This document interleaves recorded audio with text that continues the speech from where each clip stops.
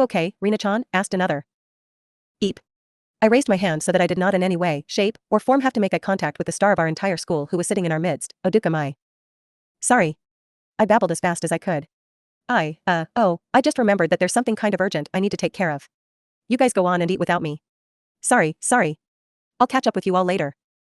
Then I booked it out of the classroom. Oh my god, they must have thought I was such a weirdo, but I seriously couldn't take another minute. I speed walked down the hallway, and the minute I got to the landing and saw that no one was around, I scrambled up the stairs as fast as I could.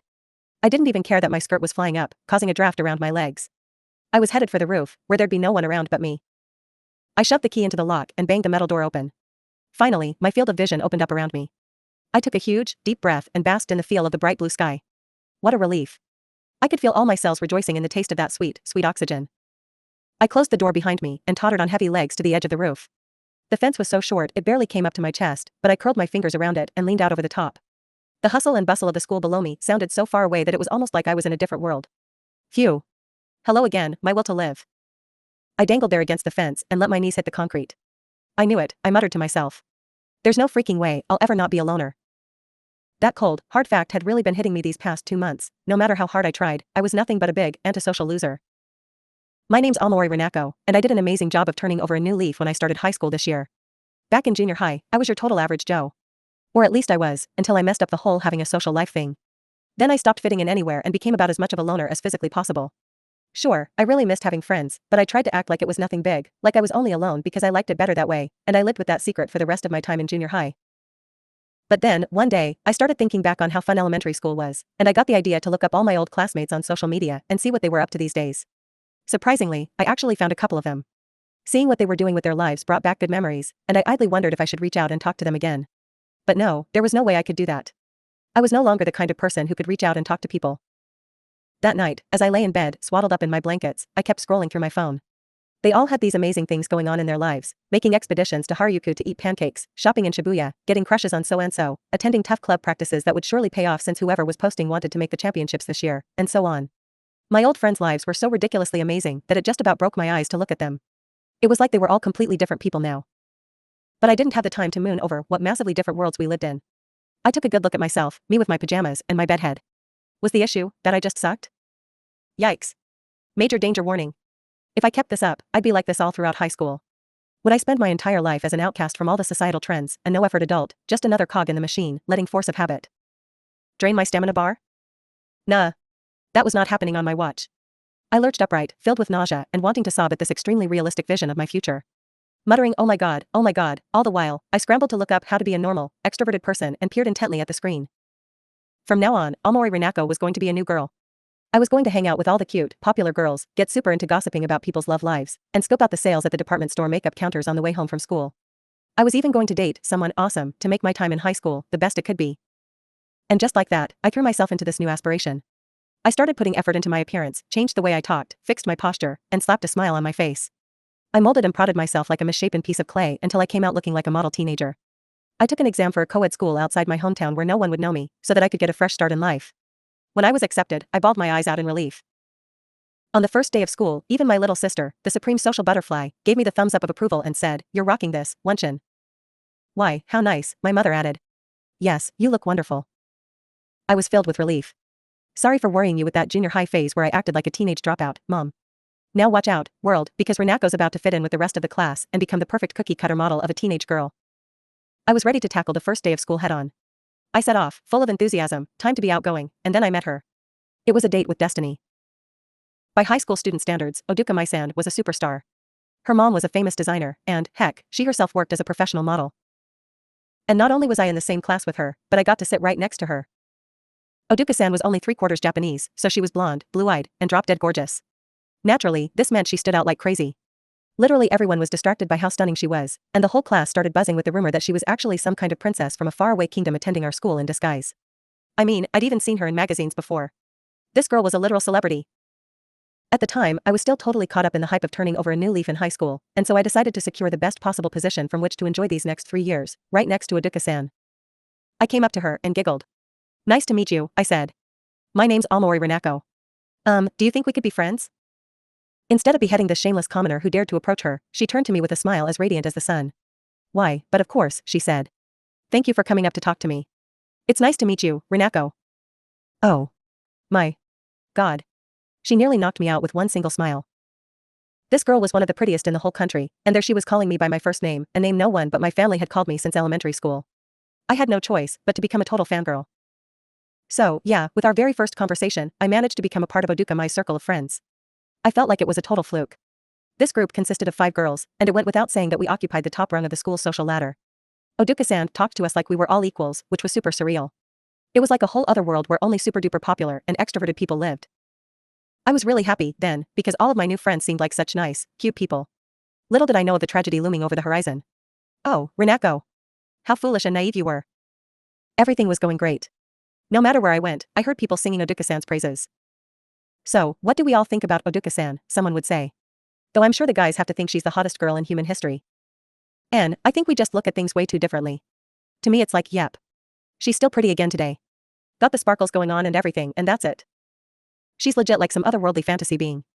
And I wouldn't have expected it, but she's actually really nice and friendly when she talks to me. I feel like she's a loving monarch visiting her subjects on tour. Guys and girls alike were totally gaga over Oduka-san, and I occupied the enviable position of having her constant attention. If this wasn't being popular, then I didn't know what was. Speaking of which, I should mention that it took no more than 3 days to crown our newly elevated monarch of Ashigaya High with the nickname the Suppadari. Suppadari, short for Super Darling. You know, the kind of thing you'd call a perfect male character in a shoujo manga or something. Darling is used overseas for loved ones, regardless of gender, so it was still pretty fitting. For Oduka-san. I was one lucky girl to end up in Oduka-san's friend group, with the girl who made flowers of love blossom here at Ashigaya High. It was the first time in my life I'd ever been so eager to wake up and go to school in the morning. That was how the first 2 months of school played out.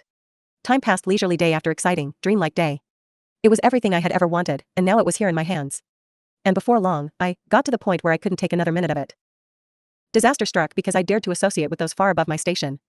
The other 4 girls in our group were all cute, chatty, quick-witted, and amazingly good at picking up on social cues. I'm talking at least 2 standard deviations above the mean here in terms of people skills. But how could I, someone who was way below average in that department, possibly manage to fit in with them? My secret? For lack of a better idea, working my butt off. I paid close attention to follow up with everything they said. I plastered a smile on my face for dear life and focused super hard to keep up with all their conversations, which moved so fast they made my head spin. The result of my hard work? Coming home every night with my MP totally depleted and collapsing into bed. Welcome to day after day of agonizing over everything I said at school and counting my numerous slip-ups every night before bed. Wait, is this what it means to be a social butterfly, like I've always wanted? I mused one night as I lay in my beloved bed, looking totally dead inside. I felt like an ugly duckling who'd wandered into a flock of graceful swans. The answer was as plain as the nose on my face. Yup. An introverted loser like me never stood a chance at becoming an outgoing, bubbly girl in just 2 months. It was hopeless. Still, I wanted so badly to keep hanging out with all the others, so I kept trying my hardest until my head felt as hot and stuffy as an overused cell phone. And then, on the day this story began, I finally broke down completely. Leaning up against the rooftop fence after running from my friends, I closed my eyes partway and leaned into the wind with a sigh.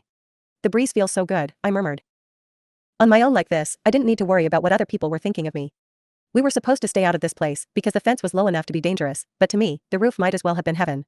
It was the place where my brain could finally let off some steam. A place where I didn't even need to think. I sat there like that, eyes glazed over, mouth half open, my whole body drooping over the fence, and stared way off into the distance. As one of the school's popular girls, I could never show this side of myself in class, but right now, there was no one there but me. That all added up to one thing, my guard was completely down. My person switch was flipped to off. Then I heard the sound of the door opening behind me. Wait. The door? What? How? I was the only one who had the key, since the teachers trusted me, a member of Oduka-mai's friend group, enough to be their helper. With that same blank expression on my face, I turned my head to see who it could be.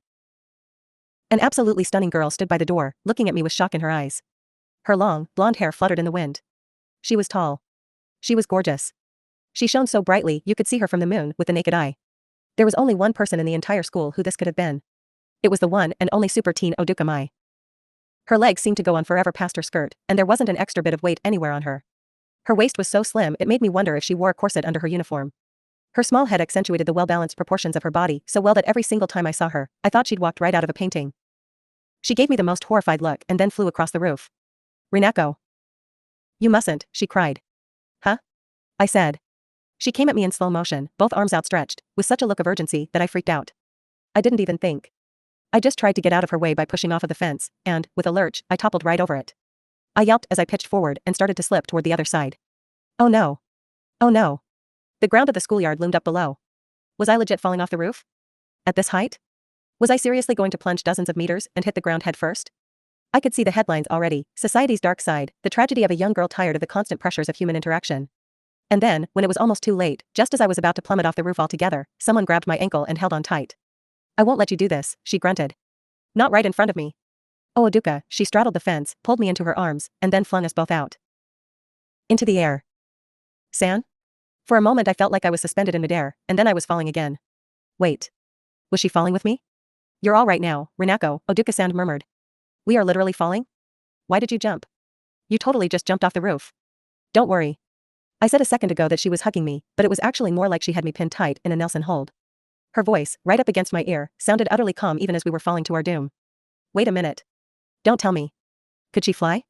You'll be safe now that I'm here, she said. I'm lucky like that. Are you kidding me? I cried. Luck is the most useless stat in every RPG.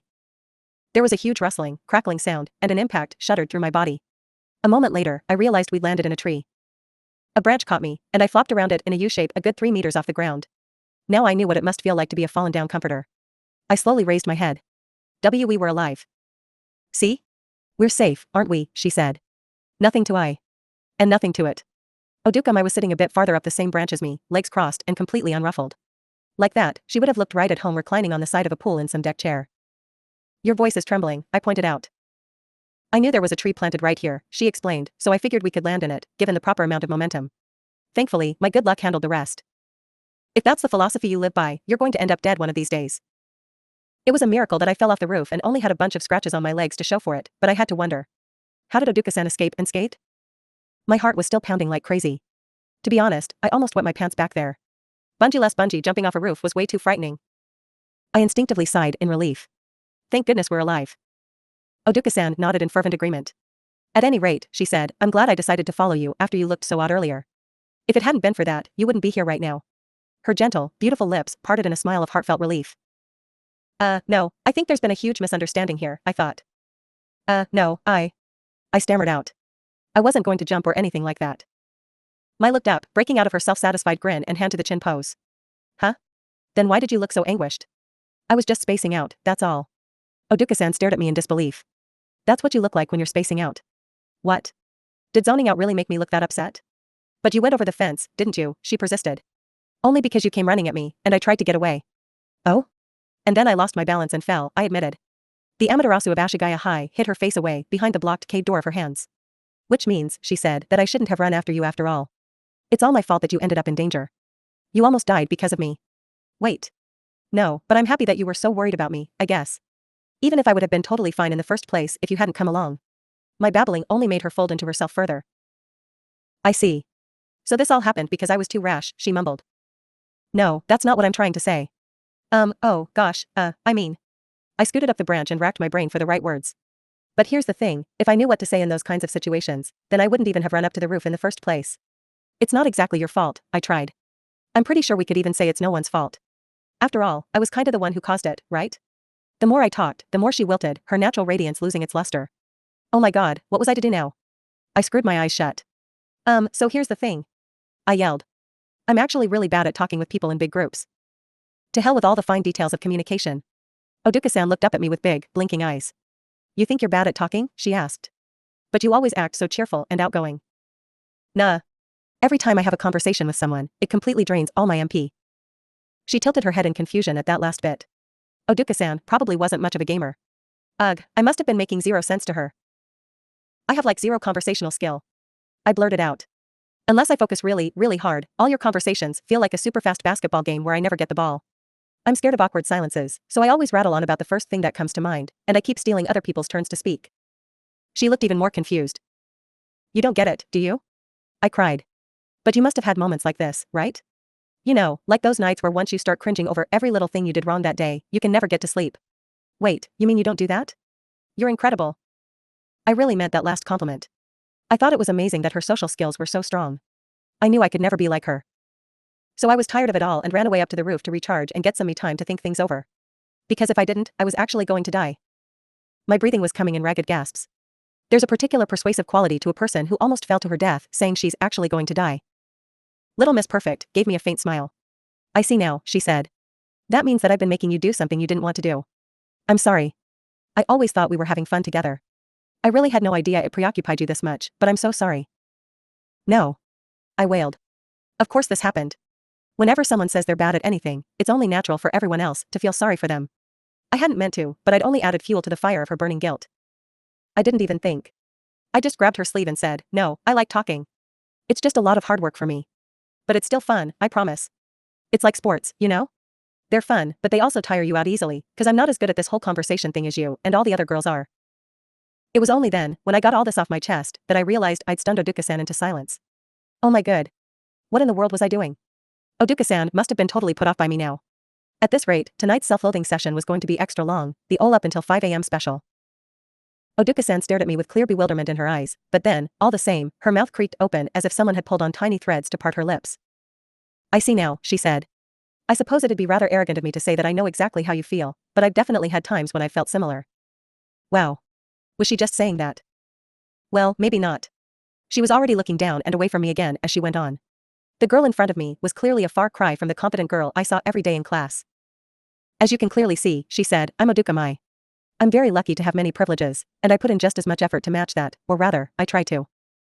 When she declared it so openly like that, I felt like I totally agreed. Oduka-san was incredible. She was absolutely stunning, super kind to everyone, and an all-around good person to the point of literally jumping off a roof to save me. Everyone enjoys having me around, don't they, she said. And that's because I do my best to make sure of that fact. It gives me pleasure to see everyone having fun.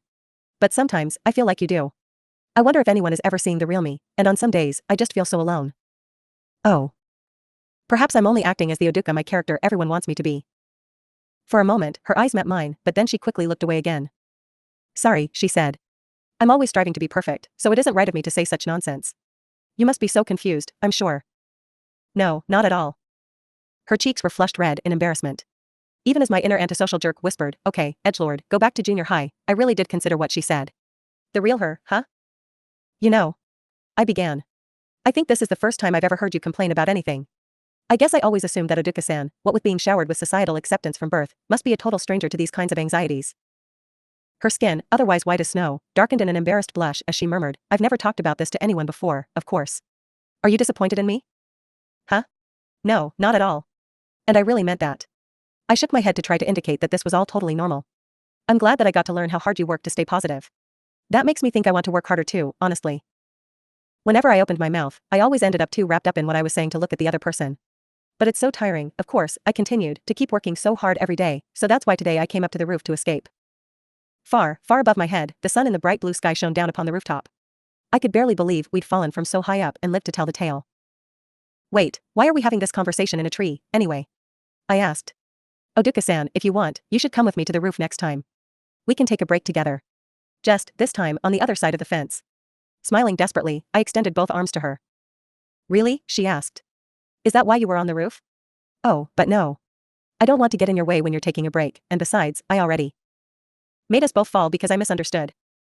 I already told you, don't worry about that. I pleaded with her, leaning forward. No matter what mistakes you've made before, no matter how many mistakes you make now, I swear I'll accept you for who you are. Besides, I live my entire life making mistakes day in and day out. I'd be freaking done for if people couldn't be forgiven for making even a single mistake. So it's fine, because I'll be here for you. Why was I blabbering on again? If you keep thinking, oh, I shouldn't be like this, oh, I can do better, then you're just going to make things harder for yourself. It's really okay, I promise. It's okay to take a break every now and then. I was smiling bitterly and spouting words like smoke, but Oduka's eyes swam. I knew then that these were the very things that I wished someone would say to me, that it was fine to drop the extrovert act from time to time. I wished I had a friend who would stick with me and tell me that. Wait, Oduka-san, I said. Why are you tearing up? Huh, she said. Oh, it's nothing. I'm just very happy right now, that's all. Huh? I looked away, too embarrassed to meet her eyes. Well, I stammered. I don't know, I guess that's just how I feel every so often. Oh, great. Now I was the one crying. The makeup I did my best to put on every morning was going to run. I figured that the effect of surviving a fall off the roof was finally catching up with me. My knees were quaking. Anyway, I said, giggling through my tears. It might be kinda presumptuous of me to say that I want to be there to support the great Oduka Mai, but still. It isn't presumptuous at all. Whoa. As her blonde hair softly fluttered in the wind, she suddenly grabbed my hand. My heartbeat skyrocketed when her warm, pale, beautiful hands encircled mine, but it was more the power of her gaze that fixed me in place. I'm such a lucky person to be told these things, she said. No, not really, I mean. Um, I'm very glad I met you. I gave a little shriek. All I was able to do was rattle off a bunch of tongue-tied, emotional ranting, but there she was shooting me straight through the heart with every word like a lover who knew just what to say for the greatest effect. Her earnestness mortified and almost blinded me. Oh, I stammered. I feel the same way too. I want to be friends. It was a heartfelt scream from the depths of my soul. Oduka-san gave me a grin so warm and affable that it about made me melt. Then let's be friends, Renako, she said. Huh? Do you really mean it? Yes, I really do. Let's be true friends. Sure, we'd been in the same friend group this whole time, but this was the first time I felt like I was actually connecting with her.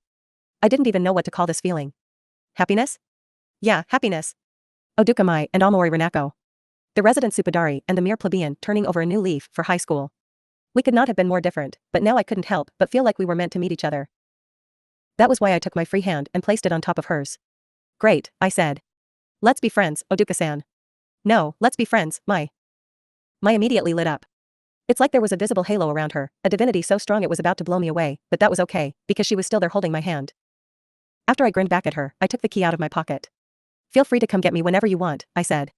Then we'll go take a break. She giggled. Her laugh itself was as innocent as could be, but the way she tapped her lower lip with one finger felt pretty suggestive. This'll be our little secret, she said. Huh? Yeah, I guess. We were both girls, but I still couldn't help reading a little too much into what she said. I guess it must have been because she was so pretty. Oh, but don't be so domineering with me, okay? I said. Because you'll make me nervous. Oh, nonsense, she said. I'm never domineering at all. You liar. You're always walking around acting like you're right about everything. Don't be silly. After all, I'm right about almost everything. That is the most you thing to say. Never in my wildest dreams had I imagined I'd someday be teasing Oduka-mai like that. She and I laughed openly. Honestly, if I could have continued to talk nonsense with Mai like that from then on, then I would have been so happy I couldn't have asked for anything else. At any rate, I said, how are we supposed to get down out of this tree? Mai climbed down before I did and then caught me in a bridal carry. We'd fallen on the side of the school facing the hallways, so fortunately no one saw any of that whole ordeal go down. That must have been another example of Mai's luck. We decided to return to class separately so as to keep our relationship itself another one of our little secrets. I took a couple of deep breaths before I walked into the classroom. I'd already gone to the bathroom and plucked off all the leaves that were stuck on me, so I figured I must have looked okay. Yet the minute I opened the door and tried to nod in greeting to my friends, they all rushed over. Oh, Rina-chan. What happened earlier? Are you okay? Huh? I said. You ran out of here so fast, said Ajisai-san, one of the members of our friend group. She, Keiho-chan, and even Satsuki-san all crowded around me. Yikes. It was a squad of extroverts.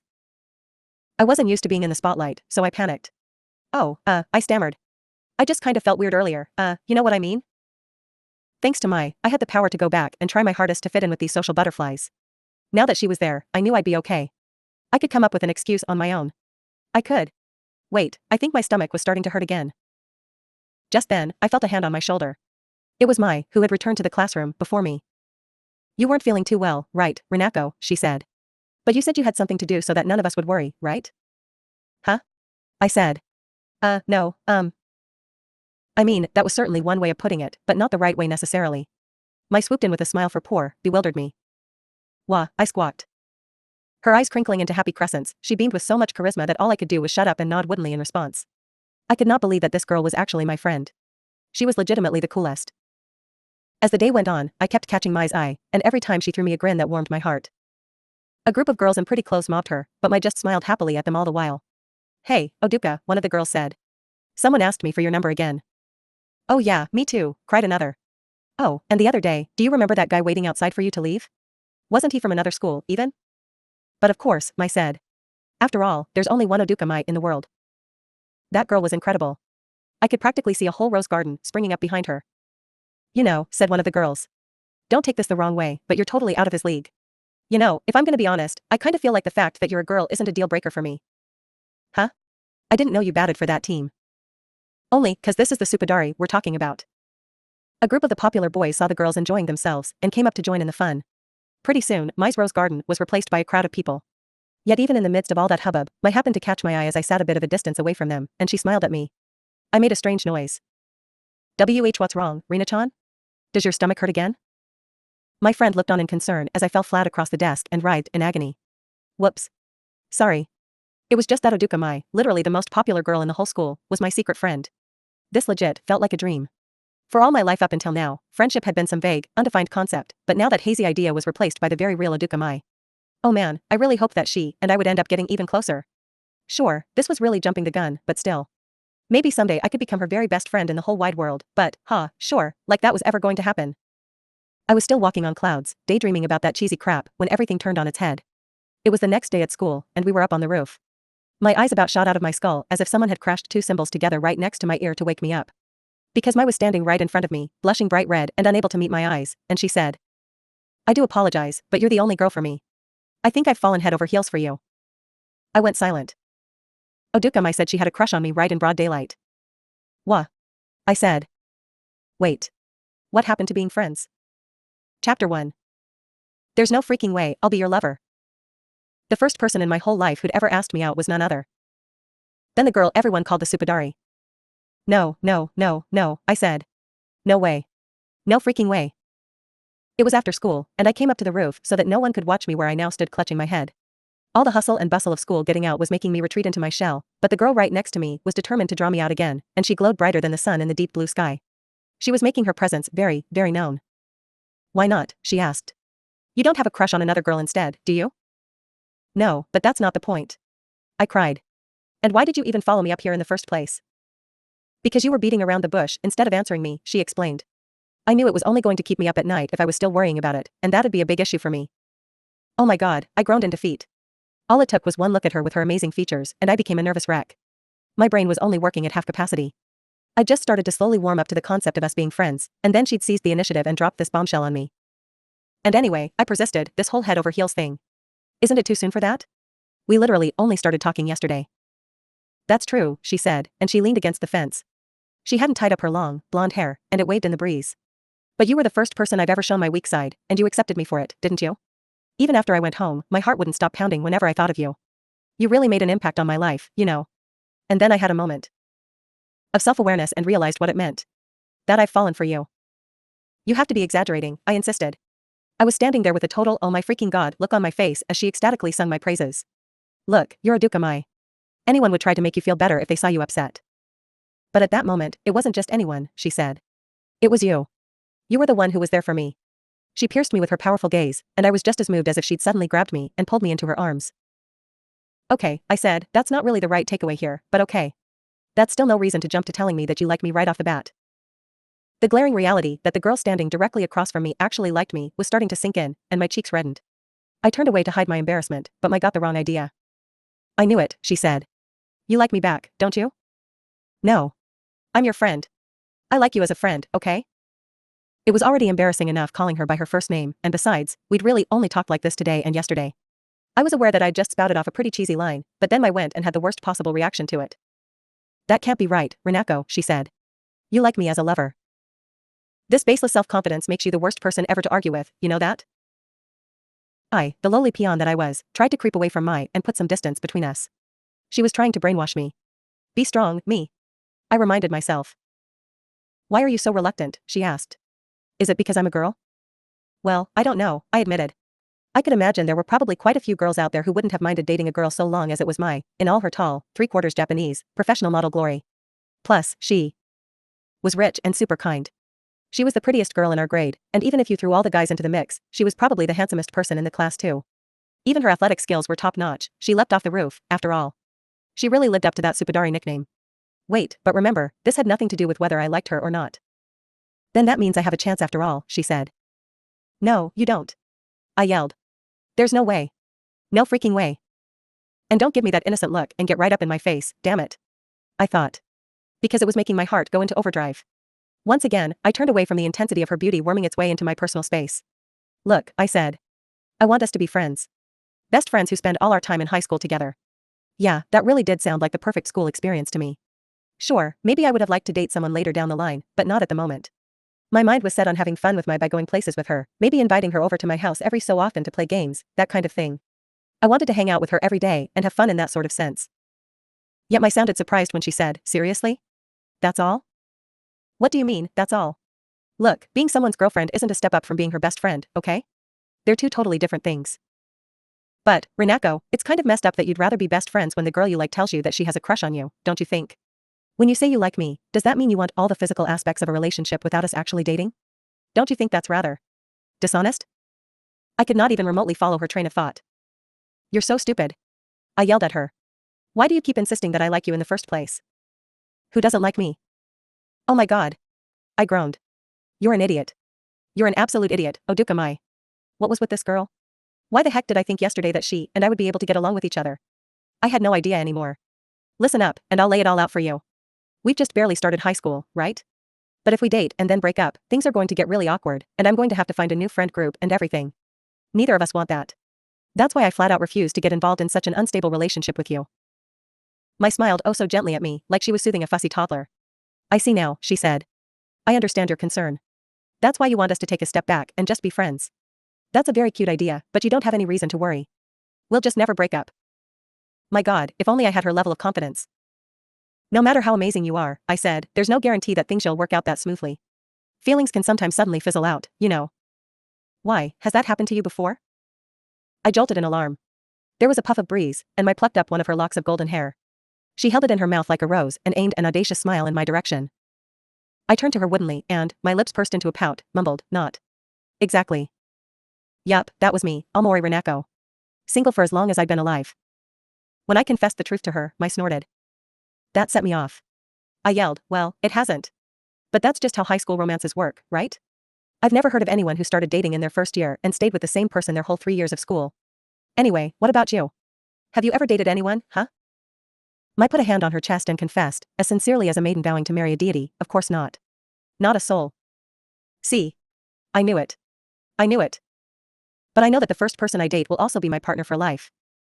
Fat chance of that happening. And quit blushing and hugging yourself. Good grief, girl. My shoulders heaving with my wild breathing, I glared at her. No matter how we approach this, I said, we're never coming to an agreement. That's exactly right, she said. I have full faith that we won't ever break up, whereas you seem to be under the impression that we inevitably will. And so you stubbornly insist that we'd be much better off as best friends instead. I'm not sure I love the word choice there, but close enough. Mai fell silent for a moment. To be honest, her asking me out was trouble enough on its own. I mean, I couldn't even handle hanging out in a group of friends, and then she was telling me she wanted to add the trouble of dating on top of that. No freaking way, hands down. I'd never had a crush in my life. What was a date anyway? Like, a kind of fruit, right? That's the level I was at. The hurdle I'd have to leap in order to become Mai's partner was way too high. But maybe there was still hope for us as friends. We could stop by cafes after school, go hang out at places together, share common interests, and whatnot. Even I had managed that level of friendship before, and I knew it was enough to give me all the happiness I needed. Although my friends in junior high had always left me out of those kinds of things. Whatever. My point was, I wanted Mai to understand that we should have been best friends, not girlfriends. The June breeze caressed Mai's hair. She pushed away those long strands that reminded me of threads of light and opened her mouth. In that case, let's make a compromise. What do you mean? I asked. Mai didn't seem to have a single worry about our strange relationship status. Her beautiful smile never faded as she laid out her suggestion. I want us to date, whereas you want us to just be friends. But relationships are a two-way street. I mean, yeah. That's true. So what if I said there's no point to being friends if we can't be lovers? If I asked you to never talk to me at school again, would that upset you? I mean. My heart pounded wildly in my chest. I was struck with the horrible sensation that the world was crumbling apart under my feet. Did she mean that she was going to abandon me? That would really upset me. I admitted. Seeing my eyebrows bunched together in helpless worry, Mai rushed to amend her statement. Oh, I'm sorry. I was joking just now. Of course I don't want to hurt you in any way. I promise. Gotcha. I'm okay, don't worry. You just kind of shook me up a bit, I guess. Okay. But, I mean, that is kind of how I feel. I hope you can understand how painful it'd be for me if I had to continue being friendly to someone who turned me down, right?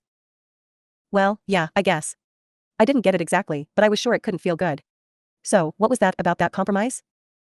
Mai nodded as if she had full faith that this amazing plan of hers would work out in both of our favors, crushing my will to resist. Oh, that's right, she said. Mai laid out the rules for a contest, and it was hands down the most bonkers thing I'd ever heard. On one day, we'd be best friends. On another, we'd be lovers. Then we'd each take turns trying the two roles out. And, oh yeah, we were also competing with each other to see if we were better suited as friends or girlfriends. After I got home, I ran myself a bath and then zoned out and stared up at the ceiling as I soaked in the tub. I'd been in the habit of shutting myself up in the bathroom and doing my heavy thinking from the tub for a long time now. As I soaked in the cooling water, I grabbed my chest. I was kinda surprised at how big it had gotten lately, and jiggled it in my hands a bit, like this whole thing was getting to be too much of a handful. Hot damn, girl. I mumbled to myself. I wasn't talking about my body. I was talking about the fact that ever since that whole scene on the roof, my smile had been burned into my retinas. The fact that she looked like a queen was really no fair. Plus, she was up and getting in my face earlier. The impression she'd made was way too powerful. The day before, we were friends, and today she'd told me she had a crush on me. And then now. Do I want to be her friend or her lover? I asked myself. I thought back to what my told me up there on that roof in the lovely early summer sun. On the days when we're lovers, I'll show you what it is that makes dating so wonderful. And if even then you think it won't work out for you, I'll take it like a big girl and back off. Because that means my charms weren't enough to win you over. Then best friend days were the reverse, where I'd present to her all the joys of being best friends. It was like having a demo version of being friends and lovers both, and whoever made the other one go, yeah, okay, I think I like this kind of relationship better, would come away the winner. From then on, we'd spend the rest of our time in high school in whatever relationship we'd both agreed on. Hot damn, girl, what have you gotten yourself into? I groaned. I slid down in the bath until the water covered my mouth, and blew bubbles up into it. Relationship, the demo was supposed to run throughout the month of June, meaning that we would go at this for a month. I was not about to accept her as my girlfriend, so defeat was not an option. That being said, though, it seemed equally hard to change my mind on the subject. But I'd never get anywhere if I gave up right out of the gate. Besides, I'd made up my mind to change myself for the better, and that meant that I could surely pull off a win against my. Okay. I surged up out of the bath armed with new motivation. I refused to go back to being a loner. I cried. I'll win and get the best high school experience a girl could ask for. My sister overheard me whooping and hollering alone in the bath and muttered, and just when I thought she was finally getting herself together. But I was not about to lose heart, not even when she looked at me with pity in her eyes. Thus, my month-long battle with my began. My offered to change her hairstyle up from day to day to make it easy for us to tell if we were going to be girlfriends or regular friends that day. When she wore it up in a ponytail, it meant we were friends. When she wore it down, we were girlfriends. This made me feel like we were playing some sort of secret game with just the two of us, which, to be honest, was actually kind of exciting. But then it was on lunch during the first week of June, 3 days after the battle had begun, when Mike came along with me to the vending machine in the courtyard to buy a soft drink. I made no effort to hide how royally ticked off I was and dragged her into the empty girls' bathroom. Oh my, she said with an amused little chuckle. Do you really want alone time with me that badly? No. I said. Okay, I mean, yes, but not in that way. I checked that we were indeed alone in there and then rounded on my. Cut it out, my. I hissed in a low voice. Put your hair up already. Why on earth have you been wearing it down for 3 days straight? My chuckled and brushed the bangs out of her face, practically bringing lilies into bloom inside this rundown girl's toilet.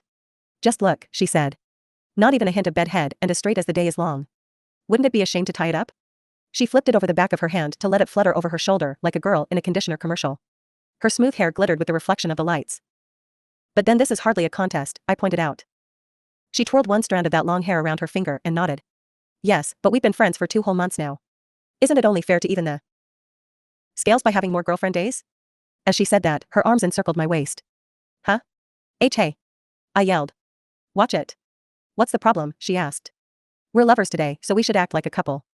We're at school. What'll we do if someone sees? I don't mind. Just the slightest touch of her hand on my waist prompted a sharp reaction. Sure, teenage girls often get all touchy-feely when they run into each other and stuff, but this hand clearly had other intentions. It told me that this was a matter of attraction, and it wasn't playing around. This, her hand said, was serious. Well, I mind, I stammered. And I mind what you're doing with your hands. Her finger tapped my waist before slowly moving lower and lower. She almost made it to my butt before I finally moved and threw this vision of loveliness's slender arm off of me. What do you think you're doing, getting all handsy on me? I didn't think you were the kind of person to feel someone up. Or what, do you really like me that much? I snapped at her. I meant this as a way to shut her down, but she just took it in stride and said, yes, I do like you that much. That was too honest. TMI. This freaking girl. Look, that was enough to make anyone blush, okay? My didn't pause and instead stroked my back again. She grinned at me with a smile so sunny and overjoyed that you could have mistaken her for a golden retriever. I almost felt like she was scent marking me. I can't be that good, I mumbled. I don't get this at all. Oh, I see now, she said. You're trying to make me think you have poor self-esteem, but this is actually a ploy to get more of my compliments and affection. You're just pretending to not like me back as you pull these clever tricks. Isn't that right? You are so wrong. I swear every single part of what I just said is true. Stop making me out to be someone who goes around tricking people. I wriggled free from her clutches once more. This was starting to feel like a kung fu movie at this point. Look, I said, there's no freaking way this will work, and it's because you're always like this. Like what? This ridiculously confident. You always go around acting like everything's going to go your way. But if you think that all you need to do is be a bit more forceful and I'll roll over and let you have what you want, then you've got another thing coming. What I'd learned from those past 3 days was that you couldn't do any kind of beating around the bush with my. If you meant no, you had to say it or else she'd twist your words into whatever best suited her whims. Yelling at me like this was a part of my offense against her. Up until now, I had always scrutinized the faces of the girls in my friend group to try to figure out the appropriate responses and the right time to use them. The old Renako, who always did her best to blend in with the crowd and go with the flow of conversations, stood no chance of going toe-to-toe with Mai in a verbal battle. Mai put a hand to her chin and said, I see. Her eyes seemed to question why this lowly peasant was so angry when told to let them eat cake. But everything has gone my way. I was at a complete loss for words. Oh my god, Oduka Mai. Unfazed by even the cold armor of rejection, Mai gracefully patted me on the head and said, I won't give up on this, so you'd best surrender. I threw off her arms for the third time. For crying out loud. Before we even think about being best friends or lovers, we really need to do something about this presumptuous streak you've got going on. You can't do whatever the hell you want, okay? Mai looked at me in surprise for a moment, but then her expression relaxed into a smile. Language, Renako. That's no way to treat your partner, now is it? You should try to be a better girlfriend. I mean, I guess not, I admitted. Oh, but does this mean you don't want to be my girlfriend any longer? Nope. If anything, I like you all the more. But why? I spluttered. I held my head in my hands, and Mai tittered gracefully. You're the one person who doesn't let me have my way all the time, she said, and it's fun. Besides, whenever I'm with you, I feel like I become more selfish by the minute. Please continue to call me out on that, Renako. Maybe you shouldn't do anything that needs calling out. She just smiled in the face of my fury. I couldn't make heads or tails of that girl. After this intimate conversation with my loving girlfriend, this is sarcasm, I went back to the classroom. Welcome back, called Sena Ajisai-san, one of the girls in my friend group. Hey, Renako-san, here's a question for you. Would you rather date someone who's kinda ugly but really rich or someone who's a hunk but totally broke? Huh? She looked up from the magazine spread open on her desk, evidently, that was where she'd gotten the question from, and beamed up at me. I know I asked, but to be totally real with you, I don't really care about how much money they have. What's most important for me is finding someone who's kind and caring. Coming in on the heels of my quarrel in the bathroom with Mai as this was, I felt like her angelic smile bleached away all of my snappiness. Oh, but I think I'd also prefer someone more serious over someone who's sort of immature, she added. Oh yeah. You said you have 2 little brothers, right? Uh-huh. They drive me crazy because they're total pains in the butt, but they are cute, I guess. As if Ajisai-san wasn't cute herself. Heck, she was so petite, she reminded me of a fairy. Her signature look was curling her bangs to look like angel wings, and she always seemed sweet enough to brighten up a whole room, just like a bouquet of flowers. She was objectively the most sensible person in the group, and what with her sweet smile and universal kindness, she was one of those dream girls that everyone loved. That meant that if you got on her bad side, you were done for, kaput. Kind of scary, right?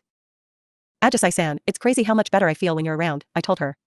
Whoever dates you is going to be one lucky person. Ah. Thanks for the unexpected compliment. You put a smile on my face. In addition to the big, sunny grin, she also flashed me a pair of peace signs. She was just too cute. A literal angel. Maybe things wouldn't have been so bad if it was Ajisai-san who'd asked me out instead of Mai. But, no. Ajisai-san's angelic nature was for everyone to enjoy, so it wouldn't have been fair for me to keep her all to myself. Ajisai-san and I were chatting about a popular show on TV. Look, I know I have issues when it comes to communicating, but I can get by when it's a one-on-one conversation. Kind of, when Mai, the classical beauty Satsuki-san, and the young and pretty Keiho-chan walked in, bringing a huge ruckus with them. Hey, guess what? Keiho-chan called. Mai said she went to an exclusive swimming pool the other day. Isn't that the coolest thing? Totally nuts, right? It sounds amazing. Pool time, baby. Come now, Keiho, are you really that fond of swimming pools? Satsuki-san asked. Or are you just jealous of Mai? Duh, of course I'm jealous. Aren't you? Just think of the magnificent, warm pool water. The reclining chairs. The breathtaking sight of Mai sitting at the bar. In her swimsuit. I am less jealous and more simply peeved, Satsuki-san admitted. The whole thing is all too fitting for her. Sandwiched in between Keiho-chan and Satsuki-san, Mai beamed and asked. Do you really think so? She had the regal presence of a queen. Oduka Mai, Sena Ajisai, Koto Satsuki, Koyanagi Keiho, and me, Amori Renako.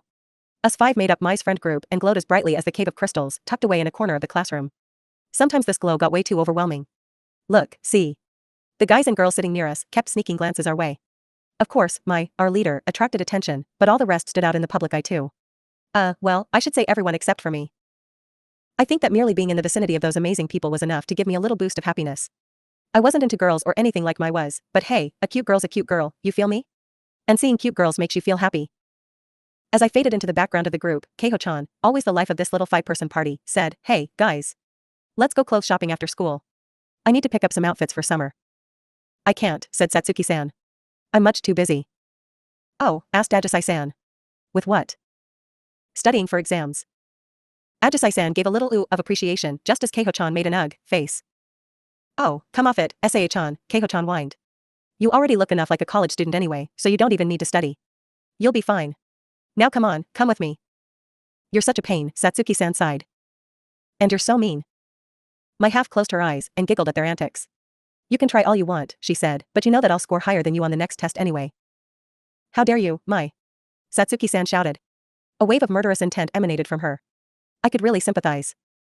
Shopping sounds like fun, said Ajisai-san. I'd love to get some new dresses. What about you, Rina-chan? Me? Oh, I. For a moment I froze, and then my hand shot up into the air in the most unnatural way possible. Oh, of course, I'd love to come along. I yelled. Huh?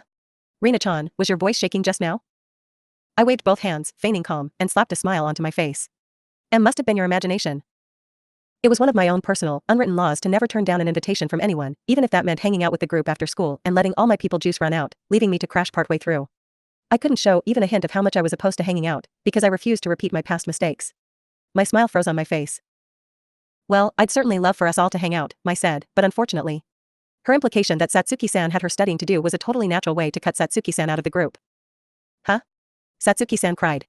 Looks like she'd really wanted to go after all if the rest of us were coming along, huh? Just then, Mai glanced at me.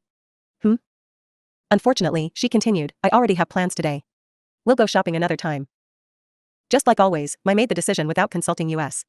But we were all used to it, so we took it in stride. I was the only one who noticed that Mai was sending me a lifeboat in a casual but powerful act of kindness. Her consideration came as a huge relief, but I also had mixed feelings about it. She was being kind to me because she had a crush on me, and that meant I shouldn't let my guard down around her. But, nah, what if I thought of it as a friend bailing me out? Couldn't I be happy then? Yeah, that was right. This was just normal friend stuff. Yup. It was all good. Thanks, Mai. Worrying over. You have a quiz tomorrow too, Keiho, Mai pointed out. You'd better go home and study. Good luck, Keiho and Satsuki. Even if you'll never beat me, it's still admirable that you always keep trying so hard. Why am I even still friends with you? Satsuki-san snapped. Hey now, calm down, guys, Ajisai-san said, trying to mediate between them.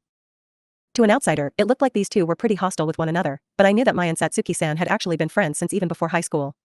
They were close enough to compete with each other, after all. Well, maybe less emphasis on the each other part. More like Satsuki-san's one-sided attempts to go after Mai. It used to freak me out back when we first met, but now I just let it go.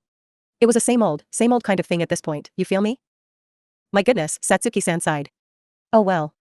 There's no point in arguing. You've always been like this. I figured she'd been waiting for Ajisai-san to step in before she backed down. Even as she refused to go along with Mai and her relentless stream of insults. Satsuki-san's style dictated that she wait for just the right time to retreat. Now that the familiar scene had fully played out, I giggled a bit awkwardly and said, I guess it's about time for us to go our separate ways, right? Even Keiho-chan, the first to suggest hanging out, grinned and said, okay, but next time for sure. It was kind of strange to me how no one ever seemed to mind when Mai decided things for us like that. We all just sort of shrugged it off and went, whatever. I guess that was the power of charisma, huh? Just then, Keiho-chan spoke up again. Oh hey, that reminds me. What's going on with Mai and Rina-chan lately? I mean, like, you two are really close all of a sudden. I squeaked. Oh no. Keiho-chan was way too perceptive, much to my considerable shock. And no, we're not. I stammered. We're just the same as we always were. It hurts to hear you deny it like that, Mai said. Oh. I'm sorry. The moment I lowered my head to bow an apology, I caught a glimpse of Mai. Grinning at me. She was teasing me. See, that's what I'm talking about, said Keiho-chan. That whole way you're giving each other looks is kinda suggestive. As suggestive?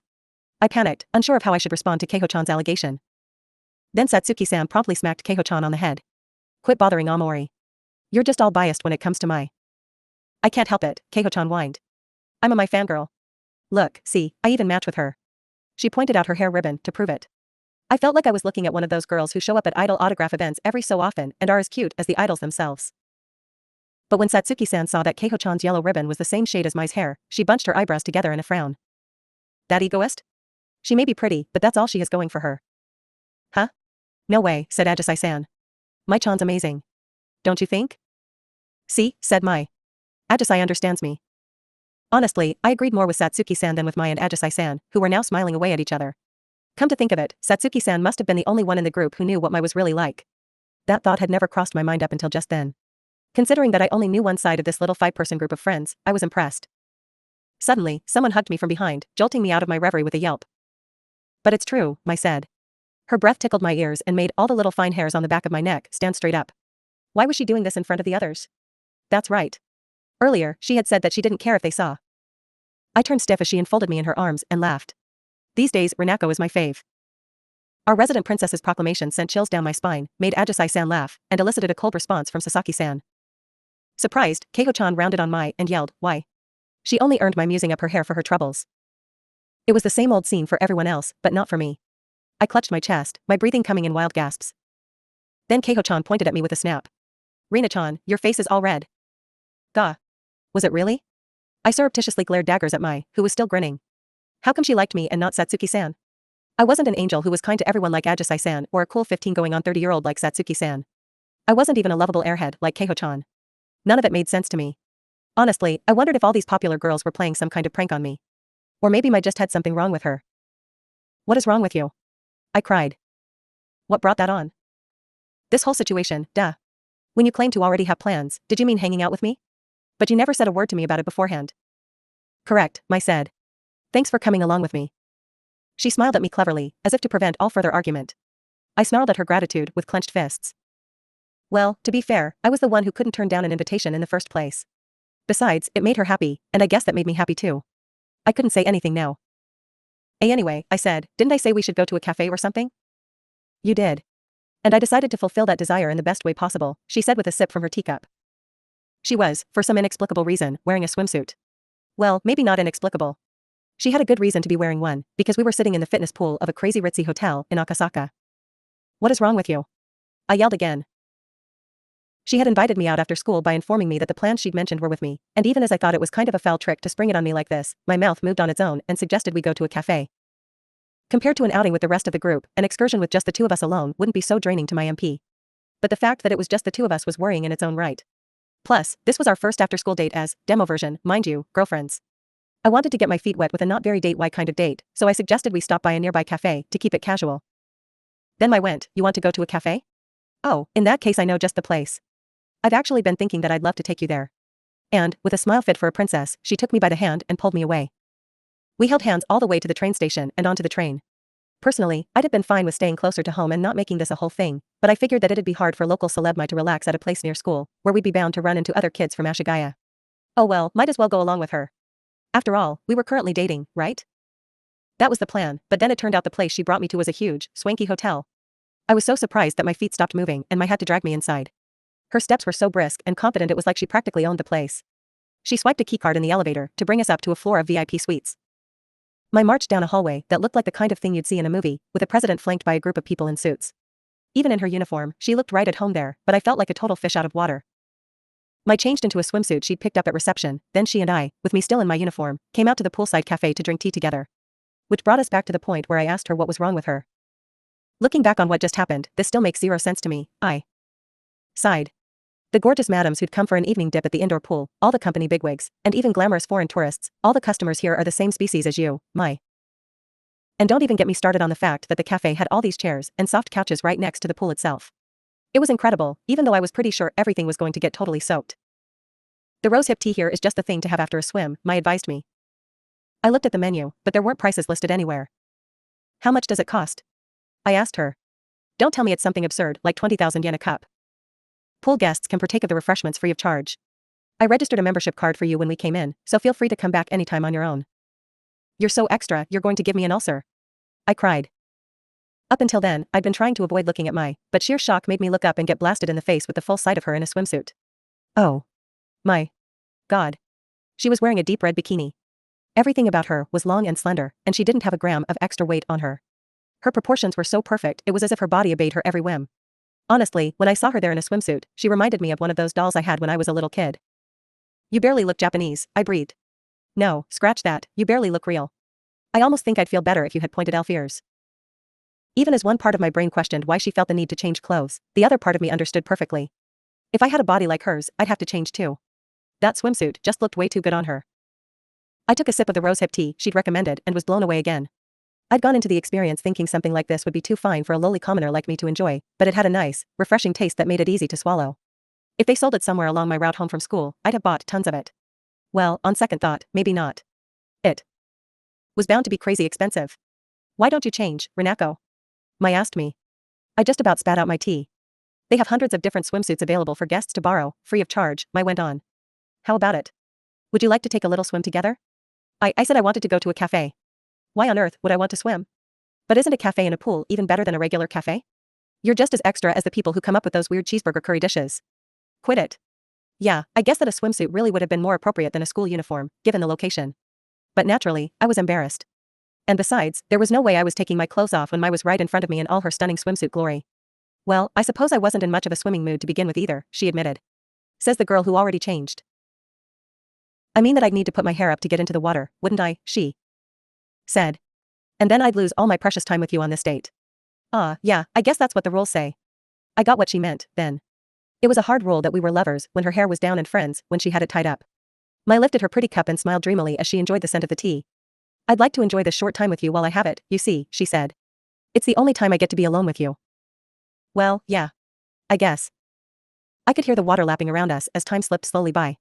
I felt like I had wandered into another world far from the stormy seas of school, and honestly, it really wasn't so bad. Mai still looked so ethereal in that swimsuit that I could barely take my eyes off her, and when I took a sip of the rosehip tea, all my exhaustion and my struggles melted away. As much as I hated to admit it, I couldn't deny that the poolside was relaxing. I understood why Mai was so confident in taking me here.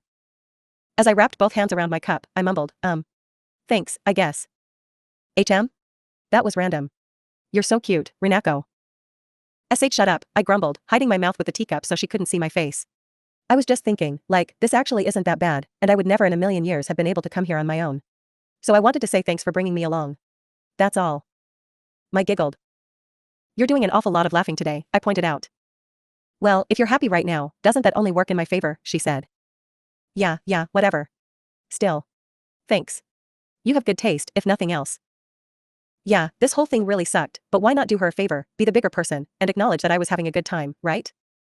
I started zoning out as I gazed into the pool. It was enormous, and the water was so clear I could see down to the bottom. It looked like the whole thing would light up at night. I wondered what would happen if I opened up to Mai even more. Could I get a swimsuit on too and go swimming with her? Despite myself, I found there was something really attractive about that idea. See you tomorrow, I said. See you tomorrow. But are you sure you don't want me to take you home? We're going in the same direction for part of the way, after all. I keep telling you, it's fine. This is far enough. We stood in front of the ticket gate for Akasaka Station. Mai was calling for a car to bring her home and had offered me a lift, but I put my foot down at that level of pampering. She'd already spent money on me and done me a whole bunch of other favors. If you insist, she said. Then I guess this is where we part ways. Even with my non-existent people skills, I could tell that Mai didn't really want to say goodbye. It was the first time I'd ever seen the school's Supadari look so sad. Anyway, I said, make sure you wear your hair up tomorrow. We've had enough of this dating stuff for now. Let's go back to friend mode. Sure, that's fair. I can never get enough of you, but all the same, you let me have a wonderful time today.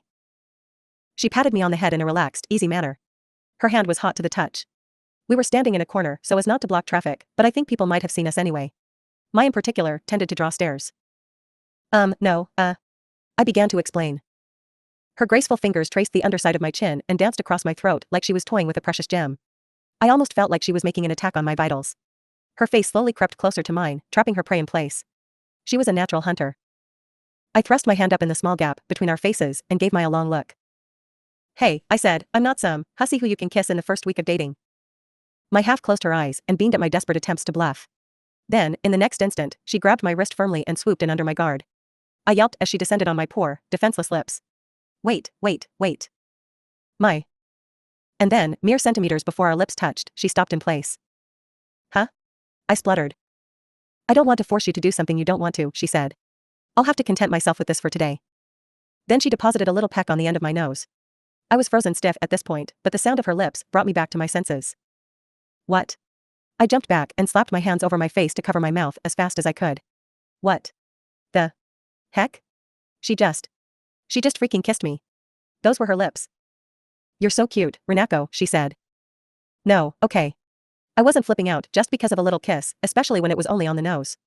It was more like total shock. I thought I had just convinced her to back down, and then boom. She went and did that. This freaking girl. I am not, I huffed. Anyway. I'm not, but anyway. Being on the receiving end of Mai's undivided affection made me feel like a duck afloat in a lazy river. Mai was just too strong, and I was losing all of my confidence to tell her no. The tip of my nose felt like it was on fire.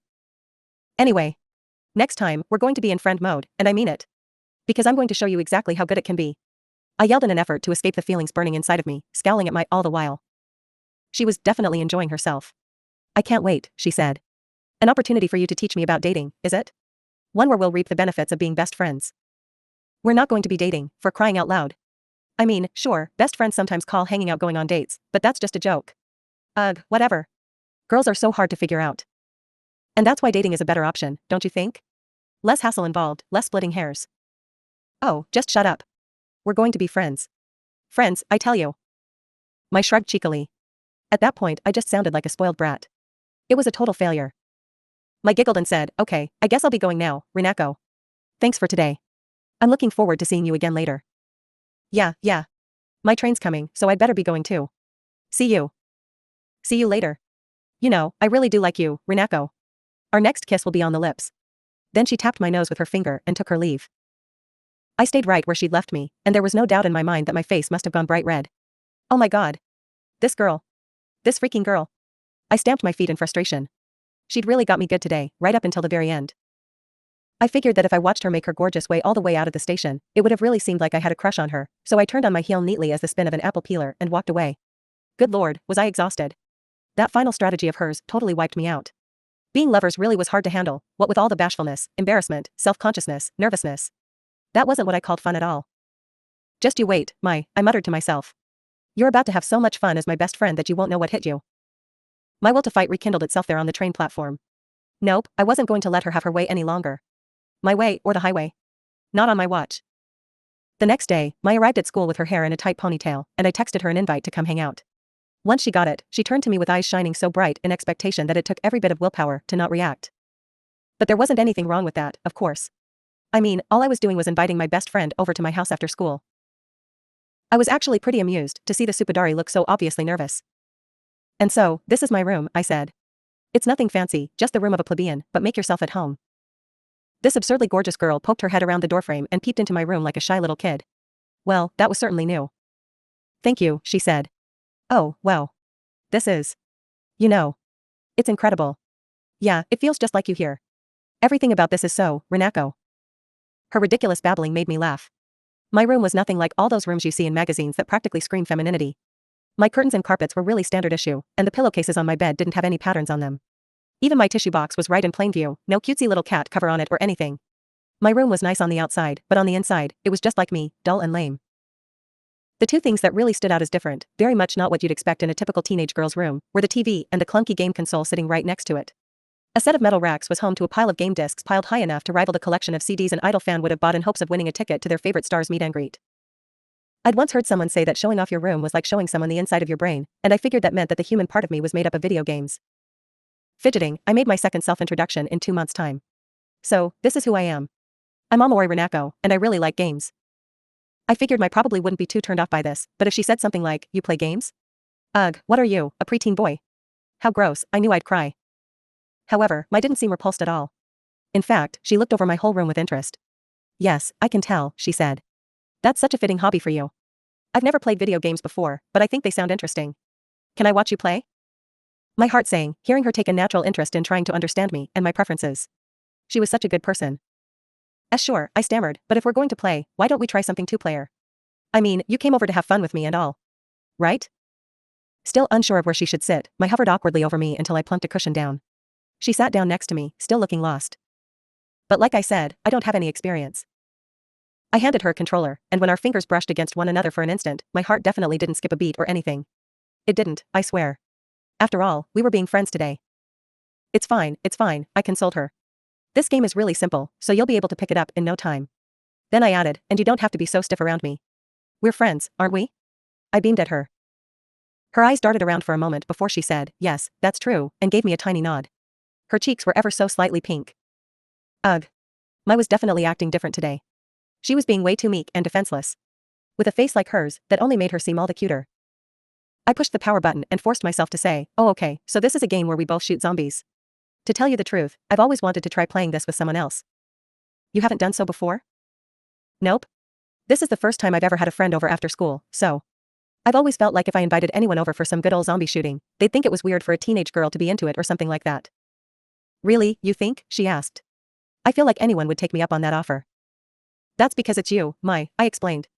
Things are a little bit harder for me. But I suppose that makes me your first. What an honor. Don't phrase it like that. I took the initiative, and we dove into the game. Now that I dragged Mai into my territory, where our usual offense and defense roles were switched, she focused wholeheartedly on the controller. I snuck a peek at her serious expression and felt warmth spread through my chest. Here she was. My friend. Playing a game together with me and chatting about my interests. This was a relationship that never got in the way of anything else, one with no strings attached. This was it. This was what I'd been searching for, this feeling of being at ease. Not there, Mai, I said. Here, come this way. There's an ammo drop over here you can pick up. Oh, there's a zombie on your right. Got it, she said. Let me handle this area. Oh, I can still hear voices. Did we leave any behind?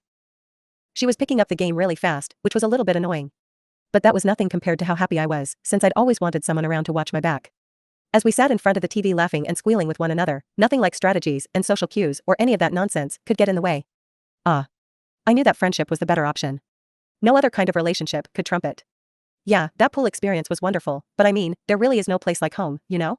Even if you could never show other people a couple of teenage girls blasting grotesque zombies to bits.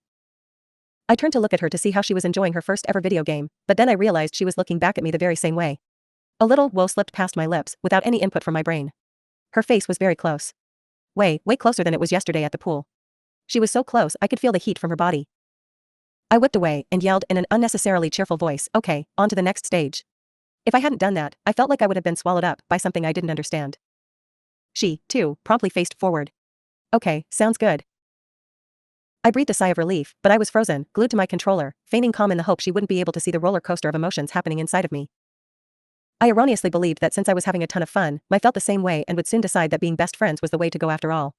Which meant that what happened the next week was all my fault for letting my guard down. Next Monday was a hair down, girlfriend day. Mai messaged me to say that she thought the game we played the other day was really fun and asked if she could come over again to play some more. I felt torn. What would happen if I invited Mai over to my house in girlfriend mode? I was incapable of saying no, so I automatically tapped out an of course and then flopped over the desk in defeat the moment the message was sent. I had given her the okay, but now I'd come down with a bad case of cold feet. Ajisai-san noticed me grumbling all through lunch break and asked, "What's wrong, Rina-chan? It seems like something's been making you upset for a while now." Her eyelashes were as soft as dandelion fluff above her clear, bright eyes, so it was all I could do to frantically mask my panic. Nah, nothing's wrong. I mean, it's just that I've got some, stuff today I'm trying to figure out, you know? Well, that communicated absolutely nothing. I started over and tried again. I have some studying to do today, but a friend offered to come hang out with me. So, I've been puzzling over that. If it were me, I'd hang out with her, Ajisai-san said with a sunny smile. Studying can always wait until later, right? My frown vanished, just as if I'd received a full body massage. That's right, I thought. Why not? Why not hang out with her? Ajisai-san's words were as good as a divine revelation from an angel for me. Okay. I said. Yeah, then I guess I'll take her up on it. Cool, she said. What are you guys gonna do? It was an innocent question, but I fell silent with the smile still frozen on my face. I wondered what would happen if I told Ajisai-san the truth, but I could picture it pretty well already. Oh yeah, we're gonna go get some guns and headshot zombies with them. You know how when you hit 'em just right their heads go like blam. And their brain matter flies everywhere? It's the best feeling in the world. And then she'd look down on me with disgusted, joyless eyes, arms folded across her chest. Ew, she'd spit in sharp, chilling tones. That's gross. Sure, it was only a ridiculous mental scenario, but just the thought of it almost brought me to tears. Ajisai-san was just so good at being a people person that I had to wonder whether she had some secret dark side hidden away deep inside. Was that messed up of me, maybe? We're going to go to my house and loaf around, I said instead. It was a perfectly harmless answer, and of course Ajisai-san's eyes lit up. Ooh, really, she said. Just chilling with a friend sounds like a ton of fun. She covered her hand with her mouth and giggled daintily. Yeah. There was no way I could spatter this pure angel in blood. Shortly after I'd kept my secret safe from Ajisai-san, Mai texted me back with a "can't wait to see you later." It was hard to believe she'd been so nervous about this same plan just a few days prior. Anyway, this was nothing more than her coming over to my house, right? It'd be fine. Yeah. Besides, I was looking forward to playing a game with her again. On girlfriend days, she and I left the classroom separately and only met up again once we were outside. Mai was really hung up on this rule, for some reason. I didn't really get it, but I just kind of rolled with it, you know? Whatever, floated her boat. Anyway, we took the train and got off at the 4th stop to head to my house. Even though Mai was there with me, I wasn't as nervous as last time. Well, maybe I'd just gotten used to her. I mean, we'd spent the whole last week practically glued at the hip. However, there was one slight accident. My mom arrived home from her part-time job at the same time as we pulled up, and we ended up bumping into her at the front door. Oh crap, I thought, and I stopped in my tracks. I froze stiff as my mom looked at me, well, more so at my standing behind me, and turned rigid too. This is my friend, I squeaked. Mai immediately composed her face and bowed her head with the ultimate Little Miss Perfect impression. The whole transformation was almost as fast as Keiho-chan sprinting to copy a friend's homework when she forgot hers at home. Delighted to meet you, ma'am, Mai said. My name is Oduka Mai. It's been such a pleasure being Rinako's friend at school. I almost imagined I could smell the mellow scent of roses drifting around her. When the full force of Mai's perfect, 5,000 points introduction, a full 100 out of 100 plus 4,900 points of extra credit for being so darn gorgeous, hit my poor plebeian mom, her eyes just about bugged out of her skull. Oh, she began, dazed. Yes, thank you. I hope you will keep an eye out for Rinako in your classes. Don't volunteer me for that, thank you very much. Yes, but of course, Mai said, looking like the supreme leader of the world vowing to bring peace to all mankind, so elegant and lofty was her smile. Meanwhile, her eyes prompted me that this was my cue. Oh, right. I had been knocked so off balance by this random encounter that I'd forgotten what to do. I jumped in to say, oh, this is my friend Mai. She came over to hang out today. Actually, she came over last week too, but you were at work at the time. I do apologize that I wasn't able to introduce myself to you earlier, Mai said. Oh, no, not at all. Think nothing of it, my mother spluttered. Hey, Rinako. Are you sure she's really your friend? Not some princess attending your school in disguise? About that, I said. Today, Mai was wearing her hair down, so, strictly speaking, she wasn't my friend. Mai gave me a suggestive grin. Rinako-san and I have a very intimate relationship. Oh my god. Naturally, my mother didn't pick up on the euphemism, but she still looked confused, as if she wanted to point out that her own daughter really wasn't worth Mai's company. The back of my neck felt like it was on fire. I kicked off my shoes and scurried inside, feeling like I was fleeing a heater cranked up to the max. I wanted to get as far away from Mai as I could so that she wouldn't see the look on my face. Mai and I are going to go play video games now. I called back to my mom. So you don't need to come check on us or anything. Behind me, I could hear Mai's calm voice saying, thank you for having me over. Rinako, I had no idea my mother-in-law was so charming. Oh my god, don't try to slip a mother-in-law past me in the midst of all this. Confusion. I was mortified. Sweat kept pouring down my back even after we made it to the safety of my room. What on earth were you thinking saying that to my mom? I cried. What's wrong? Mai asked. We do indeed have an intimate relationship. As friends from school, right? Or did you think I meant something else by that? Her smile was like an impregnable fortress. I could feel the power balance between us shifting. Mai was acting way differently than she had a few days ago. I mean, yeah, I'm cool with that much, but like. I said. That wasn't why I invited you up to my room, you feel me? I just wanted to play a game with you, that's all. Of course. I'm just here to play games too. I really did have fun being your best friend, you know. I simply believe that I'll have even more fun doing the same thing, but as your girlfriend. As if to show off, she flicked a long strand of hair. My brow furrowed automatically as her aphrodisiac perfume permeated my room. This was an enemy invasion in home territory, so I needed to keep my wits about me. Were you putting on a show a few days ago to make me let my guard down? I asked her. Oh, no, she said. I was just nervous. Then be nervous now too. As much as I'd love to do whatever my girlfriend asks, I can't simply get nervous on demand. I usually warm up to things after I try them once. Plus, now I'm motivated with girlfriend power. Really, now? There wasn't anything else for me to say. I took a seat a little farther away from her than where I'd sat the last time, feeling all the while like I was trapped in a cage with a dangerous carnivore. Suddenly, Mai looked as if she'd been hit by a flash of inspiration. She crawled away on all fours over to my game console. Whatever Mai was up to had nothing to do with me, I told myself, and yet, as I watched her from behind, I couldn't help but notice how her small behind swung to and fro in that skirt in a way that was really, hoo boy. Wait, what the hell was I thinking? She was a girl, I reminded myself. Ignorant to the mental distress that was hitting me out of left field, Mai grabbed one of my games and turned back around to face me. Want to try playing this? She offered. I think competing against each other would be more fitting for us today than playing a co-op game. She looked at me with such excitement that I had to fight back a wave of matching enthusiasm, although I couldn't have told you where it came from. A seductive grin came over her face, and she licked her lips while leering at me. It almost felt like she was testing me. Ugh, what a perv. Grr. Sounds fine by me, I said. Even if we ended up being friends, I still needed to establish a track record of beating Mai. Hanging out in class and stuff was all well and good, but that's not what being best friends was about. Best friends meant that we needed to trust one another completely, without any calculated self-interest from either side. It meant that we needed to stand on equal footing. Also, I really wanted the bragging rights from beating her at least once. Yeah, sounds fine. I repeated. Let's do this. Considering that Mai hadn't even played the game before, not to mention touched a game at all until last week, I figured I was just being more of a chicken than I should have. But hey, who could blame me? This was Mai we were talking about. Maybe she could find a way to outstrip my gaming prowess in a single week. But a win was a win, even if it came from crushing a newbie. The moment I felt motivated, Mai decided to up the ante. Since you're on board, she said, why don't we make a bet so that the winner gets to ask their opponent to grant them one wish, no matter what it is. Lovers do that with one another all the time, don't they? The words, "no, there's no FR," were already on their way out of my mouth before I could think and bite back the rest of the sentence. Mai was just trying to psyche me out. Look, see? She was smirking at me. If I didn't go along with her on this, I knew for sure that she'd only get more difficult to deal with later on down the road. She'd end up pulling out some other carefully prepared competition to challenge me with. Sure, fine with me, I said instead. Now, let's get busy. She giggled. That's the spirit, Renako. I knew I liked you for a reason. Scowling at her all the while, I fed the disc into the game console. This game was a tough one. I stopped playing it since I hadn't really been able to make much headway, but I'd still spent about a month running PvP matches in it over and over. I didn't even know the controls. This was practically checkmate already. Let's do first to 5 wins is the overall winner, I said. Want any time to practice? I'll be fine, she said. Instead, how about we call it my win if I manage to beat you even once? I'm not giving you a handicap, I told her. With your luck, I bet you could pull off a win by some complete fluke. You have no sympathy, she said. But okay. Letting you have your way when you're being all cute and selfish like that is another way for me to show my affection as your girlfriend. She beamed at me, full of confidence. I bet that me beating her wouldn't even wipe that smile off her face. I figured she'd just smile and compliment me on my awesome gaming skills. Nevertheless, this was a battle that was impossible to lose. Let's go, baby. Bring it on.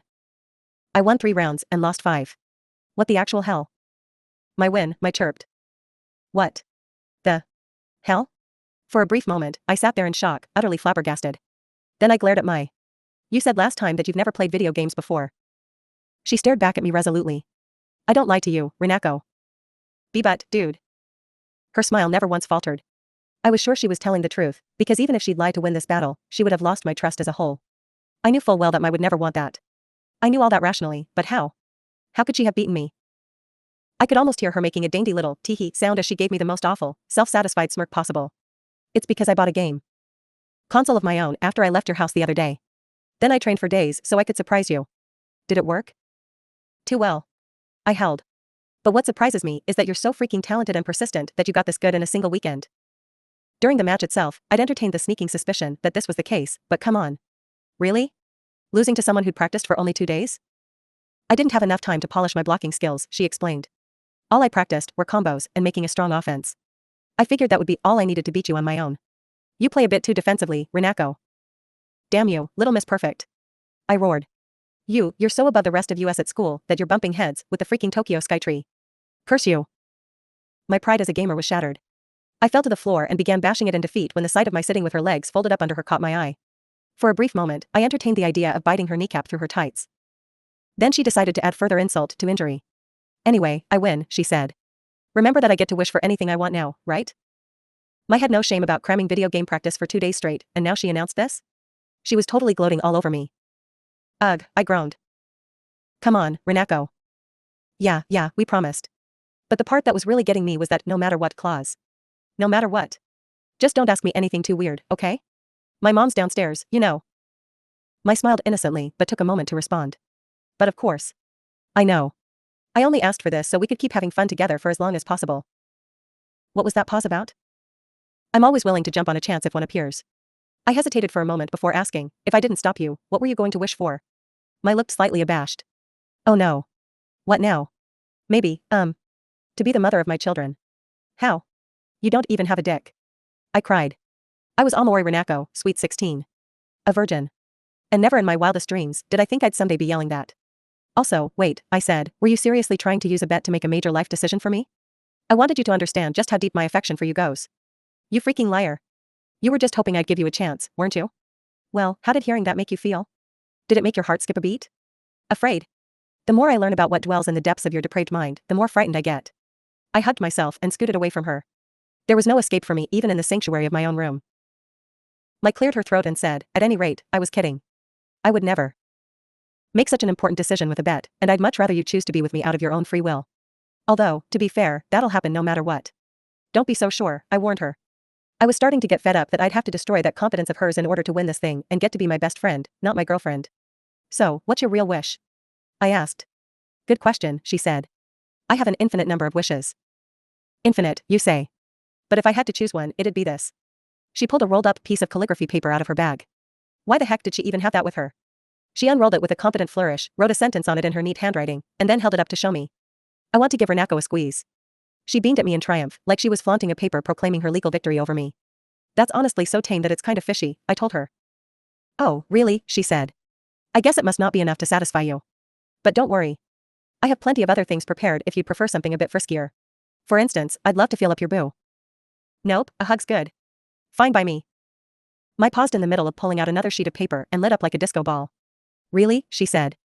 Okay. I'm happy to hear that. It can certainly be appealing to do things by force, but it really is best if your partner's on board with it.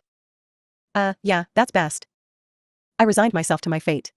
I mean, she'd kissed me on the nose a few days back, right? Besides, this was only a hug. Okay, open your arms, she said. Yeah, whatever, I mumbled. I didn't care what happened next, so I opened my arms wide like a big ol' scarecrow. Mai came up to me with a serious expression on her face. Now, it was only because that face was so beautiful that my heart started thundering the moment she got close. That was only normal. I wasn't the one to blame here. Plus, she had been messing around just a minute ago, but now she looked super serious. A self-aware beauty really was a dangerous thing. Here I come, she said. Why yeah, okay. Slowly, as if handling a fragile object, Mai wrapped her arms around me and pulled me into a hug.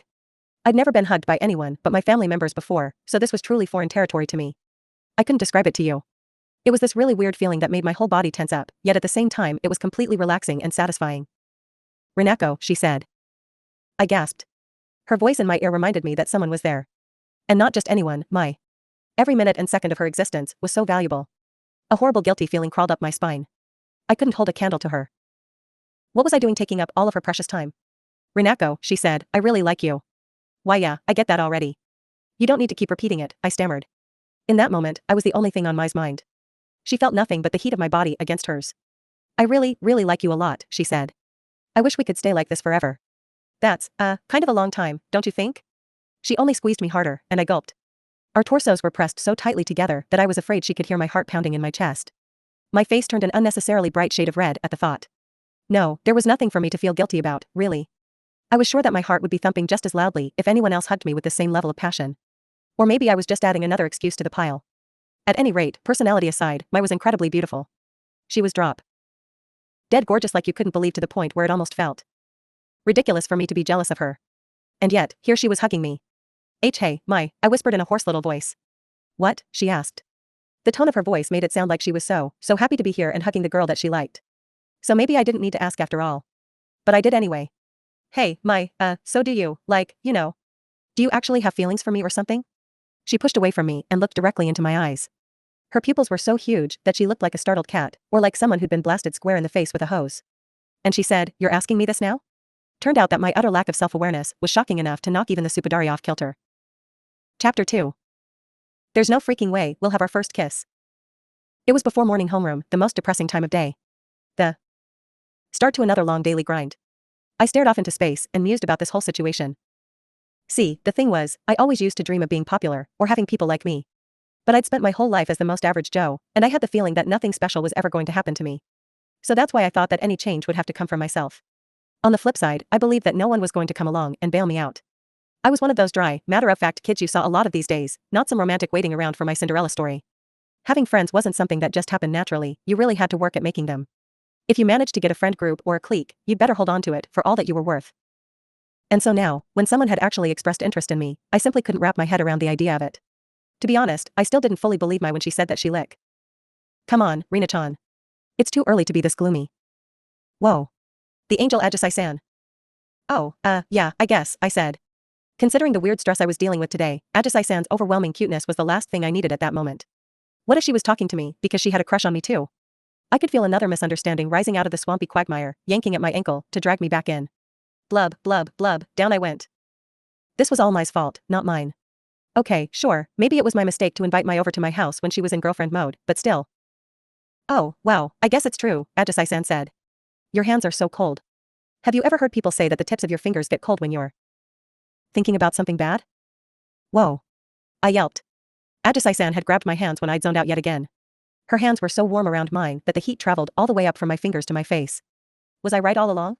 Did Ajisai-san have a crush on me? No. I was way off the mark. Ajisai-san was just a super touchy-feely person in general. She even acted this way with the guys. Honestly, I'd wanted to invite Ajisai-san to hang out with me somewhere for a really long time, but what always stopped me was the fear that she would say something like, oh, ew. Don't get the wrong idea about me, okay? Loser. But that's fine, I reminded myself. It was fine. After all, Ajisai-san didn't belong to just me. Oh, she pointed out, your hands are getting cold again. Then, just behind Ajisai-san's confused face, who should I see walking into class, but Mai. Eek. She saw me and Ajisai-san holding hands. I was the last person who could have told you why I was freaking out so much, but a sudden bad feeling came over me so quickly that I snatched my hands back and lurched upright. I'm going to the bathroom. I cried. Huh? Okay, see you later. I passed Mai walking in with her hair tied up in a ponytail as I ran out of the classroom. My heart was pounding so loudly I was sure the whole class could hear it. Calm down, calm down, calm down, I muttered to myself, but my heart refused to follow instructions. Mai was dictating my whole school experience. Anyway, I was hoping we could get on the same page about something today, I said. Have a heart-to-heart. We had stopped by a cafe after school and were now sitting across from one another at a table for two. In the midst of the din of all the kids chatting on their way home from school, the edges of Mai's mouth quirked up into a smirk. Ooh, she said. How about a mouth-to-mouth for good measure? No. We're friends today, remember? I glared at her, but she just acted like she didn't care, making a big show of winding a strand of her hair around her finger.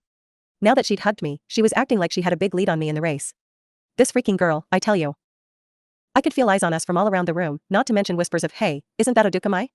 Mai was a local celebrity, a girl who had debuted as a model for well-known fashion magazines and on Instagram, and she was blatantly wearing her school uniform out in public, letting the whole world know which school she attended. I didn't mind the attention I got at school from being in her friend group, but I still wasn't used to random strangers staring rudely at us in public like this. I could practically hear them whispering. Who's that other chick with her? Mai's way out of her league. Okay, and? What about it, huh?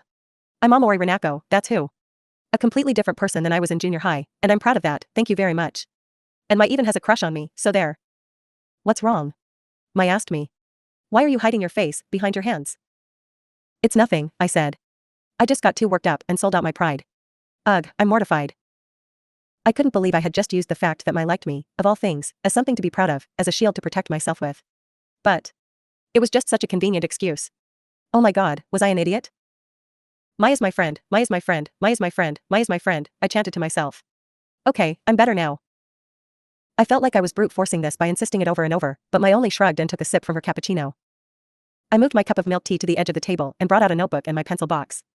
I tore 2 sheets of paper from the notebook and placed one in front of each of us. I'd like to do a bit of housekeeping today, I said.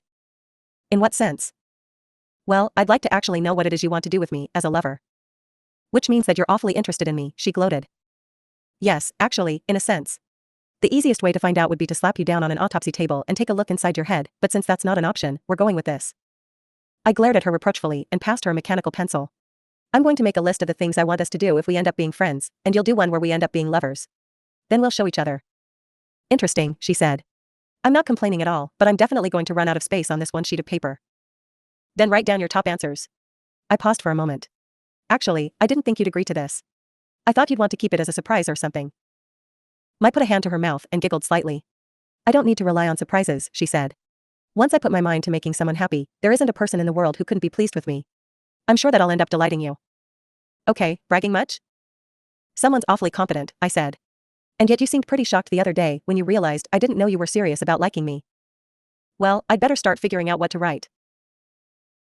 Hey, don't act like you didn't hear me. Freaking Oduka Mai.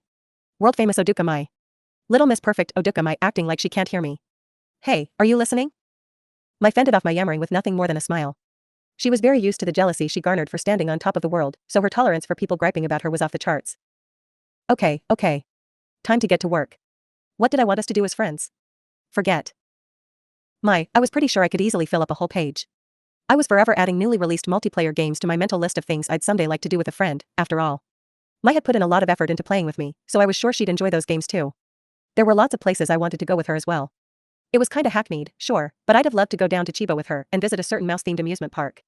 So long as we were together as friends, we'd be sure to have fun. Man, I was getting more and more excited just thinking about it. As I daydreamed away, so amped up I was even humming under my breath as I wrote, I realized all of a sudden that Mai was oddly silent. Curious, I stole a look at her. Her face, so beautiful it could have rivaled a sculpture, was staring down at the page with a serious expression. My heart skipped a beat. She was really putting her heart and soul into thinking about me like this, and honestly? I couldn't lie. That felt really good. Suddenly, I realized that I was genuinely curious. If we became lovers, what kind of things would she want to do with me? Did Mai have dramatic romantic daydreams about me, the kind like you'd see in the movies? Hey, Mai, I said. Mind if I take a quick peek at your page? Oh, she said. Of course not. I don't mind. She smiled at me as regally as a princess and then passed me the piece of paper like it was an invitation to a ball. For a moment, I felt all the noise of the busy coffee shop fade away, and in that instant, I felt like a lowly peasant before the princess who fell in love with her at first sight. I looked down at the page. Kiss you. Kiss you with tongue. Fondle your boobs. Get naked and cuddle. Get in the bath together. Wash your body. Wash your hair. Fondle your legs. Lick your thighs. Lightly bite your fingers. Touch you down there. Lick your ears. Let you lick my fingers. It was an impressive display of horniness. Excuse me? I cried. What's the matter? She asked. You don't need to shout. Oh, wait. Did this turn you on? No. Stop. Quit blushing. I wrestled with the mighty urge to tear that sheet of binder paper to shreds and chuck all of them in the trash. Anyway, I hesitated. Does this mean that right from the start you've only been after me for my body? My smiled at me indulgently, like she was a preschool teacher smiling at a toddler who just told her they loved her. What's that look supposed to mean? I cried. Rinako, if we're talking objective facts without any of my personal feelings involved, you're not someone anyone would go after for their body. I heard a massive splattering sound from somewhere around my chest. That was the sound of my heart getting stabbed. WHWH, what do you mean? I spluttered. Listen, I wear an F cup, okay? An F cup. How dare she point that out so damn calmly? Of course I was mortified. Who wouldn't be? Of all the outrageous things. As I yanked out each of the word knives she'd stabbed me with, I crossed her legs and began playing with hair. Calmly, she said, I want to be intimate with my lover, in both a physical and emotional sense. Is that really so odd? She sounded defensive, but considering her usual habit of trying to smooth talk me, I couldn't help but think she was being serious. I'm just surprised that that's the only thing you were writing, I said. And I mean, well, you know. I lowered my voice, and when Mike came closer to make up for that, I averted my eyes. You know, it's just that I thought you dating another girl was kind of like, you know, not as serious as being with a guy. Oh, she said. It sounded horrible even to my own ears, but when the great Odukam fell in love with a commoner like me, what else was I supposed to think? So that's why I said it, and really meant it, in the one way I could express it. You're crazy popular, so it just felt like you were going out with a girl because you're tired of guys, I explained. I'm saddened that you didn't believe me, but I am aware that I live an exciting lifestyle that is very different from that of most teenage girls. Mai smiled bitterly. Yeah. So, it was like, when you hugged me. You know, that was the first time it actually sunk in. I realized that you actually did like me, and it really shook me up. Like, wait, what is she thinking? That kind of thing. All of a sudden, I felt like I didn't know who you really were or where you were coming from. I see, she said. And that's why you suggested this activity. Mai was lost in thought for a while, before she stuck out her hand with its perfectly manicured nails. Huh? I said. Are we shaking hands? Give me your hand. I took a quick look around us, and then shakily extended my hand across the tabletop. Mai took my palm within her hands and squeezed it. Hers felt slightly cool in a way that was pleasant, but that must have been because my hands were so warm. It was a completely different sensation than when Ajisai-san held my hand. For some reason, I felt like more than our hands were connected. It was almost like there was a link going all the way to our hearts. She smiled at me brilliantly and touched her free hand to her chest. I want to touch the girl I love, she said. To me, sensual touch is a part of being lovers, regardless of whether they are male or female. I am always mentally prepared for anything that you'll do with me. Thank God there was a wall right behind me, because if I'd been sitting closer to the aisle, I might have keeled right over. But two girls normally can't do those kinds of things. I protested. If you want to know how it works, I have no problem with spending a night with you and giving you a lesson. You'll have my undivided attention. Speak for yourself, but I'm not mentally prepared for that. I shoved Mai's list into her face and then hurriedly reiterated, anyway, this isn't what best friends do. Your hands are sweating, she pointed out. It's the cold sweat of dismay. Because I'm a piglet who's only just found out that the girl right in front of me is a wolf. Who's looking to eat me up? I shook off Mai's hand. I was terrified that if she held it any longer, and got even more of her Mai-ness on me, at any minute I might find myself going along with her suggestions. Geez, I muttered. Mai, you're freaky aggressive in relationships. I held my tongue before I ended up asking her how she'd ended up that way. Come to think of it, Mai was the most outgoing girl I'd ever known, and a 3/4 Japanese model to boot. No wonder she always had sex on the mind. Okay, yes, this was a stereotype. Oh. I cried. I know. Do you have any plans this weekend? If you don't, then I want to hang out. Let's go somewhere. Not for a steamy date or anything, but as friends, got it? As I prattled on, Mai looked at me with amusement. If you ask, how could I refuse? There it was. That smug I'll let you try to save face, because that won't change the fact that I'm going to win grin. Gah. This girl really had a way of yanking my chain. I am not talking about doing, why you know, but I'm going to show you how awesome it is when best friends can go hang out and don't have to hold back around each other. I said. To be honest, I felt driven into a corner. I was vaguely aware of the reason why, but I put on this show of bravado because there was no way in hell I wanted Mai to find out. This girl was trouble. I had to find some way, somehow, to do something about her. At this rate, her worldview was going to rub off on me, and I'd be doomed to turn into one of those obnoxious party girls obsessed with getting laid. After I left the cafe, I immediately said goodbye to Mai and scurried home. I grabbed my list of places I wanted to go and things I wanted to try from off its shelf and added the best ones to my sheet of binder paper. I was not about to admit that Mai was slowly but surely reeling me in. I'd decide it with the next outing. This wasn't just reeling me in, she was dragging me into a trap. But with my attack, I'd skewer her right through the heart. In order to pull that off, I spent the next 4 days of lunch break casually watching Mai, in order to research her likes and dislikes. Then I built the perfect plan to target her. I didn't want the kind of relationship that came with dating another girl, that had to be handled as delicately as a bomb. Instead, my heart ached for us to be perfect best friends for the next 3 years, two girls who could maintain appropriate boundaries and yet support each other when the going got rough. Alas, in spite of my determination, the weather forecast for the weekend promised a huge storm. If it got to be too bad, I'd have to cancel our plans altogether. Damn that girl. Even the weather was on my side. It was the middle of June now, and we had half a month left in our competition. I snickered in the bright June sunshine. Now everything was going my way, even the weather. BWA, haha. I won. I might have been celebrating a bit prematurely. Mai and I had agreed to meet up at the Tokyo teleport station, which was about a 20-minute ride on the Rinkai line from Shinjuku. Normally, I'd stay closer to home, or, if I really wanted to take a hike, I wouldn't go much further than Shinjuku, but today I was feeling much more enthusiastic. This was a crusade to determine how I'd spend my next 3 years of high school. I stood before the ticket gate in the midst of a confusion of families and couples coming and going, wearing an outfit that was pretty fashionable, but not too show-off. Why? Besides a simple top, I had on a casual knee-length skirt in a sort of dark shade. Since I'd be walking next to the substantially taller Mai, I'd chosen a pair of sandals with thick soles. Back when I first decided to turn over a new leaf for high school, and it pains me to mention this, my sister picked an entire new wardrobe out for me, so I knew my fashion sense was spot on now. Exactly 5 minutes before 1 o'clock, our agreed-upon meetup time, a tall, gorgeous celebrity materialized from out of the crowd. There she was. Oh, huh. Mai was wearing totally normal clothes, a white blouse and a flared skirt with a long hem. She was even wearing sneakers. It felt odd, like she wasn't putting a ton of effort into this. Of course, everything she was wearing was still perfectly fashionable for going out on a weekend, and she had even done up her hair all fancy. Even so, everything had this perfect best friend feel to it. Hello, Renako, she said. June is going by so quickly, so I'm glad we chose the perfect time to do this. You're telling me, I said. I'm so glad it's not raining. Hey, Mai, are you one of those girls who brings sunny weather wherever she goes? Oh, not at all, she said. It only rains when I want it to. It's always clear when that's what I'd prefer. Some people have all the luck. I bet it'll catch up to you someday. We set off, Mai walking along by my side. She didn't try offering to hold my bag or anything, either. There was a sense of appropriate boundaries between us, and let me tell you, that was a relief. Anyway, thanks for coming all the way out here today, I said. I made us a special schedule, so we're going to have a blast. We rode a long escalator up to street level.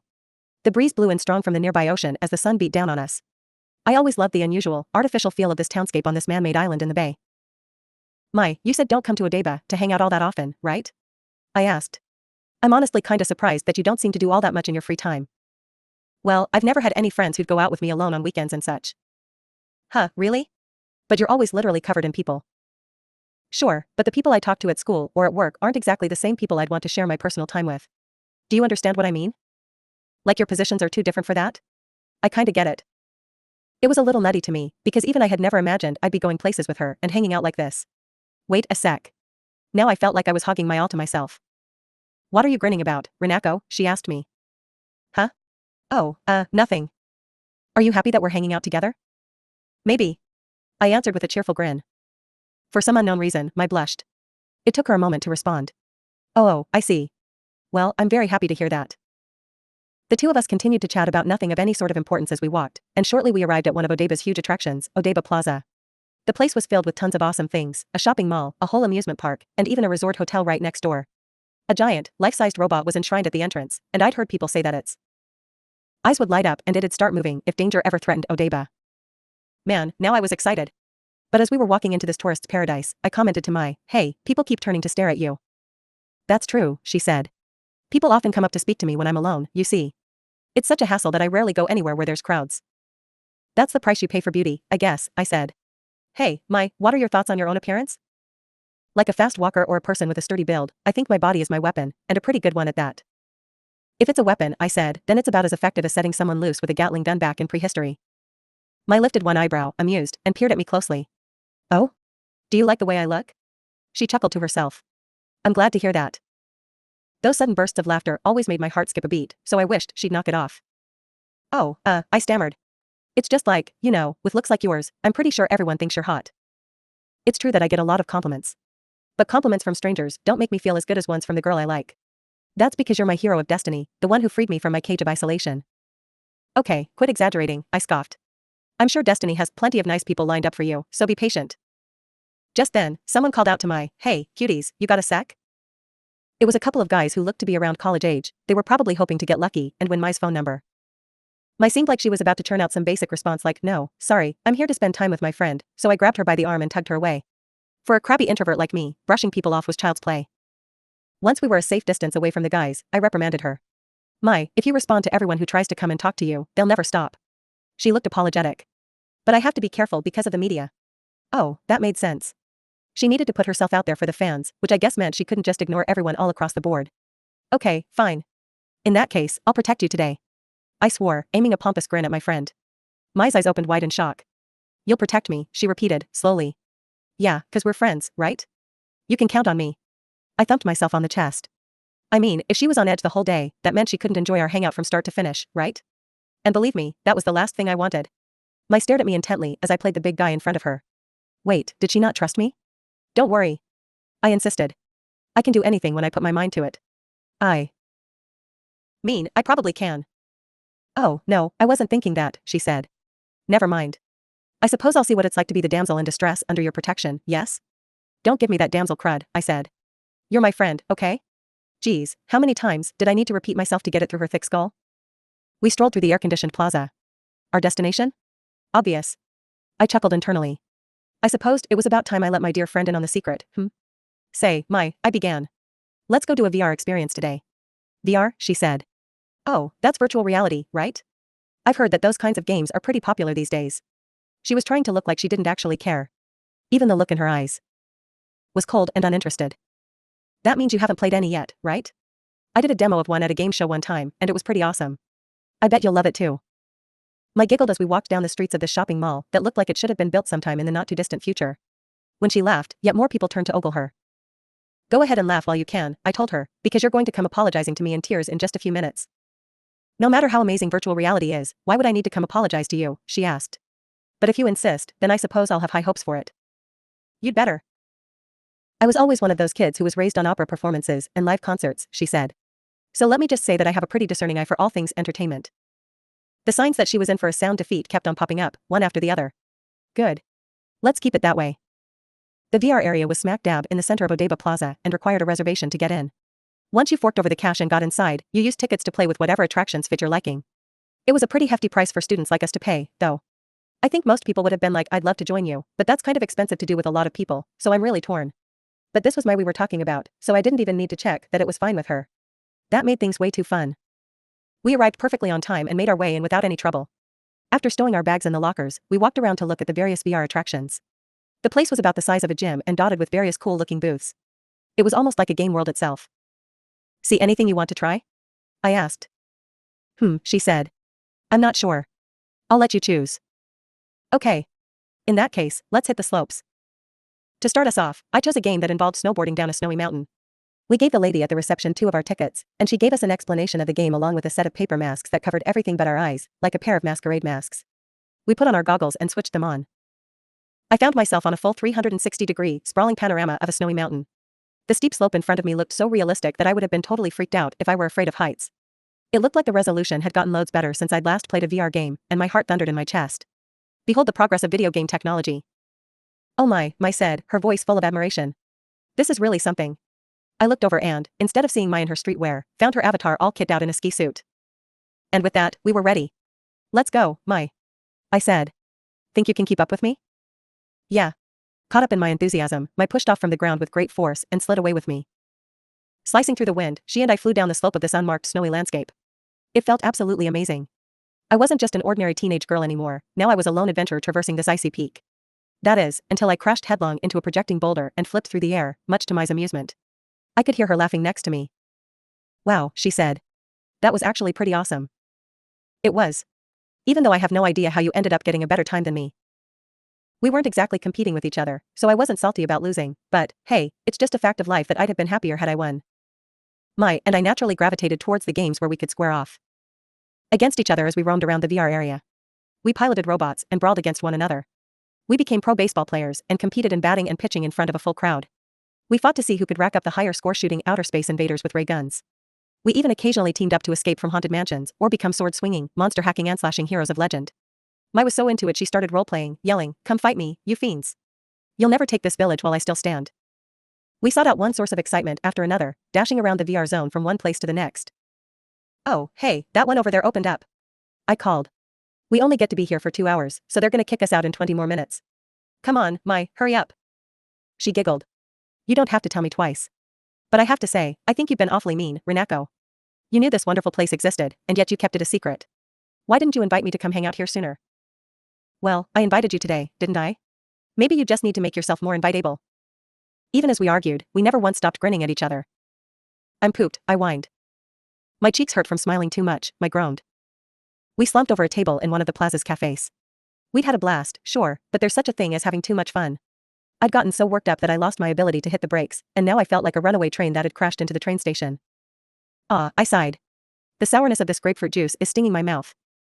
"To tell you the truth," Mai said, "at first, I didn't understand why we needed to come all the way out to Odaiba just to have fun. But I had such a good time." "So that's what you thought, huh?" I pushed myself upright and lazily looked at Mai. "You know how sometimes you stretch a shirt's neckline so much it can never go back to normal? That's how wide Mai's smile was stretched in that moment. "Even if I bought a VR console for my house, I suppose we wouldn't be able to recapture the same fun experience," Mai said. "There's a certain kind of fun from having some lack of freedom, a predetermined amount of time to spend with a friend." "Why yeah, that's right. That's exactly it." I jabbed my finger at her without thinking. "That's the important part. You understand me now, don't you, Mai?" Mai ignored me and went on. "But in that case, wouldn't it be just as well to be girlfriends and not best friends?" "Nope. You don't understand me at all." I flopped back in my chair, dramatically, making Mai's shoulders twitch a bit. "See, when you're out on a date, you always have to be on your guard, right?" I explained. "You spend the whole time worrying about all kinds of crap, like hoping that your partner's going to think you look good, that you won't do anything to weird them out, and that they'll end up liking you more at the end of it." Mai rubbed her chin and said with great feeling, "I see now. So those are the things you worry about when we go on dates?" "No. It was a purely hypothetical example." "Hypothetical? I'll say. You've never dated anyone." I pretended not to hear that last remark. "That's why being best friends is optimal. Like, today, you weren't forcing yourself to have a good time, were you? I feel like we couldn't have acted like this if we were dating." Mai accepted that seriously enough. She nodded. "Yes, I suppose that's true." Good, I thought. I knew that Mai was enjoying herself, and even I was having a ton of fun. In spite of how quickly social situations drained my batteries, my energy meter still had quite a bit left in it, so I felt like I could hang out with her just about all night, even. "Hey, Mai," I said. "After this little break, let's go shopping. I've got a couple things I'd like to check out." "Sure," she said and nodded. I took her hand and stood up. "Let's go." Linked together as we were, Mai put up no resistance, but I could tell that there was still something on her mind. "I see now," she murmured. "This is what you mean by being friends." "Huh?" I said. "Oh, no, never mind." Once we left the cafe, I let go of her hand. We couldn't keep holding hands the whole way, duh. We were friends, after all, and came to a halt. "Come on, what is it?" I asked. "What's wrong?" As I peered at her, Mai smiled and shrugged it off. "It's nothing, really. I was just thinking that you were right. Maybe we really do need to get on the same page. Different people can use the same word to mean totally different things, you know." I didn't get what she was driving at. "Are you just messing with me again?" "Of course not. You attach quite a lot of value to the word friend, and I was thinking that I should make it clear to you that I do the same for girlfriend. That's what you've shown me with all of your great effort up to this point.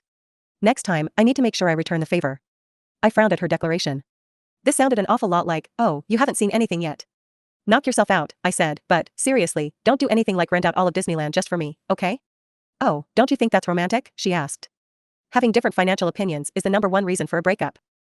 We spent the whole day in Odaiba Plaza. I didn't know what was preoccupying Mai, but we still had a really good time. We walked around and looked at shops for a bit, then we stopped by at the cafe again to chat. Time just flew by. Neither of us was eager to leave, but when we stepped out of the plaza to go catch the train back, we got stranded where we were thanks to a huge freaking 6 o'clock downpour. "What the? Wasn't it clear skies earlier today?" "You son of a..." I swore. "Weather, I thought you were supposed to be on my side." Now dripping wet in the rain, I pretended to sob by the entrance to the plaza as Mai diligently dabbed at me with her handkerchief. It all happened the moment we left the plaza. The sky opened up and a deluge of water, like a torrential cloudburst, came pouring down so quickly that in just a few seconds I was soaked from head to toe. I was as wet as if I'd jumped into a swimming pool with all my clothes still on. "Why'd it have to come down now, of all times?" I complained. Around us, lots of other teens who'd also been caught in the downpour were whining loudly about the rain, how cold it was, and how this all freaking sucked. My bangs were plastered to my forehead and dripping. Mai tried to mop it up, acting like a mom, and I pulled away in embarrassment. "I'm okay," I told her. You dry yourself off. I could try, she said, but our handkerchiefs might as well be a drop in the bucket. Good point. We can't take the train in this state. What are we supposed to do? I guess maybe we could buy a towel and a change of clothes somewhere in the plaza. Then Mai made a tiny little sneeze that sounded like a chew. The June rain was pretty chilly, and when I tentatively touched Mai's upper arm, she felt as cold as an ice pop. Oh, shit. Hey, Mai, I stammered, we really need to get you dried off. Then, with a gasp, I realized something else. Now this was really an attention getter. Because I can see it. You know, it. Mai was already beautiful like nobody's business, and now she was drenched from top to bottom. Her clothes were so wet you could see through them right down to her underwear. She looked so unbelievably hot even I had to gulp. I had to do something to protect my best friend. For now, I'd be a wall to guard her.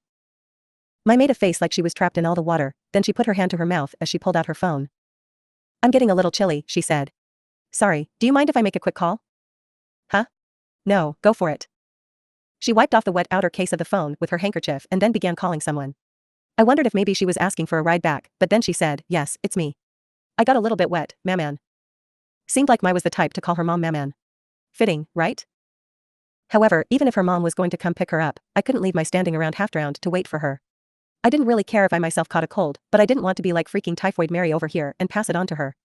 I had to come up with a way for us to dry out. I went over to the mall directory for ideas, just as Mai hung up. Could I ask for a little more of your time, Renako? She asked. I had only taken my eyes off of her for a moment, but when I looked back, I realized all over again that the water dripping from her wet hair made her look as pretty as a mermaid from a fairy tale. It took me a second to reorient myself. Huh? Sure, I said. I don't mind, but where do you want to go? Mai faltered as if she were embarrassed. I figured she was going to say she was leaving me here and going home on her own or something. Whatever. Mai had that whole rich kid thing going on, and besides, look at this mess we'd ended up in. So it wasn't like there was anything I could do about it, right? But I was wrong.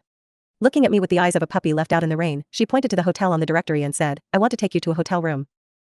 Yup. That's exactly what my close friend Odukam said to me. For a moment, I was so speechless I just went, wah. And then she explained herself, and I realized that there was nothing to do but to go along with her.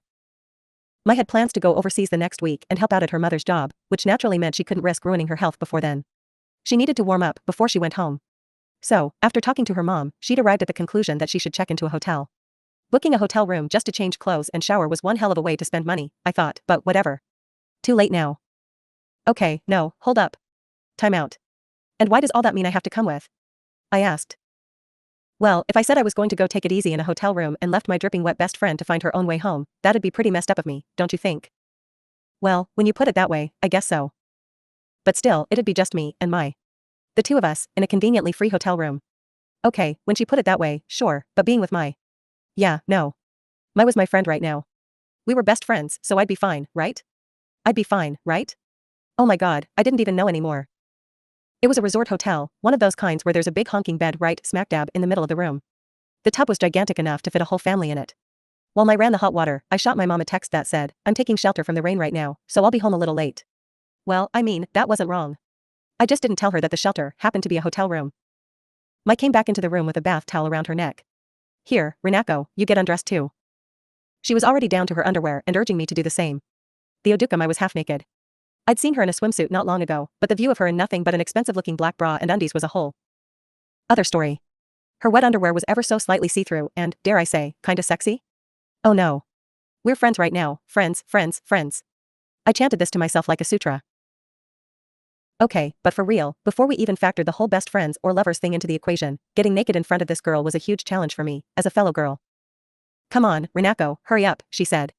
Because I already called room service to come up and dry our clothes for us. Look, your face is getting redder by the moment. Yeah, but that's not because I'm cold, Mai. Don't rush me, I said. I'm already doing my best to work up the courage. Unable to delay giving in any longer, I resigned myself to my fate. Mai was on the verge of stripping me naked if I kept dragging my feet, and that would have been a disaster on so many levels. Like the view she'd be treated to, for instance. I peeled off my clothes, so wet they were sticking to my skin. Yet even when I got down to my underwear, Mai kept giving me that same urging look. What now? I asked. I took my clothes off like you asked. Nope, she said. Take off the cute pink undies too. What? Oh, come on. They're only the cheapo kind. They were 2,000 yen for the whole set. No one asked about the price. Now come on, take them off. You'll catch a cold. Mai always had this certain look in her eye, the one that said, of course I'm always right, whenever she started acting like queen of the class. I, ever the timid introverted heart, quailed under that glare. And she did have a good point. I gulped and then yelped, I'm going to the bathroom. Once in the next room, I slipped off my underwear and shoved it into the laundry bag. Then I pulled on a bathrobe before returning to the other room. Only to find that my had also changed into a bathrobe. The shape of her body underneath it was all too apparent, and when I imagined what she'd look like without the bathrobe, steam almost came piping out of my ears. Strange, wasn't it? We were in best friend mode, but come on. Even if we were friends, being alone with her in a hotel room in our bathrobes was just downright embarrassing. A stylish bell chimed, and a room service lady arrived to pick up our clothes. Mai opened the door and gave her our laundry bag. With that, we no longer had any way to go out, so we were stuck there in the hotel room until our clothes came back. There was a beat of silence, and then Mai took up the reins of leadership once more. All right, she said, I've run a hot bath. We'd both best warm ourselves up before we catch a cold, Renako. Yeah, sure, I said. So, Oduka-san, you can go ahead and take the first bath. Don't be foolish. Eep. She was giving me that look again. Do you really think I can take a long, leisurely soak and leave my best friend waiting here alone? Mai asked. You're coming in with me. With you? I repeated. Wait, you mean like together with you? She grabbed my wrist and yanked me forward. In my astonishment, I didn't think before letting out an ear-piercing scream. And that's how I ended up in the bath with her so close, we were practically stuck together. The water sloshed over the side of the tub from the displacement of two people in it. I was so mortified I couldn't bear to look at her. But there was no reason to be self-conscious around someone who was a friend, so I figured my emotions must have glitched out on me. It was just because, theoretically, none of this should have happened. Mai exhaled a puff of hot air. I apologize for the poor timing, she said. I do. Agree that being friends right now, as opposed to lovers, does mean we can be more relaxed about touching one another. As a result, I'll have to save my wiles to show off at another time. Why on earth was she apologizing for that, of all things? I fiddled with the scrunchie on my wrist and snuck a glance at Mai's face to try to figure out what she was thinking. She had been so pushy up until a few minutes ago, but now she seemed her typical calm self. Sure, it would have been disastrous if she'd gotten all frisky on me in this situation, but at the same time. Arg, no. We were friends, we were friends, we were friends, I admonished myself, chanting the words over and over like a magic spell. Desperately, I forced myself to sound chipper. Wow, check out these awesome bath salts. Now that's what I call a fancy hotel. Let's give them a shot. You're not very good at changing the subject, did you know that? Pretending not to hear her trying to shoot me down, I became even more unrealistically animated. Ew, and this yuzu citrus scent is so good. It has to be in vogue this year. Believe me, as embarrassing as this was, there was nothing more embarrassing than being in the same bath with Mai. Even as I was cringing on the inside, I carried on my one-woman show until Mai couldn't take it any longer and started to giggle. Yes. I won. What am I going to do with you, she sighed. Still, I do apologize. For suddenly taking you to a hotel room. I keep telling you, don't word it like that, I said. Anyway, you're always pretty pushy, so don't go worrying about that now. If anything, I feel like I should be the one saying thanks, since you paid for the whole thing. We're friends, so I'd like to split the cost, if it's possible. It's fine, she said. I don't mind paying for it this time, because it works out in my favor. Hearing Mai's refined, ladle-like voice right next to me made me feel kinda embarrassed. I made sure that my tone didn't sound too upset and then asked, so, Mai, what's the deal with that job you mentioned? You're going overseas. To help your mom next week? The moment I said it, I felt a heavy silence next to me. Oh, crap. Looks like I'd screwed up another topic change. Mai answered in a rather emotionless voice, my mother treats me to so many luxuries, you see. That's why, whenever possible, I don't want to give her any reason to worry. I peeked at Mai's face. She was close to me. Real freaking close. I instinctively turned away again. Oh great, my heart was going nuts. So, I guess you consider that kind of stuff too, huh? I stuttered. I heard your mom's a fashion designer, right? Yes, and she's always bustling about overseas. She has so many amazing models to work with from all over the world, but sometimes she calls me in anyway. As her daughter, it seems I play a role that no one else can. So I'll be taking some time off school and going to France. Wow. She's why I've been lucky enough to have so many privileges. I have to be grateful to her. I don't have the right or the reason to refuse her anything she asks of me. Mai hugged her long legs close to her and rested her cheek on her knee just as if she were a toddler. If anyone else had heard what she'd just said, I bet they would have thought she was lucky to be living the high life. I mean, her mom was famous and super rich, and Mai herself got to tour around as a model. For a moment, I wondered what someone with such youth, beauty, and talent was doing being my friend. But what came out of my mouth was something completely different. Sounds like you have it rough too, Mai. Huh, she said. Oh, never mind. Great, 3 flubs in a row. Without thinking, I put my hand on my chest and started beating myself up for what I'd just done. Yet when Mai looked at me, there was this totally transparent, vulnerable look on her face. Wait, so, was that a flub? I couldn't really tell. Why do you think that? She asked. Oh, I mumbled.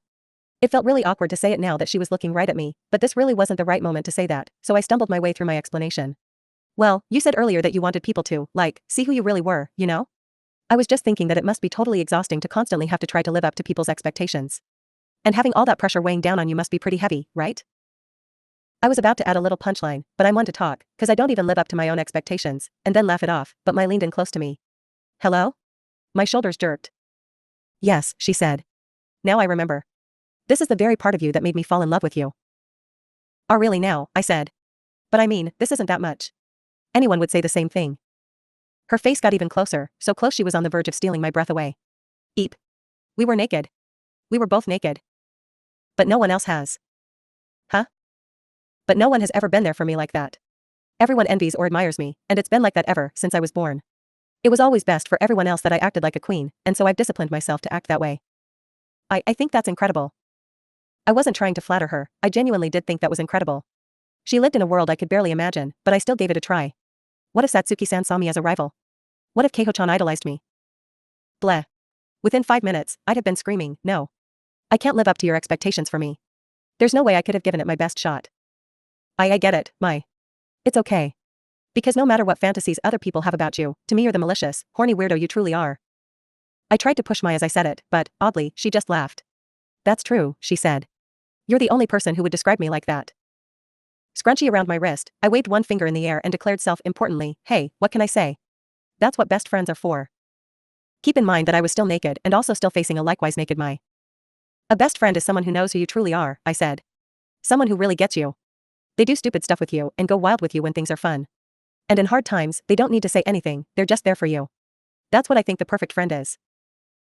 Mai was silent for a moment before, with an expression like she had just seen magic for the first time, she mumbled, that's what you think a best friend is? Way to sap my confidence. Yeah, I stuttered. I've never had one before, but that's the kind of friend I'd like to have in you. I see. That really does sound like a wonderful relationship to have. Hearing Mai agree with me made me perk up a whole lot. Right? I said. That's why I keep telling you. Being friends is the way to go. Yet no sooner had I said that than Mai caressed my ear. I yelped and almost leapt out of the tub as I felt an immediate response in my waist region. This was an ambush. I would indeed like to have that kind of relationship with you, she said. But if you were to ask me, I'd classify that same relationship as being lovers. What? I plan on getting to know who you really are. I'll mess around and be silly with you, have fun with you, and, of course, I will always be there for you when things get tough. I plan on holding your hand and putting my arm over your shoulder. Is that really so different from what you want? Mai's eyes as she looked down at me were so sincere that they took my breath away. Of course it is. I exclaimed. But I mean, friends and lovers, you know, they aren't. I wanted to refute her, but the words just wouldn't come out. I felt like Mai and I had been on different pages this whole time, and now I finally understood why. From the start, she and I had been looking at the same thing. What was this feeling? Was I happy? Mai and I had been thinking of the same things. It was just that my perfect friend had turned out to be what Mai was calling a girlfriend. Yet, on the other hand, I also felt like there was a huge, fatal difference here. As I began to panic, Mai laid her hand on top of mine. Of course, she said, there are also huge differences between friends and girlfriends. What do you mean? I said. No, wait, I don't want to hear. Nope, I'm starting to feel dizzy. Better wash my hair and get out. Good thinking. I should wash my hair too, since it's still damp. Then, right before my eyes, Mai undid her barrette with a snap and let all her hair spill out. Her smooth golden locks flowed out around me and brushed my cheek. Oh no. Was this? Naturally, she said, one needs to let their hair down to wash it, don't they? Her voice oozed with seductiveness. She had shifted into girlfriend mode. No, wait, I cried. What do you think you're doing switching it up on me with no warning? Also, isn't this cheating? I don't know what you're talking about, she said. I'm just putting it down to wash my hair. Okay, but then what's your hand doing? Why were you pushing me into the side of the bathtub? Hey, wait, no, you can't just freaking touch me. All the power coiled up in Mai's tall frame came slamming down as she pinned me with a firm touch near the pit of my stomach. That was one of my vital regions. Because, she said, I'm here taking a bath with my cute girlfriend. Isn't it so considerate of me to wash my girlfriend's hair for her? So you are in girlfriend mode. What the heck, Mai? Didn't we say we'd be friends today? What, does your hair control your personality or something? She laughed. Oh, Renako, my lovely, yapping puppy. She lifted my chin in a way that was all too flattering on her. I didn't know what had lit a flame inside Mai, but this girl was absolutely going for it. Am I stuttered. I could feel my soul about to yield and give in when she stared at me with such forceful eyes. Okay, I get it, Mai. Let's talk it out. Let's talk it out. Let's. As I kept repeating that, I tried to use both my hands to push Mai away, but my body wouldn't move. Mai's lips parted slightly, showing me a hint of pink tongue inside her mouth. Even if I tell you in words, you won't believe me, will you? She said. No, I will. This time I swear I'll believe you, so please, but I wasn't able to get those final words out. Her lips closed the distance and then pressed against mine. I felt her touch me for just a moment. My eyes snapped open wide. My was so close to me her face filled my entire vision before she moved away again. Whoa, whoa, whoa, whoa. My whole body trembled, as if her lips had paralyzed me. I was sure my face was bright red as I sat there with my mouth flapping. That was my first kiss. My looked deeply moved and touched her own lips. It was mine as well. It feels truly wonderful to touch the lips of my destined lover. Yeah, well, our lips weren't the only things touching. Pinned in on all sides by my and the bathtub, our boobs were getting squished in the space between us. But wait, that wasn't the issue here. Having my first kiss with a girl is like, I began, well, I'm getting more atypical by the minute. Don't worry about it, she said. This is the 21st century. It's totally standard for girls to date each other now. Are you sure? Or do you only think that because you're off living in your own little world? A pure white sheet of drawing paper is never the same once a drop of black ink touches it, and that's the same way I felt then. I pushed my away. Okay, you've had your fun, now stop already. A gleam of lust still sparkled in Mai's eye. What, you haven't had enough? I cried. I always thought I was somewhat more of a rational person than this, but your lips are like the forbidden fruit to me. Hey, what? No. I'd had enough. I made to snap the sex-crazed my back to her senses, but she used that slight gap in my armor to shove her leg between my thighs. Hey, this position was no bueno. Her legs were touching me. In places. In certain no-no places. And while I was utterly distracted with that, she stole another kiss. Maybe because it was the second time, but it came to me, then how soft and moist her lips were, how marshmallow-like. MMPH. I cried. MMPH, MMPH, MMPH. All the strength was rapidly draining from my body. I felt like her lips were filling up my entire being with her mine-ness. At this rate, we were going to start making horrible, horrible progress on that girlfriend's list of hers. No. This was already bad enough. I had only one choice. I wrapped my arms around Mai's back, just like I was giving her a hug and accepting her in body and spirit, but I wasn't. After the kiss went on for several moments, she raised her head and gave me an inquisitive look. Renako? She asked. I'd been completely melted down to the core, so I whispered with teary eyes. And a voice as thin as the whine of a mosquito, this round doesn't count. She blinked in surprise. What do you mean? Steam and the scent of Mai's perfume enshrouded the tub. As she held me in her arms that were as white as snow, I who could never forget the sensation of her lips, which would be etched inside me forever, chuckled and let a grin play out over my face. I swear I wasn't acting stubborn or being a sore loser. Because, I said, you're my best friend right now. You can't just declare something like that this late in the game, she said. But then she noticed it too. I had taken my own scrunchie and given her a side ponytail. Her hair was tied up. That made her my friend, and that meant. You sometimes hear about friends kissing, or talking about kissing as a joke, I explained. So, this doesn't count. It doesn't. Right? Mai stared at me intently. Right. Okay, so, on that note. I pulled through. I'd won. I nodded my head, pleased with my own quick thinking, when I suddenly realized that Mai was giving me the same lustful look the boys in our class gave our friend group. Oh, crap. That probably wasn't good. For some inexplicable reason, I remembered the moment I fell off the roof. The whole wondering if I was dead thing. Suddenly, Mai kissed me for a third time. It was different from the other two kisses. Something all warm and slippery slithered into my mouth. MMPH. I spluttered. What the hell was that? Her tongue? No way. No way, no way, no way. Mai's tongue was inside my mouth and running wild. MMPH, MMPH, MMPH? I'd heard people talk about this kind of kiss. Mai's tongue was flip-flopping all over mine and slobbering up every last bit of the inside of my mouth. Ayakak. I could feel in this kiss her persistence, she was trying to prevent me from trying to pass it off as a joke. It was a strong, agile raging storm within me, one with such sizzling passion I felt like I was going to get burned. This was bad news. I was going to die. Clinging to Mai, I desperately tried to withstand the onslaught. When it was finally over, my cheeks were wet with inexplicable tears. I panted as Mai slowly parted from me. A sticky thread of spit bridged the gap between our lips. Talk about risque. My body couldn't move any more than a fish could swim out of water. With my back still plastered against the side of the bathtub, I let out a wordless whine. This adult kiss had left far too much of an impact on me. In contrast to how I was listlessly sinking into the tub, Mai licked her lips, beaming. Then she said, in a voice that rained down on me as gently as a warm shower, that was a friend kiss, so it doesn't count. I didn't laugh. Why yeah, that doesn't count. Our eyes met, and this naked girl who'd experienced my first kiss with me cupped my chin with a gentle hand. Like someone feeding a baby bird, she gave me another light kiss. I love you, Renako, she said. Those words had a far greater effect on me than that earlier, self-centered kiss of hers.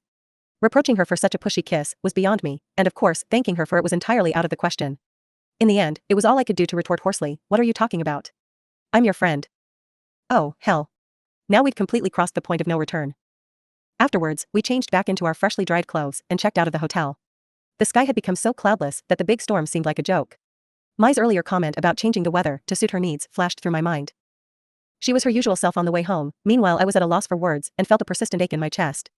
All I'd wanted was to talk with her about games again or some other kind of meaningless chatter. Not this. Finally, as we were about to leave, I managed to speak up. You know, I said. I'm pretty darn sure I told you not to force me into doing things against my will. If this had been 1 week prior, I would have agreed that this was against your will. But that wasn't really the case this time, was it? I don't know about that. Yeah, this was bad. All those fun experiences playing VR together as friends had been completely overwritten by this mess. It was like the whole day got sidelined by those kisses, and here I was just wishing we could have gone on having fun like that forever. And what was even more frustrating, really darn frustrating at that, is that after it was all over, I still felt like we'd just spent a really special time together. Mai was practically pulling my strings at this point. Ugh. There was this weird feeling in my chest that I didn't know how to put into words. If it meant I was going to feel like this, then I'd absolutely rather have been friends instead of lovers. Those two were the same thing? Please. What a fat load of bull. And yet, no matter the strength of my convictions, my heart kept beating so rapidly that night that I couldn't get to sleep. Chapter 3. There's no freaking way we'll do it against my will. There were 2 weeks left in the month of June when it occurred to me that the impact one's first kiss had on a person varied widely from individual to individual. There were some folks, for instance, who thought of kisses as nothing more than skin touching skin. I, of course, fell into that camp. That probably also meant that, for others, a single kiss could change their entire life. But in modern-day Japan, a kiss was just a kiss. Getting hung up on one forever only meant that you'd be left behind as the speed of daily life and the passage of time passed you by.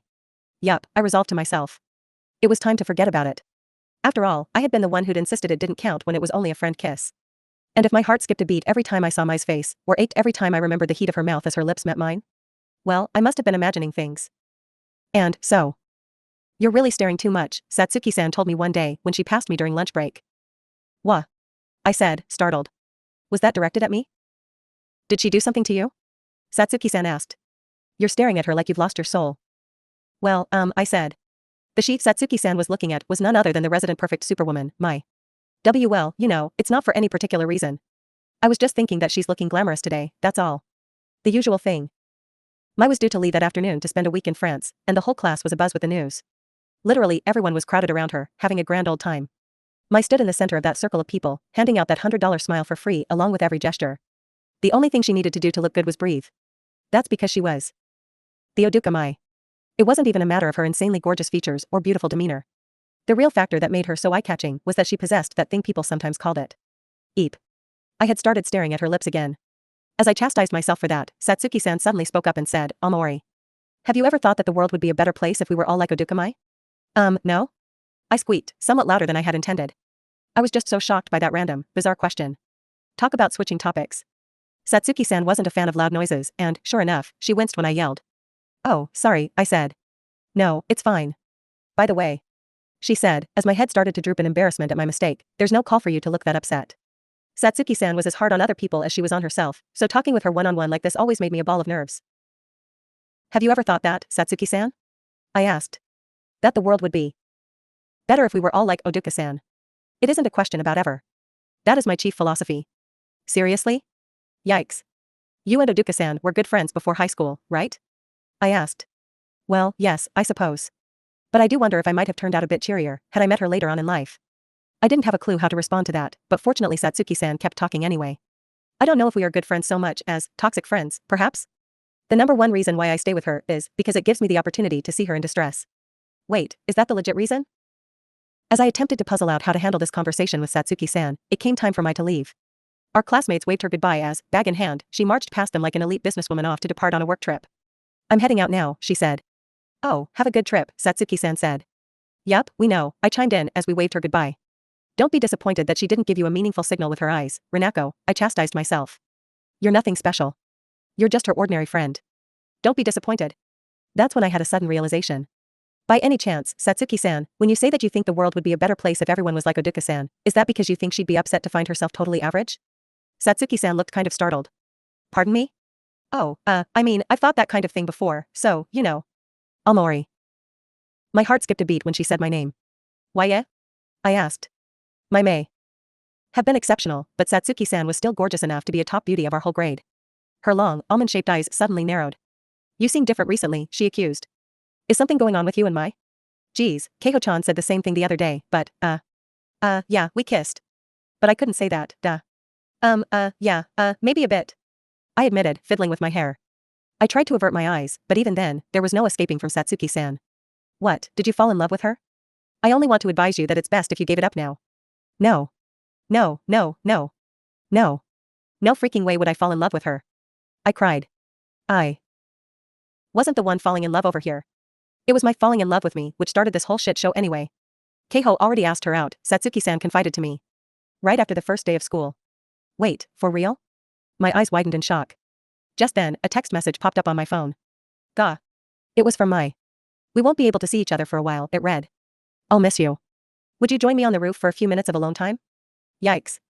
I stared down at the screen in my hand when Satsuki-san asked, is that from Oduka Mai? Dang, could this girl see out of other people's eyes or something? Huh? I cried. Oh, I dunno. Maybe it's a message from God. She stared at me for a moment and said, were you always this much of a comedian? Oh, sorry to cut you off there, but I need to run to the bathroom. Oh, really? She said. Okay, I'll come with you. Wait, why? She frowned at me in confusion. Because I need to use the restroom. Her expression looked totally natural, but what if she was acting? What if she had figured out what was going down with Mai and me? Oh, never mind. I stammered. I don't have to go anymore. I'll just, wait for you here. Really? Well, I do need to go, so. She looked at me with deep suspicion as she left, but, thanks to my quick thinking, I managed to escape from the clutches of Satsuki-san's interrogation. Phew.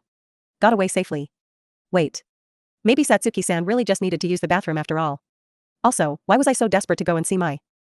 Whatever. Better hurry up to the roof for now, I thought. Which Mai was it going to be today? Boy, I hope she had her hair up. I opened the door to the roof, and I covered my face instinctively as a gust of wind immediately came blowing in. A figure stood there, backlit by the sun. Her golden tresses fluttered in the wind as she elegantly reclined against the fence. It was an exact role reversal of the day when we'd first met up here. But, since this was Oduka Mai we were talking about, her version of it was picture perfect. She turned her head, sunlight glinting in her hair. I'm glad you could make it, Rinako, she said. I was so mesmerized by her beauty that only then did it hit me. Your hair's down. I cried. Oh, yes. The wind felt so nice, you see. You just take every excuse you can get now, don't you? I closed the door behind me and plastered my back against it. Look, I'm just here to talk, okay? I know we're alone up here, but don't get the wrong idea. Seeing you so frightened of me really gets me going, you know. I yelped. I'm kidding, I'm kidding. She beamed at me, but I couldn't give her even a hint of a smile in return. Mai walked up to me, and I thrust my hands out to stop her. Whoa, hold on. I reminded her. We're at school, remember? No doing anything indecent to contaminate my good, holy schoolhouse. So, anything that's holy is fair game? No anything in general. But in no time at all, Mai was up in my face and grabbing my wrist. She was right before my eyes, grinning at me with a smile brighter than the clear blue sky. I am telling you, I spluttered, we shouldn't. Why not? When she looked at me with those eyes, I couldn't bring myself to lie to her. Because, I admitted, then I won't be able to think about anything but you. Mai's gaze burned with a passion far hotter than the June sunshine. I really like you, she said.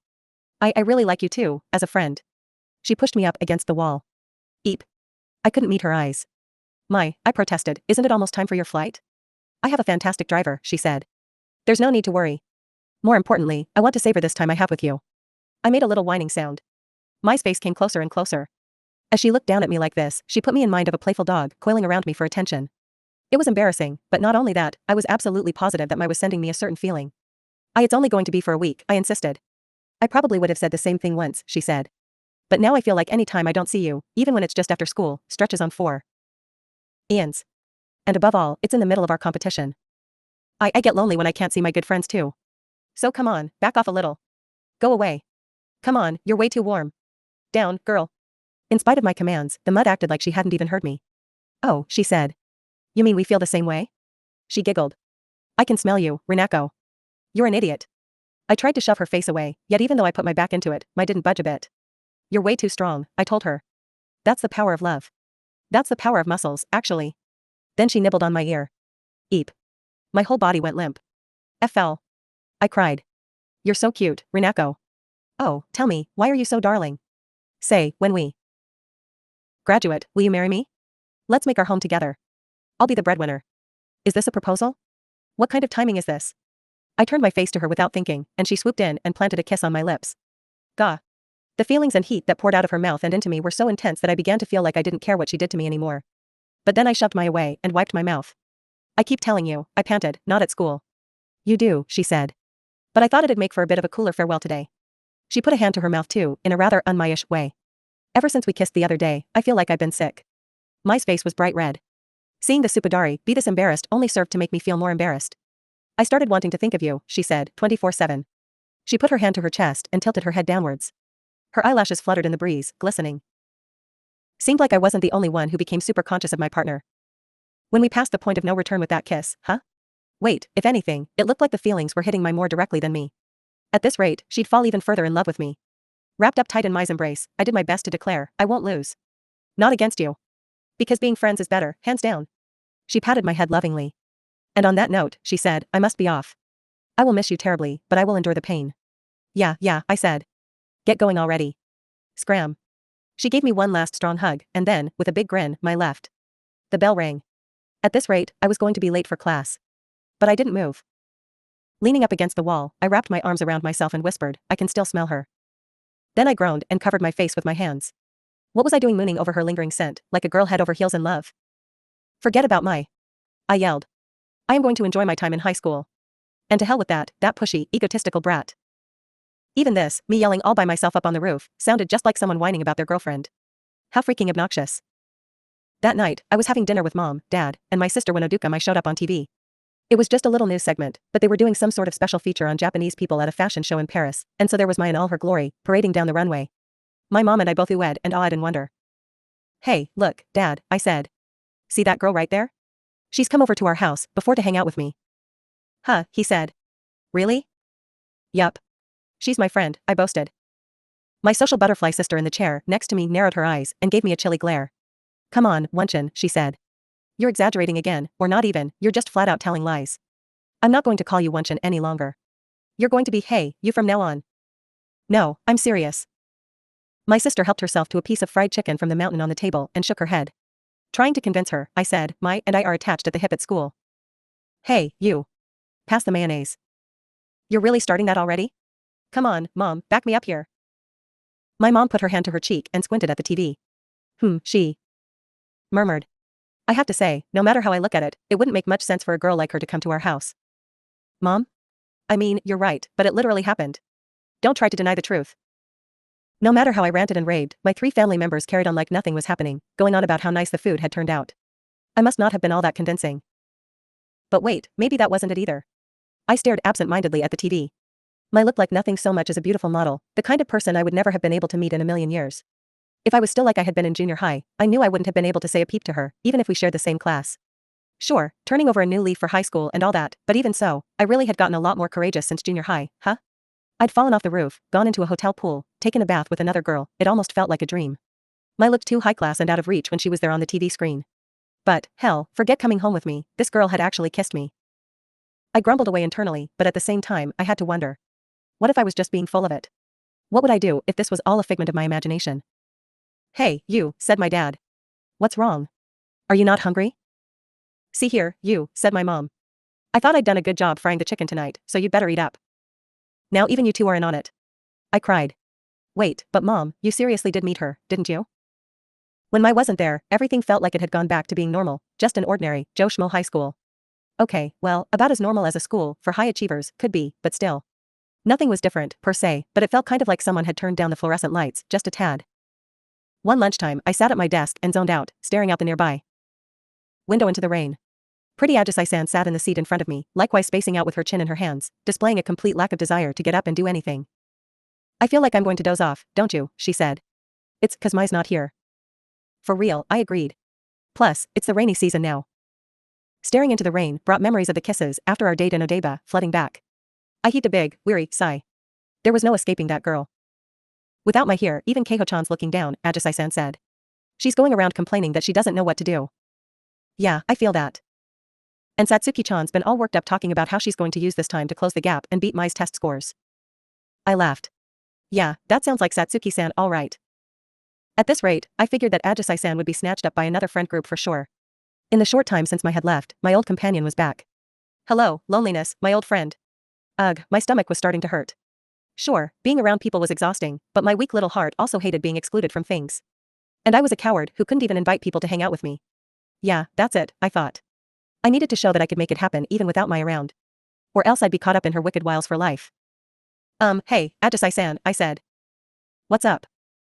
If you don't have anything else going on today and you're, okay with it and all, do you want to, go somewhere with me maybe? I forced myself to smile stiffly. She was surely busy, so she'd turn me down, but even then, the fact that I had taken action was what I needed. In order to free myself from the curse of my. Yeah, sure, she chirped. My eyes snapped wide open. Huh? I cried. No way. She just answered me right off the bat. Wait, was this a trap? This had to be a trap or something, right? Some kind of test to catch those who were oblivious to social cues? But, to my untrained eye, Ajisai-san looked excited, all sweet and bashful. This'll be the first time we've ever gone anywhere on our own, right? She asked. You're not big on issuing invitations. Oh, I said. You're just so much better than the rest of us mere mortals that I couldn't possibly approach you first. She laughed. What are you talking about? We talk all the time, don't we? Ajisai-san's fundamental style was to sit passively and wait for other people to invite her.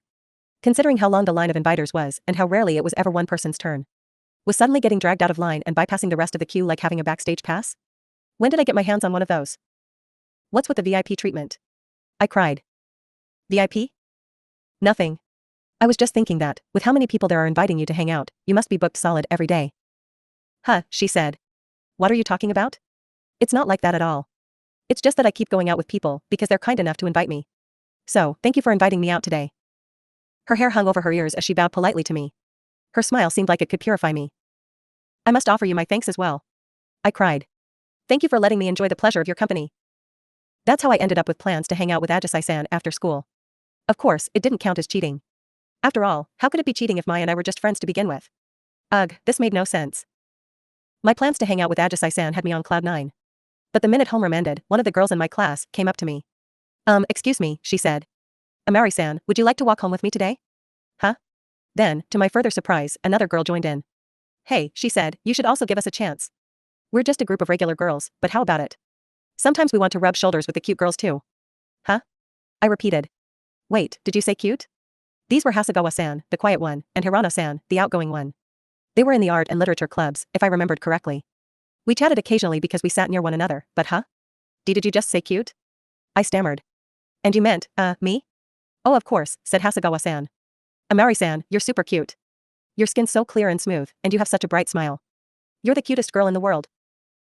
And you're so easy to talk to, Hirano-san chimed in. Even though you're super popular, you always feel so approachable. Gee gosh, you think? Hearing them spoil me and lavish compliments on me was starting to go to my head. Wasn't I supposed to be an unsociable loser at heart? Oh no. I had plans with Ajisai-san after school. I made myself smile, but my personal rule against turning down invitations left me with such a heavy feeling in my stomach it was like I'd downed 2 boba teas in a row. I opened my mouth and went, And just then, who should appear but Ajisai-san with a big grin and of let's go, Rina-chan. Oh, yeah, Ajisai-san. I'm just finishing up, When the other girls saw Ajisai-san standing next to me, their mouths dropped open in shock. Both Hirano-san and Hasegawa-san's cheeks turned red. Oh my god, Hasegawa-san murmured. Amazing. Her eyes are so big. Her face is so tiny. Eek. She's so pretty. I can't look at her up close, or I'm done for. Wha? Both the girls stared blankly at Ajisai-san, spellbound. She looked back at them in confusion. Hello? What happened to me being the cutest girl in the world? We thought we had a chance since Oduka-san isn't here, Hasegawa-san murmured. But this was much too reckless, no two ways about it. We live in a completely different world, Hirano-san sighed. I'm sorry, Amari-san. Don't worry, we won't ever bother you again. Bye, see you later.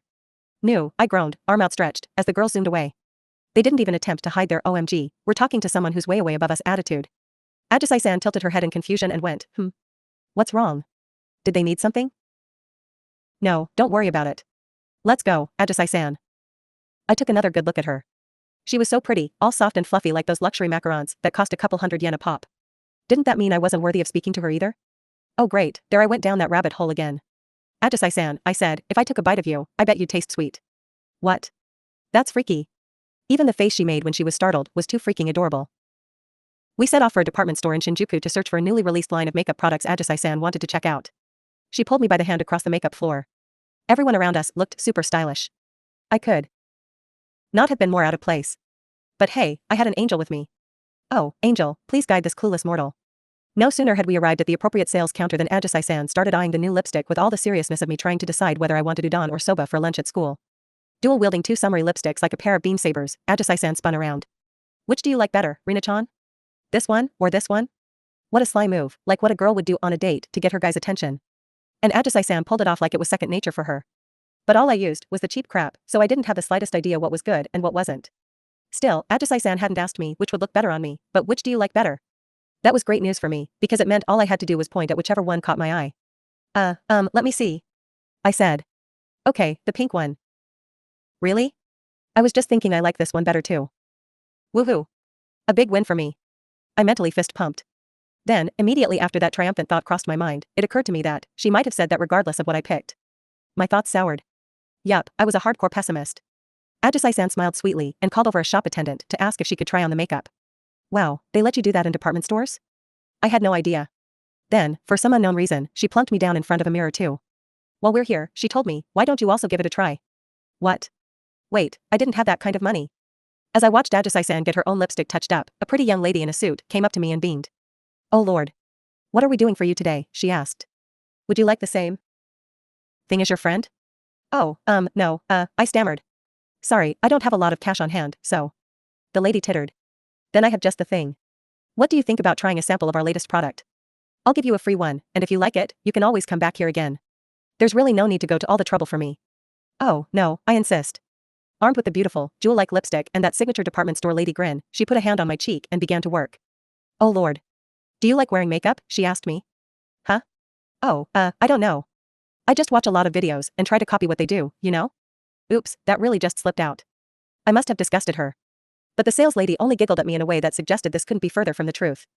I see, she said. You're an honest one, huh? In that case, maybe you'll be one of our future customers. Do your best and you'll be as cute as can be, won't you? Oh Lord, I breathed. After toying with me for a while, the enthusiastic sales clerk plied me with a mountain of sample products before finally setting me free. Ajisai-san, who had bought the new lipstick, walked next to me, grinning at me with shiny lips that looked just a tad more mature than normal.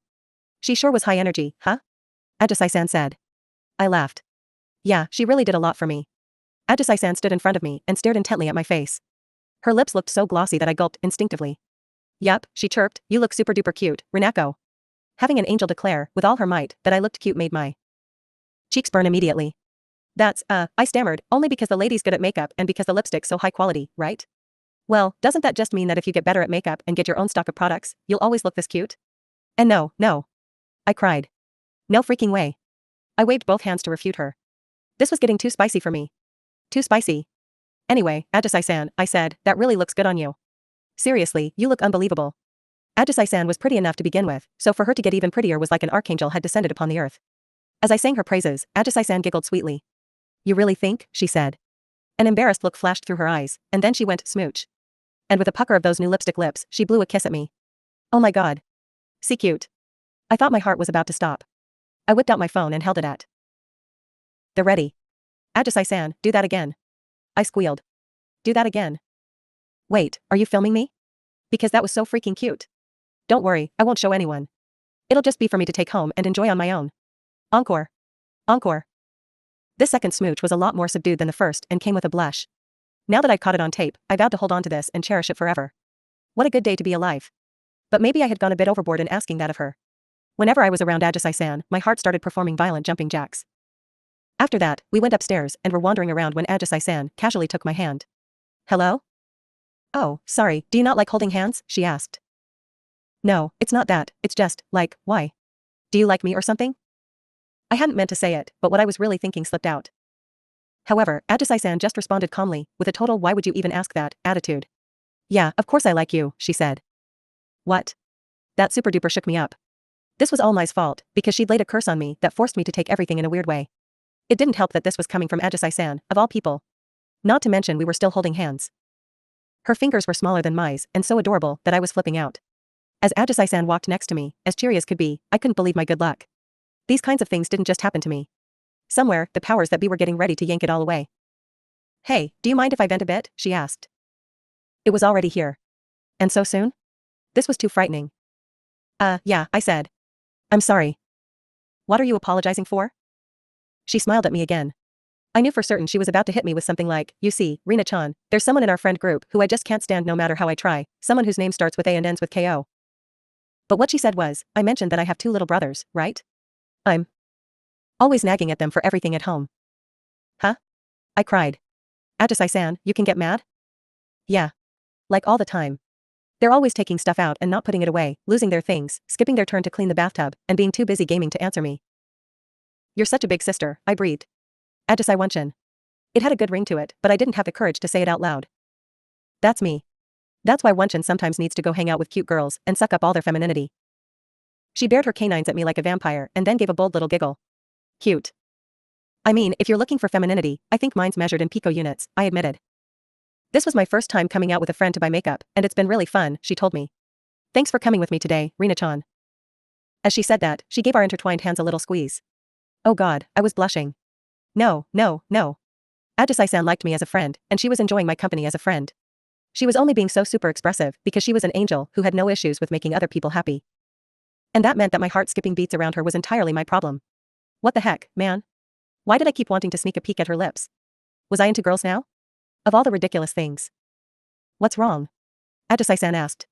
Why'd you stop and grab your head? Oh, are you not feeling well? No. I just feel like that moment when you step out of a dungeon you can't go back into. And it's only then, after you've already overwritten your save, that you realize you missed a treasure chest. Yup, the powers that be had really yanked that good luck away, alright. Then I heard someone call, yo. I lifted my head. Hey, isn't that Senna and Amori? Are you guys shopping? Hot guys. Okay, no. They were my classmates Shimizu-kun and Fujimura-kun. As far as I could recall, one of them was in the basketball club and the other did soccer, but I couldn't tell you which was which. At any rate, they both were tall, broad-shouldered, and handsome. In front of these two hot guys, I became a total nervous wreck. I could barely talk to girls, let alone casually chat with the most eye-catching guys in class. Yet of course Ajisai-san, her hand still in mine, didn't have the slightest hint of shyness. We sure are, Ajisai-san said. Funny place to run into you two here, huh? Are you picking up a present or something? You got it. A birthday present for this dude's girlfriend, Shimizu-kun said. Yeah, added Fujimura-kun, but we pretty much already got what we came for. So how about we go grab some tea together, ladies? Ajisai-san smiled and said, ooh, let me see. I slipped my hand from hers and took a step back. Ajisai-san was nice to everyone, so I figured she'd invite me along too, on the pretext that 4's better than 3. But when I stared down at my empty hand, I was hit with a sudden memory. The same thing happened long ago. To be more exact, it was in junior high. Someone invited me to hang out with her and the boys, but I had been so nervous and unsure of what to say in front of a bunch of guys that I'd held back and turned them down with a, no thanks, I'll pass. Then, the next day, the person who'd asked me came up to me and said, hey, Amori, why'd you turn me down? That was pretty rude of you. I'm not going to invite you to hang out again. I don't think I was mad at the time. I didn't cry, either. I think I only stood there grinning away like a complete idiot. Maybe she hadn't liked my attitude. So, I became a loner. And it was over something as little and stupid as that. It was one of those things where I'd just caught her on a bad day. She was one of the popular girls in class, and after that she started ignoring me for no particular reason. I never tried to push back publicly, and no one paid any particular attention to me as I went along with the flow. I remained alone right up through graduation. I don't mean to paint it as this big traumatic incident or whatever, but ever since then, I couldn't help but be super aware of what other people thought about me. And turning people down became the most frightening thing in the world to me. I really didn't think I could handle hanging out with the guys, but, no, I had no choice. I would be okay. It was just that it'd ruin all my plans with Ajisai-san and make me crash the minute I got home. No big deal. I could stick it out through anything if it meant I wouldn't have to spend 3 years of high school as a loner. If only Mai were here, though. She'd come to my rescue for sure, tugging on my arm and pulling me away like she always did. As I spaced out, I felt an unconscious flicker of anger at my own daydreaming. What was I thinking? This wasn't good at all. That was just using Mai for whatever I wanted, which flew in the face of my image of a perfect friend. A true friend was someone who'd be there for you without any calculated self-interest. That was my goal, but how much of a coward was I if I fell back on Mai the moment things got inconvenient? It frustrated me. Sure, Mai was incredible and could do anything, but that didn't make any difference. At this rate, I wouldn't be able to hold my head high and tell her that I wanted to be her friend instead of her lover. She was over in France doing her best. That meant that I needed to use my own words and turn the guys down. Never mind the fact that this was way easier than what she was doing. Hey, Rina-chan, what do you think? Ajisai-san asked, urging me on in place of the boys. I took a deep, resolute breath. To hell with the past. To hell with junior high. I was a changed woman. And I was going to find my true friend here in high school. Sorry. I yelled. I don't want to. Thump. Overcome with dizziness, I'd collapsed on the spot. Rina-chan? Turned out I had a little case of anemia. Hey, Amori, said Shimizu-kun. You gotta get some fluids in you. Are you okay? Asked Fujimura-kun. Want me to walk you home? Oh, no, I'm fine. I said. Sorry about this. I took the bottle of Pocari energy drink that Shimizu-kun handed me and clutched it in both hands as I rested on a bench on the landing. These two were so kind. And here I was, fine up until I decided to turn them down, but then, too mentally weak to go through with it. Thanks, guys, Ajisai-san said. I'll keep an eye on her from now on, so she'll be okay. Gotcha, Shimizu-kun said. Then we'll be heading out, but you take care now, okay? Hey, what, said Fujimura-kun. Isn't it kind of mean to just ditch her? Look, dumbass, it's better to let a girl handle this kind of thing. So long as we're around, all we'll do is make her self-conscious. Oh, it's one of those things, huh? Sorry, I was being stupid. See you guys at school, then. Thank you, Shimizu-kun and Fujimura-kun. Popular guys like them are so kind to girls. Sorry that I'm the one with all the weird hang-ups around guys. The awkwardness got even worse once they left me behind with Ajisai-san. I felt super guilty. I began to say, but Ajisai-san beat me to the punch and apologized. I'm sorry, Rina-chan. Wait, what was she apologizing for? Was she about to say, I'm sorry, I just don't have the courage to be friends with you any longer? This was the end, wasn't it? Then, let me weep bitter tears. I steeled myself for the consequences of my own actions. You're not really comfortable around guys, are you, she said. Or more like around people you don't know, I guess. I should have turned them down before that. I'm sorry. I broke out in a cold sweat. But, no, I stuttered out, faltering as I went. If you were going to have more fun hanging out with them, you should have gone ahead, even if it meant leaving me behind. No, I shouldn't have. She glared at me with reproachful eyes. I came here to hang out with you, so what's the point if you're not having fun? She grabbed my hand. Eep. Hers were so soft. Aren't I here to hang out with you, Rina-chan, she pouted. Then she followed that up with a big grin. I stuttered out an apology for the misunderstanding, but Ajisai-san still had more to say. I'm really not that much of a perfect little goody two-shoes. You know that, right? Why yeah, I do. She pointed a finger right at me. Do you? Do you really? I can be pretty selfish, not to mention short-tempered. With that finger right in front of my nose, I nodded woodenly. Maybe Ajisai-san, just like Mai, was sick and tired of the image everyone else pushed on her. I'll be sure to keep that in mind, I promised. Good. So long as you get the point. She giggled. Hey, you know, whenever I'm lecturing my brothers, I grab their hands just like that. The kiddos always get really embarrassed, and it makes them actually listen to whatever I have to say. It's my secret big sister strategy. It's a little weird having you tell me that, I admitted. I could feel all the blood coursing through my body. My heart was pounding like crazy.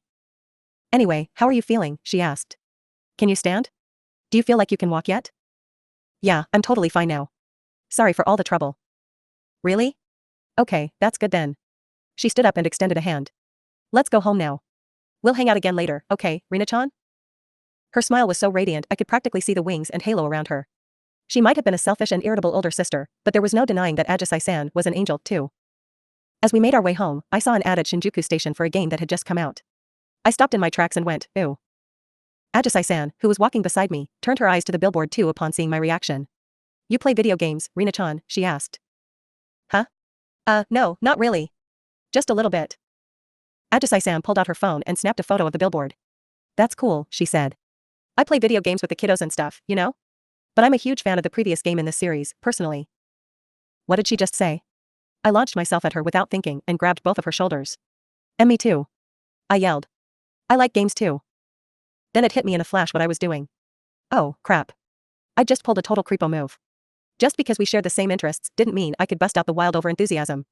Any minute now, Ajisai-san would express her discomfort and say, oh wow, really? That's funny.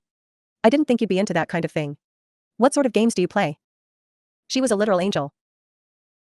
On the train ride home, I did my very best to not rapid-fire talk my mouth off at her, flaunting all the tidbits of minor trivia I'd picked up from developer interviews and whatnot, but instead calmly, oh so calmly, talked to her about games. Ajisai-san, for her part, seemed to enjoy herself as she listened to me. And then, to add icing on the cake, she said, oh wow, you bought that one. Huh? I'd love to check it out myself. In that case, I began. I gulped down the offer to lend it to her once I'd finished with it. Instead, I summoned my courage just like I had done earlier today and, once again, tried inviting her to hang out. Would you like to come over to my house and play it sometime? Ajisai-san beamed at me.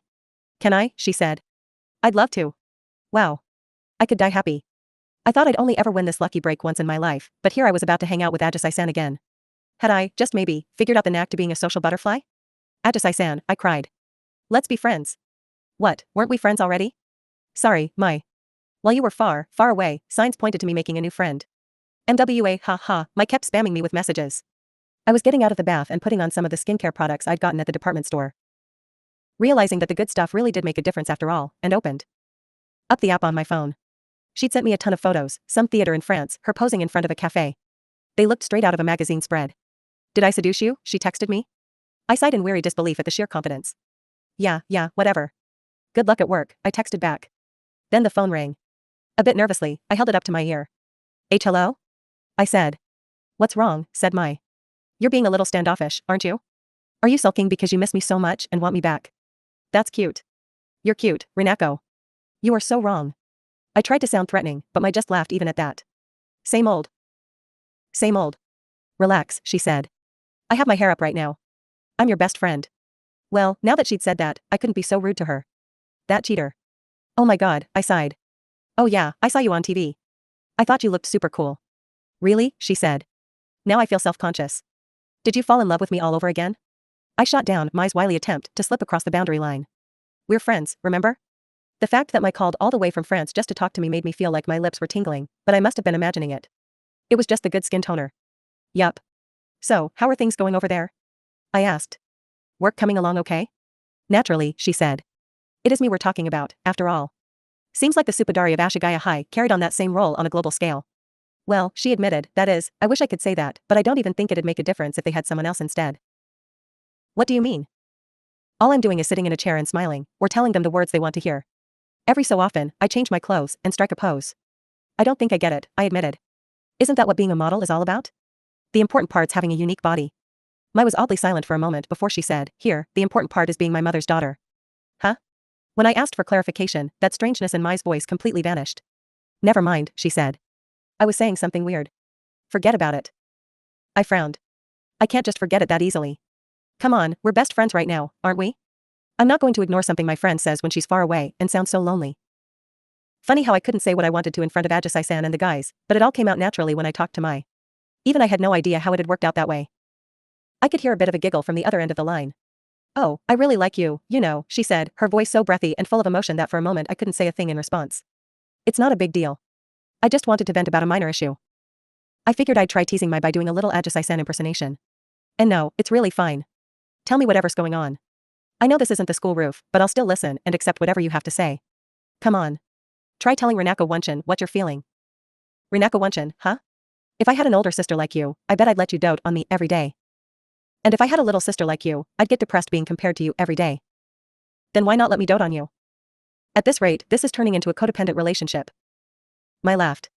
Embarrassing, I thought. If only I hadn't said that stupid Wunchin thing. To me, Mai began, a lover is a very special person. I was fully aware that this topic could easily drift into dangerous territory, but all the same, I'd said I'd listen to anything, so I had no choice but to sit there and listen. There's someone that's precious to you, someone who can't be replaced by anybody else. To me, you're that person. Ah, come on, but. You're always asking, why me? But it's because you were there for me at the right place and the right time. Destiny doesn't mean there was someone out there waiting for me. The fact that I met you was destiny. That was only her trying to explain it after the fact, I thought. Sure, it was pretty miraculous that she'd saved me from falling off the roof. But I was pretty sure there'd be a day just around the corner when Mai would realize that it wasn't destiny after all. And yet, for some reason, I couldn't bring myself to tell her that. Maybe, it was because I wanted to think of Mai as that special person. Then that means you think I can't be replaced with anyone else? I asked. Of course I do. There's no one in the world who could replace you. I could certainly think of a few options, but whatever. I hesitated before responding, well, me aside, I don't think anyone can replace you either. Is that really true? She said. She sounded ever so slightly desperate, so I hit her with that big, of course, seal of approval. I wasn't talking about her incredible looks or being the Supadari or whatever. There's no other girl in the world who could be as pushy in pursuing me. I went with that because I was a little worried about when and if I might actually fall in love with Mai for real. Not that I would ever tell her if it happened. Forget falling in love, I'd had my fair share of falling from the roof incident, thank you very much. Thank you, Mai said. I feel a little better now. You're a very kind person, do you know that? Mai's whisper, lacking all of her usual forcefulness, traveled all the way from my ear to melt my heart. The feeling of distance on a phone call was dangerous indeed, I realized. I rushed to change the topic. Not really, I reminded her. I'm the same as anyone else. Anyway, what time is it over there? What are you up to right now? It's the middle of the day. I'm going to be on standby for a while, since we finally wrapped up this part of the shoot just a few minutes ago. I was looking at your picture and grinning away the whole time. When did you get a picture of me? You're embarrassing me. Don't worry. I told everyone that you were my girlfriend, Ma Sherry, and they all told me how cute, parfait, you were. Now I'm even more embarrassed. What did you go and do that for? Wait, and why were you showing them my photo? Because I'm proud of my girlfriend. Friend. I insisted. So, she said, is there anything new on your end? You gotta learn to listen to a girl, I sighed. Then I told her about my first time hanging out with Ajisai-san alone. She seemed really interested in playing this game, so we're going to give it a shot tomorrow at my place, I bragged in a totally haha, good for me kind of way. I was so hyped to hog Ajisai-san to myself for 2 days in a row that I didn't consider how I might take the news. Oh my, she said. Alone with her? How interesting. Her voice had grown chilly all of a sudden. Why had I waited until now to hang out alone with Ajisai-san, it seemed to ask. Didn't we always hang out in a group of 5? She hesitated a moment longer before saying, I see. I never thought you'd be that kind of girl. Huh? What kind of girl? You really invited another girl into your room when you have me already? How you toy with a girl's heart. Hey, hold the phone. I cried. Ajisai-san is just a friend. Are you a wicked woman who cheats on me the instant we go long distance? You're having a huge misunderstanding.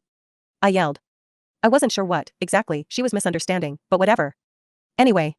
It's not like we're real girlfriends anyway, so aren't I free to hang out with whoever I want? Why on earth was I arguing this point anyway?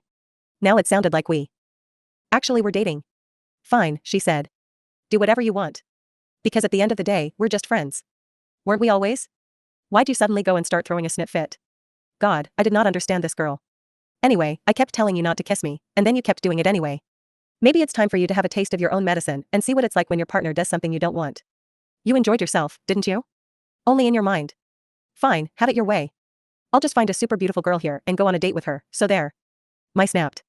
Oof. I was at a loss for words. I saw on TV that Mai had a whole flock of pretty Japanese models near her. I was just some random girl who couldn't begin to compare to any of them. I could feel myself being ground into dust under the heel of my own inferiority complex. But Mai was twice as shocked as I was. No, I won't, she said. I'm sorry. That was a joke. I was about to throw away my pride for a snide remark. I expect better of myself. Oh, okay. Gotcha. I breathed an internal sigh of relief. Wait, what? What was I sighing about? Now you should fess up too, Mai said. You were also joking about hanging out with Ajisai, right? No, that was the truth. So you are that kind of girl. Oh great, here we go again. And with that, I hung up the phone on her, just as if we were having a real fight. Mai had started acting weirder and weirder ever since we'd had those kisses. At this rate, I felt we'd be having an even bigger, or maybe even a relationship ending, fight any day now. Man, I knew romance was a risky business. If it could make the likes of Mai lose her marbles, then we should have called it quits. In order to distract ourselves from a mindless school weekend and all the humdrum boredom that came from our missing Suppadari, the whole class started making plans to hang out left and right. Yet one person stood out from all the rest in terms of going particularly haywire, Mai's fangirl, Keiho-chan. She whined, "Man, I'm so bored," grabbed her head in her hands, and threw a tantrum right at her desk. Calm down, you 16-year-old baby, Satsuki-san chastised her. My goodness. What's so good about Mai anyway? Keiho-chan catapulted herself upright and, rather unexpectedly, wailed, you all just don't get it. We're super lucky to have class with the Suppadari because she's literally a sight for sore eyes. But now we're all too used to having her around, right? Next to her, Ajisai-san grinned and clasped her hands behind her back. Ah, come on. I think we're lucky to have her around every day. Don't you think, Rina-chan? Why yeah, I said. She definitely raises the value of our uniforms. That's not what I mean. Keiho-chan tried to throw her arms around Satsuki-san. Right, Saa-chan? Satsuki-san swooped out of the way. I can't say I agree, she sniffed. Whether or not Mai is here hardly affects our day-to-day lives at school, does it? We still have the same daily tasks to do, after all. If anything, it's a relief that she isn't here being such a bother anymore. But then how come you look so lonely when you don't have a rival around to compete with every day? Satsuki-san didn't have a good comeback for that one. Hey. Whoa. Stop trying to beat me with your book. As Keiho-chan incited Satsuki-san's wrath with her unnecessary commentary, Ajisai-san grinned in amusement and watched their horseplay. It felt like something was lacking when Mai wasn't around, like listening to music with one dead earbud, but hey, at least things were peaceful. I could live my calm, ordinary life in high school without anything around to throw my heart off kilter. I had apologized once again to Shimizu-kun and Fujimura-kun and brought them soft drinks as thanks. Those two were so kind. Wait a minute. What? Had my MP been running out in the first place because I was so nervous about having Mai around? And so, I made it to the end of the school day. I chuckled to myself. Today was the day that Ajisai-san and I had plans to hang out together. Let's head on home, Rina-chan, Ajisai-san said. Let's. With pleasure. After Mai, Ajisai-san was the second friend I'd invited home in that month alone. Turning over a new leaf for high school? Please. I'd turned over the whole plant. I shooed away the mini Mai in my head that glared at me and yelled, so you're that kind of girl, and headed off, side by side with Ajisai-san. The train ride home was pure bliss. We even carried on a conversation the whole time without any awkward pauses, although that was simply due to Ajisai-san having Herculean powers of communication. Don't get the wrong idea, Amori Renako, I reminded myself. We arrived home, welcome inside, and thank you for coming. Then, the moment I opened the front door, I bumped right into my little sister. She was always coming home late because of her badminton club practice, but, just my luck, today she was home. But hey, I didn't mind. I beamed as I flaunted Ajisai-san. I'm back, I said, giving my hair a little self-important flip. Oh, and I brought over a friend today. As I had expected, my sister about jumped out of her skin and produced a voice from somewhere in the vicinity of her spinal cord that said, oh my god.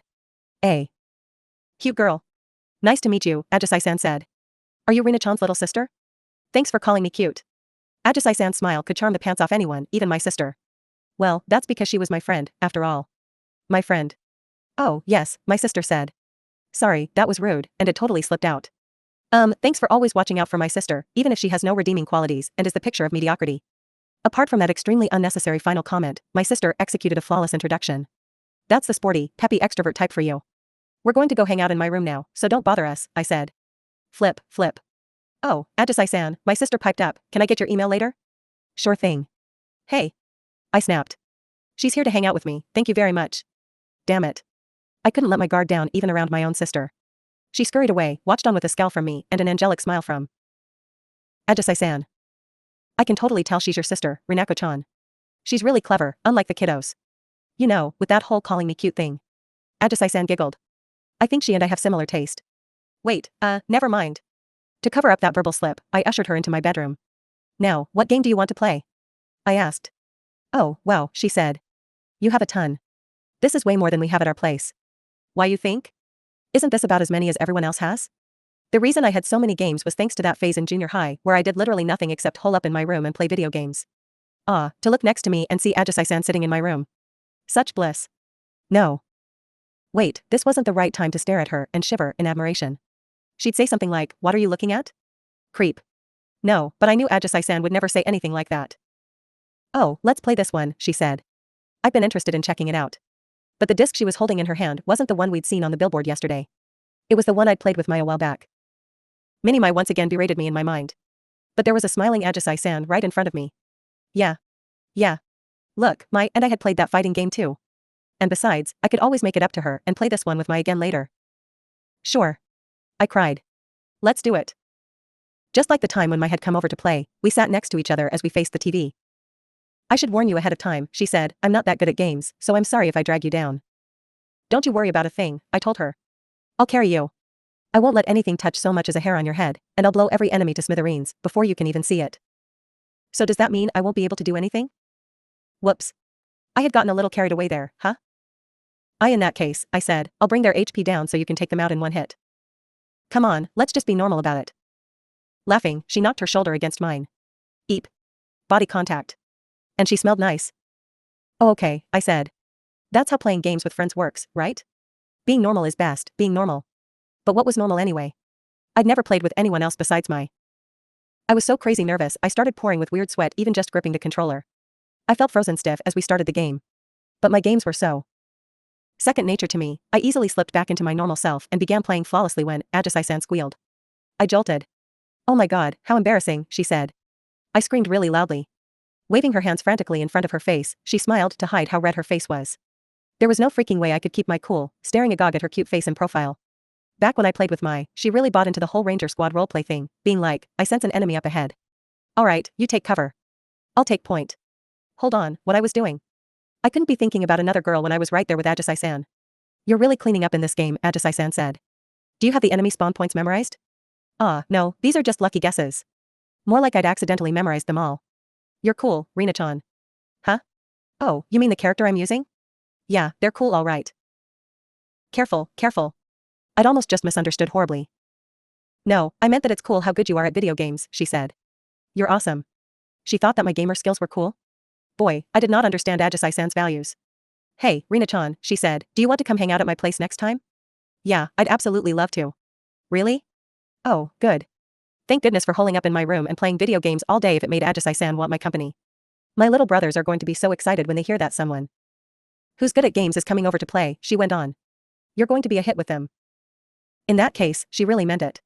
But considering that Ajisai-san was such a big sister at heart, maybe this was a good thing. Ajisai-san's little brothers were into people who were good at games, huh? Hey, I began, I'm asking just for information, but what does it take for you to be into someone? Huh, she said. What, do I seem like I have super high standards? No, that's not what I meant. I'm just, asking out of curiosity. We paused for a brief break at a save point, and as I put down my controller, Ajisai-san followed suit and looked up. To be honest, she said, I don't really have a type.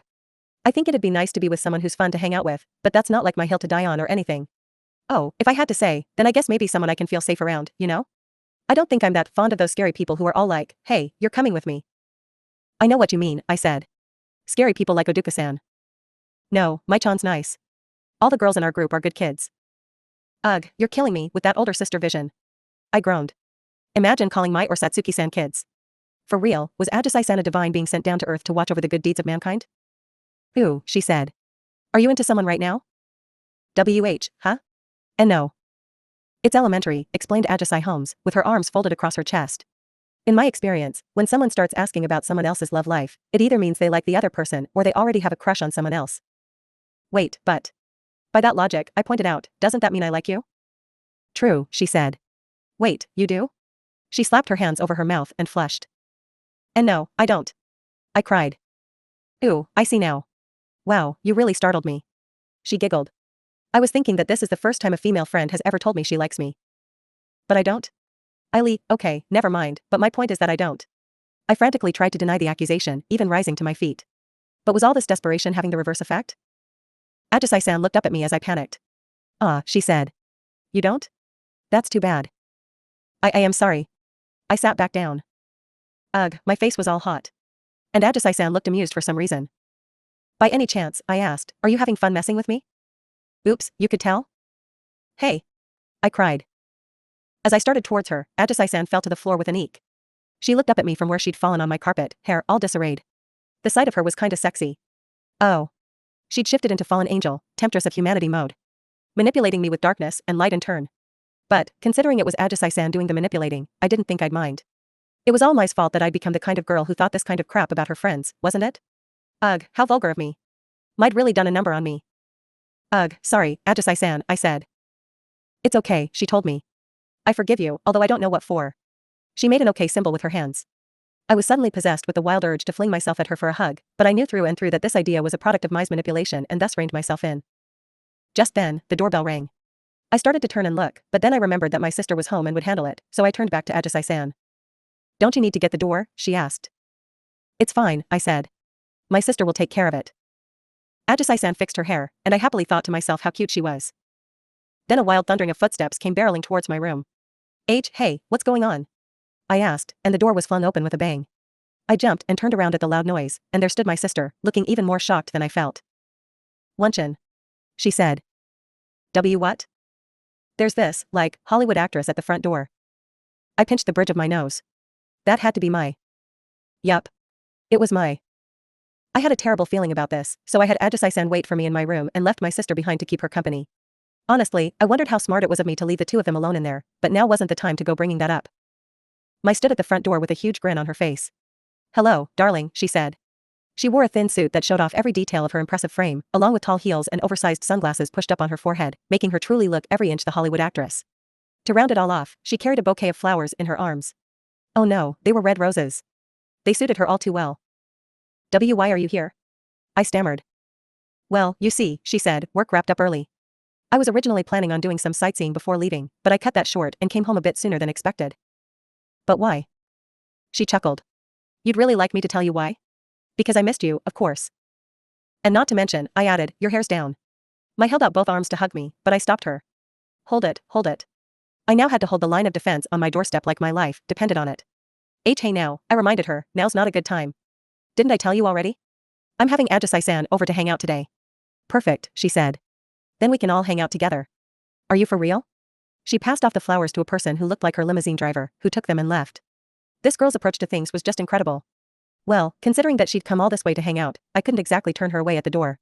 So, against my better judgment, I let Mai in. When we returned to my room, Ajisai-san had the shock of her life. Huh? Mai-chan, she cried. Hey, Ajisai, Mai called. I'm done with work, so I thought I'd stop by for a bit. She smiled at my sister, who was sitting frozen stiff in the corner. And who? Might you be? Mai asked. Rinako's charming little sister? It's a pleasure to meet you. My name is Oduka Mai. Charming, my sister repeated. Wait, who are you? Queen Elizabeth? She shook hands with Mai, looking utterly bewildered. Once Mai let go, my sister stared down at her own hand as if she couldn't believe that this was really happening. Hey now, I said to Mai. Don't go trying to charm my sister. What do you mean, charm her? You were watching me, weren't you? She said. All I did was introduce myself to her. Ajisai-san laughed. Sure, but you might have been laying it on a bit thick. I get it, though. I was super shocked the first time I met you too, Mai-chan. Your face is so small I was wondering if you even had a skull. My sister's head shot up as we started to go back and forth like we always do. Wait, you're seriously Wunchan's friend, she cried. Oh, yes, said Mai. We get along quite well, which I'm grateful for. Huh? Who? Once again, she looked utterly flabbergasted. Hey, quit looking around. I thought. There's no hidden camera. Besides, I was the one Mai had asked out, so, if anyone, I had the most right to be questioning what was going on here. What was I supposed to do about this situation, anyway? My sister showed no sign of leaving. Meanwhile, to my right sat the angelic cutie Ajisai-san, while on my left was the gorgeous beauty, Miss Supadari Mai herself. Sandwiched in between the two of them, I started hearing mysterious whispering voices. One, an accusatory voice from Ajisai-san, hissed, "Hey, this is supposed to be our time together, so what's Mai doing here?" The other, Mai's level-headed voice, said, "Cheaters must be punished." How had I ended up framed as a no-good two-timer? Weren't we all friends? Mentally, I put my head in my hands in despair. Physically, I desperately called out to my sister, "Hey, do you want to play a game with us? Come on." Huh? Yes, I'd love to. This was the first time I'd ever heard my sister sound so happy and polite when talking to me. And so Ajisai-san, my sister, and I settled down to play a game together. I figured that if we had plenty of witnesses, Mai wouldn't pull any funny business. No one's ever heard of a daytime werewolf, right? We switched over to a 4-player game, a rapid-paced brawler. This was so fun. What a good way to clear my head. Wait, why was Mai so good at this? I thought this was her first time playing the game. Gah, what was with that girl? She was going down. We got so wrapped up in the game that when Ajisai-san pulled out her phone to check the time, she went, "Oh. Sorry, but it's already getting late. I need to go pick up my brothers from practice, so I'll be leaving now. You guys, keep having fun." She stood up making an apologetic pose, and I half rose too. In that case, I said, "Let me walk you to the STA." My sister snatched my wrist with an iron grip. Her eyes pleaded with me, earnestly begging, "Don't leave me here alone with Mai-san. I feel you there, but still." "Hey, Oduka-san," I asked, "why don't I walk you to the station too while I'm at it?" I gave her a forced grin, but Mai pretended not to notice. "Oh, sorry," she said. "I already told them to come pick me up at a certain time. It's not for another hour and a half. You don't mind if I stay that long, do you?" Who said she could decide on that? But before I could say anything, my sister bowed. "Please," she cried. Ajisai-senpai, please let me walk you to the station." "Why, that little?" "Come on, let's go, Ajisai-senpai." "Huh, are you sure?" Ajisai-san asked. "Uh-huh. I'd really like to keep talking with you, so." Ajisai-san giggled. "Really? I'm happy to hear that. Okay, then I'll dote on you. Aplenty. Rina-chan, thanks for having me over today. I had tons of fun. See you at school too, Mai-chan." Then my sister abducted Ajisai-san. But she was mine. Mine, I tell you. No sooner had they left than my sister opened the door and poked her head back in. She stuttered. "See you later, Oduka-senpai." "Uh-huh. See you later," Mai said. Wham went the door as my cruel sister slammed it shut behind her. Then all was silence, a silence so thick it made my ears hurt. Let's keep playing," I said. "Come on, Mai, you'll never beat me." The instant I reached out for the controller, she grabbed me from behind. I squeaked in shock. "What did you yell for?" she asked. "Because you moved so quickly." I cried. "You lecherous wolf. You werewolf. I'll have you hanged." "But I came home a day early just for you," she said. "Just for yourself, you mean?" Mai's hands twitched. "Yes," she admitted. "It is. Even though I say it is for you, what I'm doing right now is very much for me. You can see right through all of my wretchedness, can't you?" She sighed just behind my ear, and I flinched, my breath catching in my throat. "Then I suppose I'll simply have to make it up to you," she said. "Huh?" She laid her hand on my cheek and then suddenly pulled me towards her. With my head turned around like that, she rained kisses down on me like a passing shower. She'd captivated me in one fell swoop. Every part of my body was filling up with mine-ness. Reflexively, I shoved her away. "Hey now," I said. "Stop that." I wiped my mouth with the back of my hand and glared at her. My mom and dad weren't on their way home yet, and my sister wouldn't be back from taking Ajisai-san to the station for a while. For the moment, Mai and I were the only two people in the whole house. Mai put her hand to her chest like a character in a play and lowered her eyes. "I'm burning with jealousy," she recited. "To think that I could hold such feelings for Ajisai-san. Indeed, as you've told me, loving another may involve more than just the beautiful things." "Oh come on, jealousy. I mean, why? I'm nothing special, I just." "But you are the girl I love," she said. She took my wrist. I could see in her eyes how much she yearned to embrace me, and it made me feel dizzy. "I don't get you at all," I said. "There are way nicer girls out there, aren't there? Like Ajisai-san."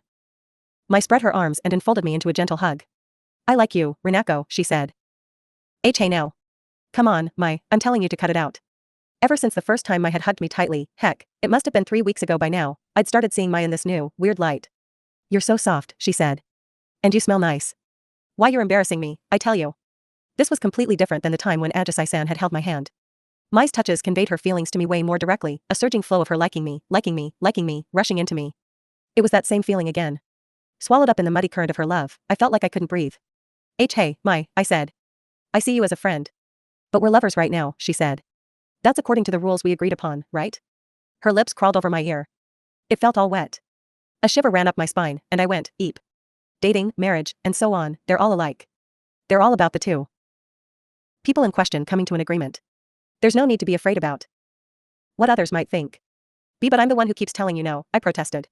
There she went again, deciding other people's feelings for them. This freaking girl, I tell you. I tried to slap her on her back, but there was no strength in my hands, and it ended up coming out like a caress, begging her to give me more. But no. No, that wasn't what I meant. I want to have every part of you, Renako, she said. Every part of me? Mai's lips trailed lower, from my ear to the nape of my neck and then down to my collarbone. My body kept on reacting as if she were toying with me, just barely tickling the soles of my feet. Mai, that tickles, I protested. Your skin tastes so sweet, Renako. Why are you licking me? Why on earth would you even say that? Mai did not respond, but went even further and began to unbutton the shirt of my uniform. Are you trying to change my clothes? I cried. What, do you think it's weird that I'm still wearing my uniform even though I'm at home? Okay, I get the point, but I can change by myself. You don't need to do that. Renako. With the ribbon undone, she took off my outer shirt, lifted up my undershirt, and revealed, naturally, my underwear, my marine blue bra fully on display. Hey now, Mai, I whined. I love you, she said. Her everlastingly calm eyes twinkled like all the stars in the night sky, and my breath involuntarily hitched at their beauty. She pushed me down into the carpet and looked down over me. Her glittering golden hair dangled around me like the lace on a canopy bed. Mai. I breathed. She straddled my stomach, but I couldn't feel her weight. At all. She was practically as light as a feather, almost as if she wasn't a real person. As I lay underneath her and looked up at her, I had one thought: this girl was seriously gorgeous. When she looked like this, I thought that even if she went to town on me, I'd come away with an experience anyone else would boast about, because it would have been with Oduka Mai, of all people. I'm going to take it off, she said. And no, I keep telling you not to, I said. Her pale finger slipped into my cleavage. I'm not ready, not with you, not for this kind of thing. I've been wanting to do this with you the whole time, she said. I know that, I said. You wrote it all down on that list. My body was like an exhibition of lust. No, this really wasn't the right time to say that. Her other hand reached down and started to inch up my skirt. Eep. Why do you want to touch there? Aren't we both girls? I don't know, she said.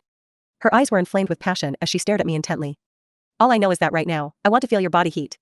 She cradled my cheek in her hand. It wasn't the touch itself that I disliked. Really, the feeling of her skin against mine felt good.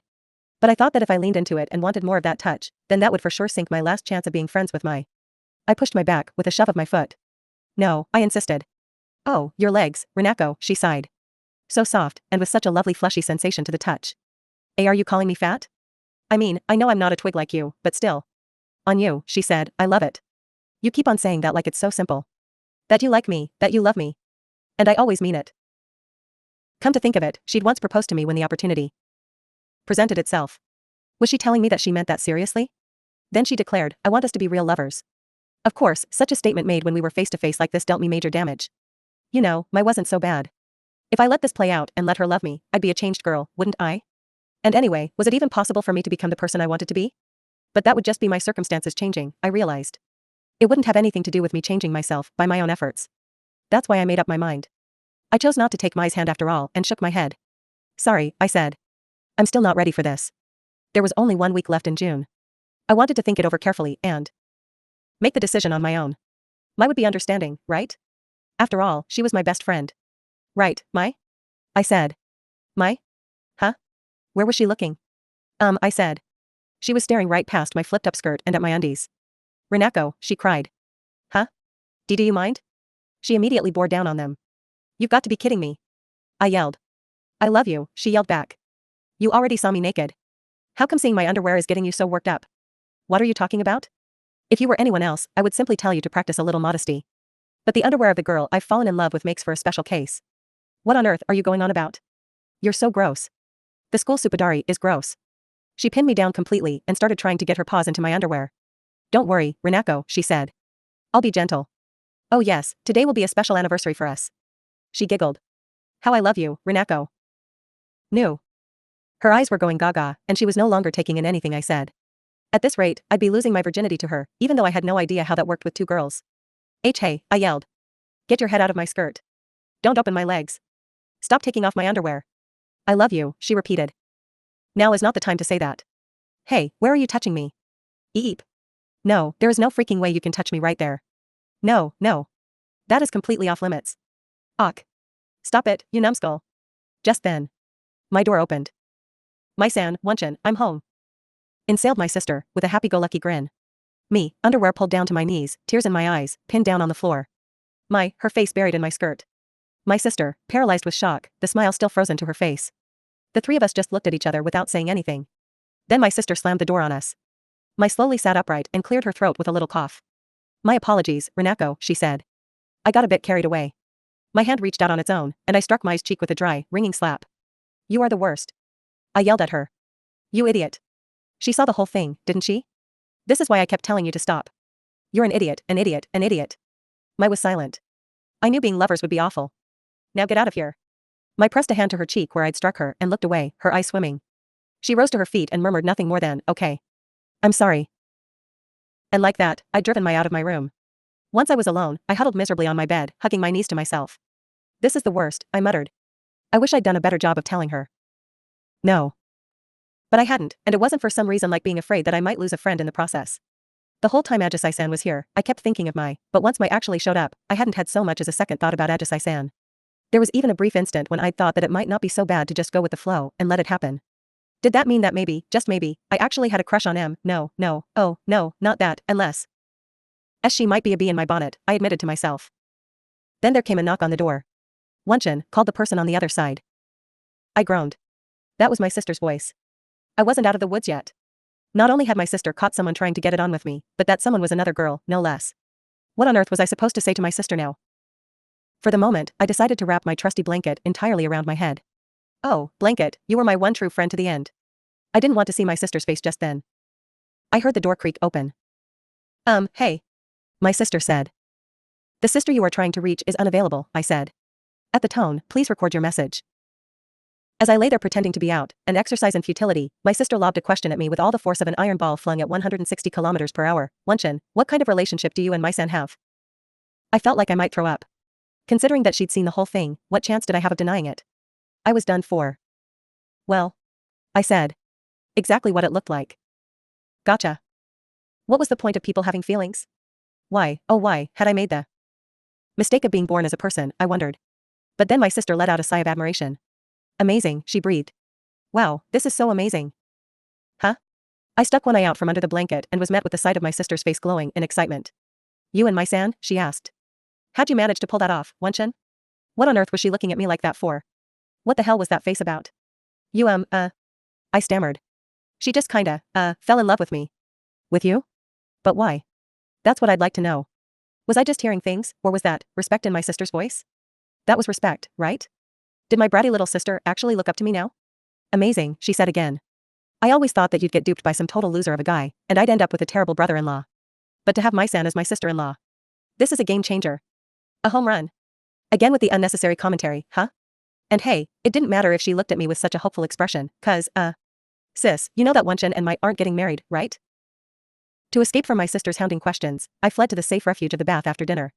Once I was finally alone, I breathed a sigh of relief. However, my heart would not settle down, because I couldn't forget Mai's heartbroken expression. I'd gotten all worked up and slapped her. Okay, well, I did think I was allowed that much.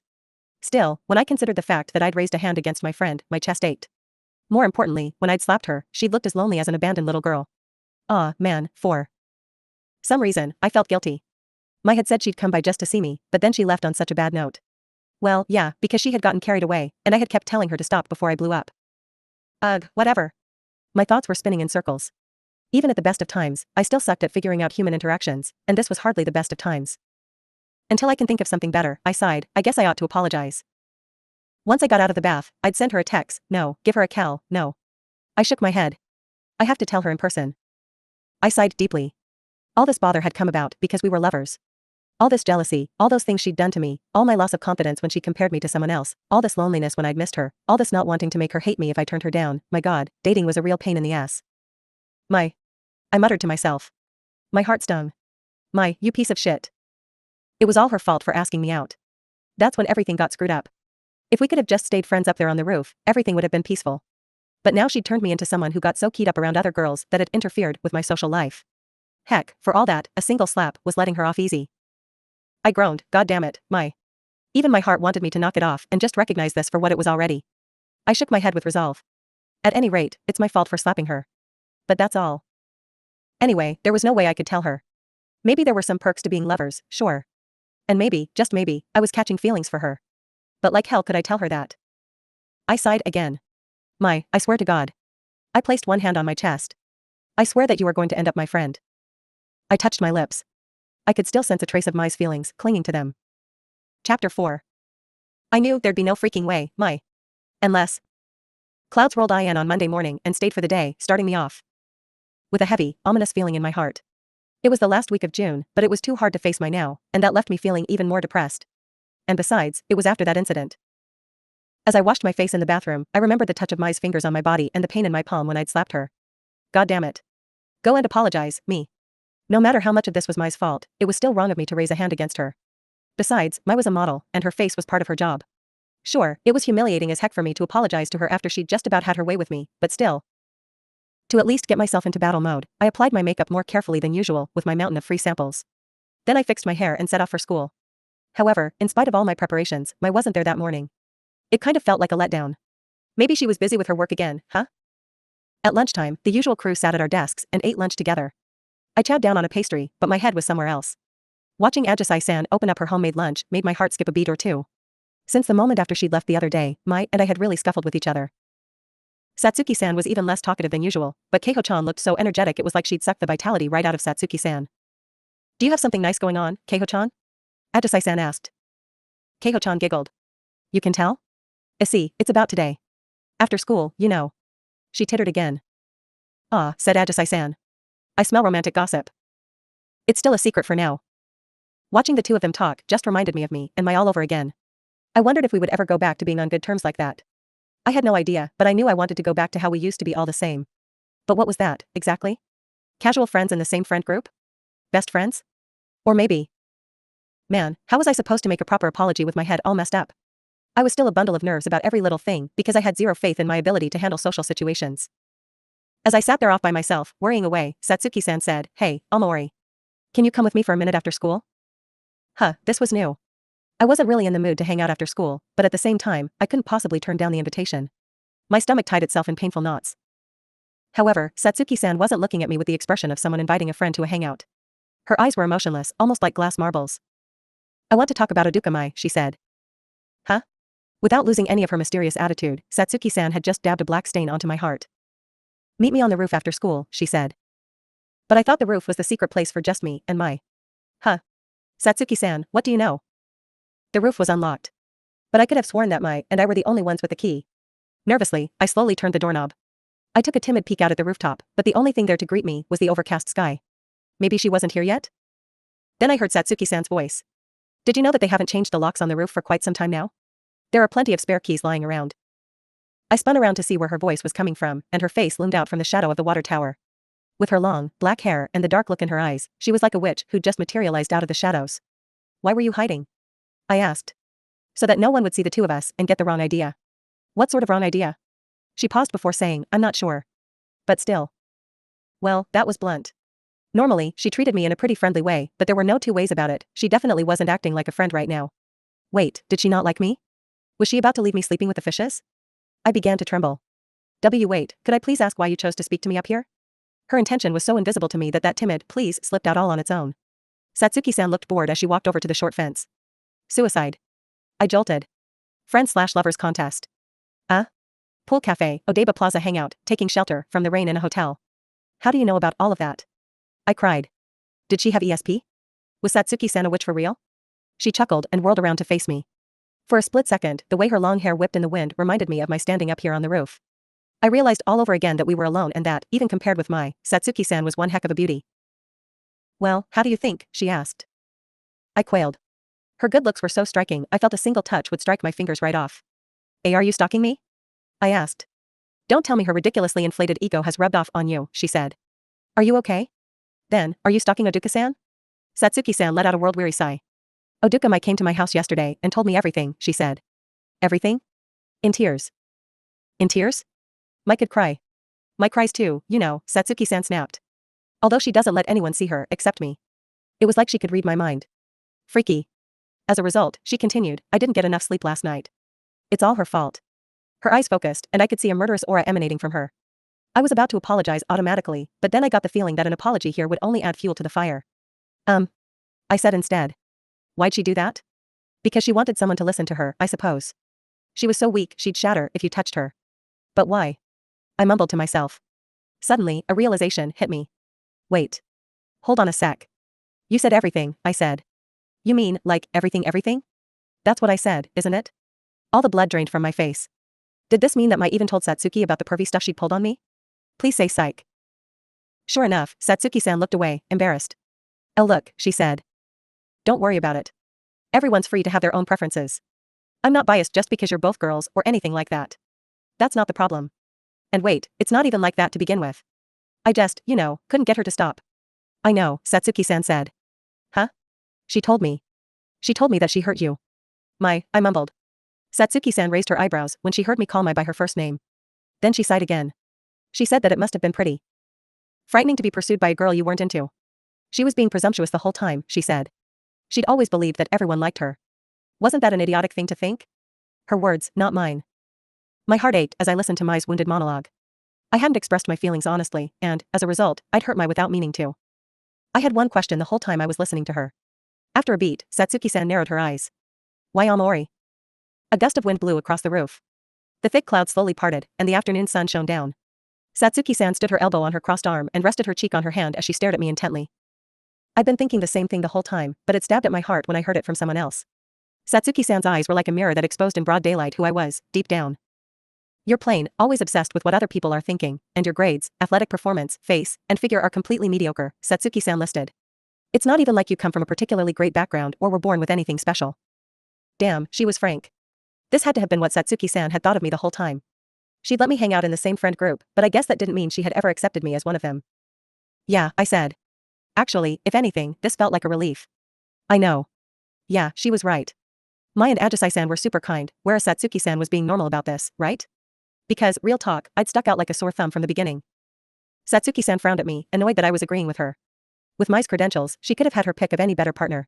She could have picked anyone she liked from among her celebrity friends. Or, if she wanted to go for another classmate, there are people like Sena Ajisai. Or you? I offered. Why did you mention my name, she asked. Oh, sorry. Looked like I'd stumbled across a landmine. Satsuki-san took a step towards me. She thrust her strong words into my neck, where they stung like needles. Do you know what I think? She said. I have no idea what goes on in her mind, but she is my friend, and I respect her. I've seen her more closely than anyone else, and I can tell that she works surprisingly hard. I remained silent. So when I found out that she's dating such a dull person, I was disappointed, and I wanted to ask her why. So, I did. I asked her, why Amori? And she said, for some reason, I felt like I knew exactly what Mai had said. She must have smiled, a grin as gentle as a spring breeze, and answered, because I felt like it was my destiny. Mai had said it herself. We weren't destined to meet anyone, but the fact that we had met was destiny. Satsuki-san stood before me in that imposing way, just as incredibly daunting as ever, but all the same, I wanted to speak. Actually, I said, I used to think the same thing. I swore hands down that Mai and I were not a good match. It was an easy enough thing to assert. I know, Satsuki-san said.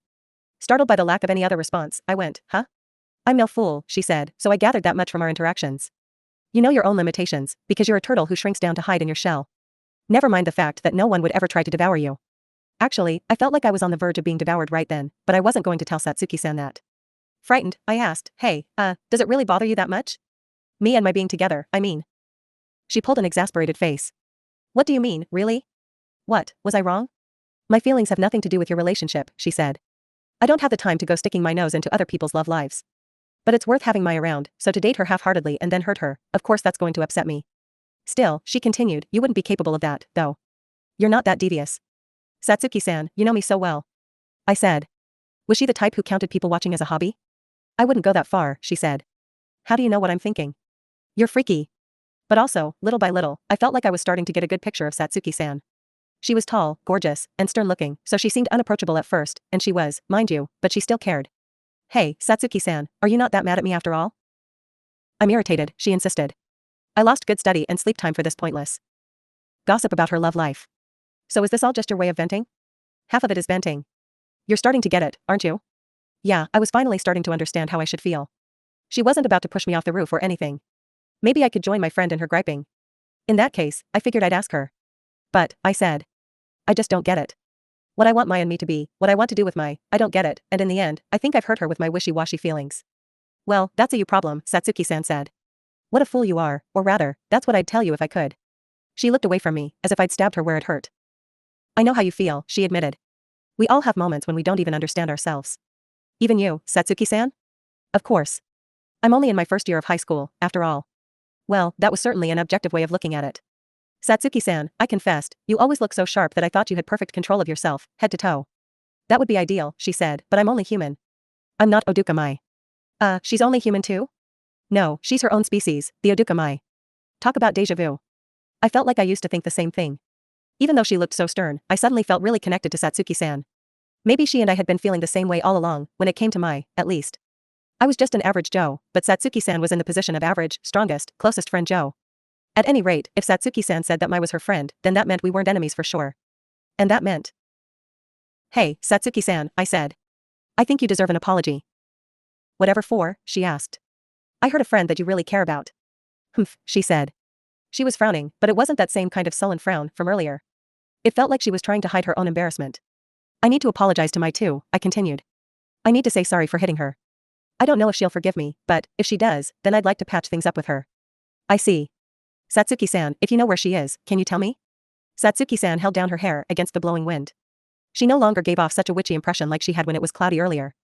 The girl standing right in front of me was unmistakably Satsuki-san, who'd been my friend for 2 months. You've changed, Omori, she said. Why you think? You used to be more self-deprecating, she said. That isn't a bad thing, per se, but now you remind me a bit more of my. It's the being pushy about something you want attitude. Wait, no. Gross. I yelled, an accidentally sincere burst of honesty. Then Satsuki-san smiled. It was the first time I'd ever seen her smile like that, a grin full of latent schadenfreude, because I was flustered. Relax, she said. You're the same as you always are when you're with the whole friend group. To be frank, I never expected that our talk would go like this. I assumed that I'd just monologue at you, and then you'd burst into tears. Then there'd be nothing left but for our friend group to collapse, and it'd all be over for us. I see. Wait, so she'd come to me ready to deal with that tragic outcome? Huh? Didn't that mean that she wanted to tell me off for the crime of hurting Mai? Because Mai was sad, she'd planned to ask me why I'd made her that way, and if she didn't like the answer, she was going to chastise me for it. Right? Hey, Satsuki-san, you really like Mai, don't you? I cried. Satsuki-san didn't answer me. Sorry, I said, hanging my head. For some reason, I just felt like that warranted an apology. I don't know where she went off to now, Satsuki-san said, but I do know what she's up to. And what's that? For a moment, Satsuki-san hesitated. Whatever she had to say must have been pretty tough to get out, I figured. You see, Satsuki-san began. Her mouth creaked open, heavy as the gates of hell. Once she had finished talking to me, she asked me to comfort her. Huh? I said.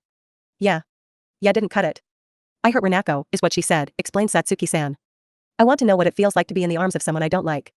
So Satsuki, because I don't like you one bit, I want you to comfort me. Besides, you like me, don't you? Satsuki-san must have been reciting every word from memory. And then? I prompted. And never mind how much of a fool she's made of me before, I told her that this was her first time making a complete ass of me. I kicked her out of the house at 5:30 this morning. God, I really wanted to ask. What exactly did Satsuki-san think about Mai? I really wanted to ask. But I had a pretty bad feeling that question would get me chucked off the roof, and without Mai around, there was no guarantee I'd land in the tree again. I couldn't trade my life to satisfy my curiosity. Good job, I told her. I couldn't help but appreciate her hard work. Also, wait, why on earth did I feel so relieved that Satsuki-san didn't actually go through with it? Who knew? Not me. To tell you the truth, Satsuki-san admitted, I wonder if I would have derived some satisfaction from devouring her after all, hurting her, wearing her mind and body to ribbons. What do you think, Omori? There's no point in asking me that. It's hard to fully understand yourself, isn't it? You're telling me, I said. Wait, this wasn't something to be sympathetic about. Anyway, so about Mai. Right, she said. Don't you think she's out finding someone to fulfill her desire? No way, I breathed. I was aghast. That meant that right now, right as we spoke, Mai might have been in someone else's arms. Why didn't you try and stop her, Satsuki-san? I grabbed Satsuki-san's arm.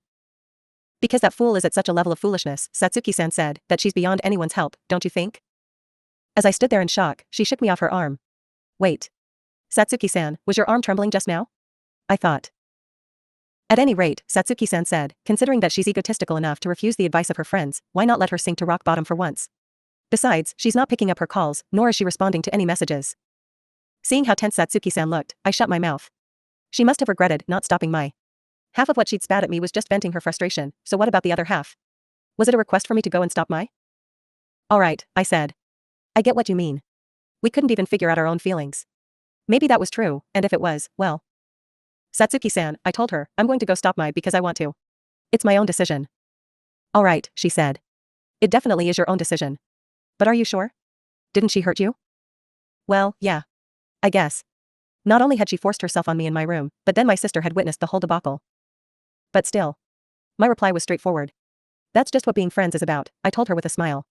You hurt them, and they hurt you right back, you know? Yeah. That was my image of a perfect best friend. Satsuki-san didn't look happy or upset, but instead closed her eyes. She's selfish, she reminded me, and she doesn't listen to a thing anyone else says. Yeah, maybe. I had gotten the crap kissed out of me against my will, after all.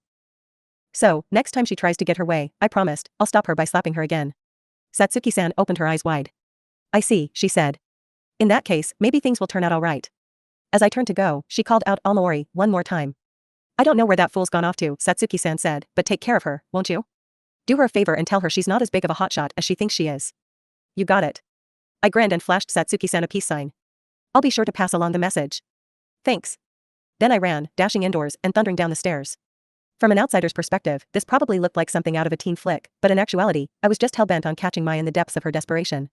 Still, considering that this was Mai we were talking about, I figured catching her would be one heck of a fiasco. After all, she was the queen of love. At Ashigaya High, whom no one had ever managed to pin down. For lack of a better idea, I figured I could head back to class and determine where to go from there. I didn't have the faintest idea of Mai's usual stomping grounds. Ajisai-san was the only one left in the classroom. It was rare to see her without anyone else around. Oh, Rina-chan, she said when I came in. Welcome back. Oh, yeah, thanks, I said. What's up? Do you have detention or something? No, not at all.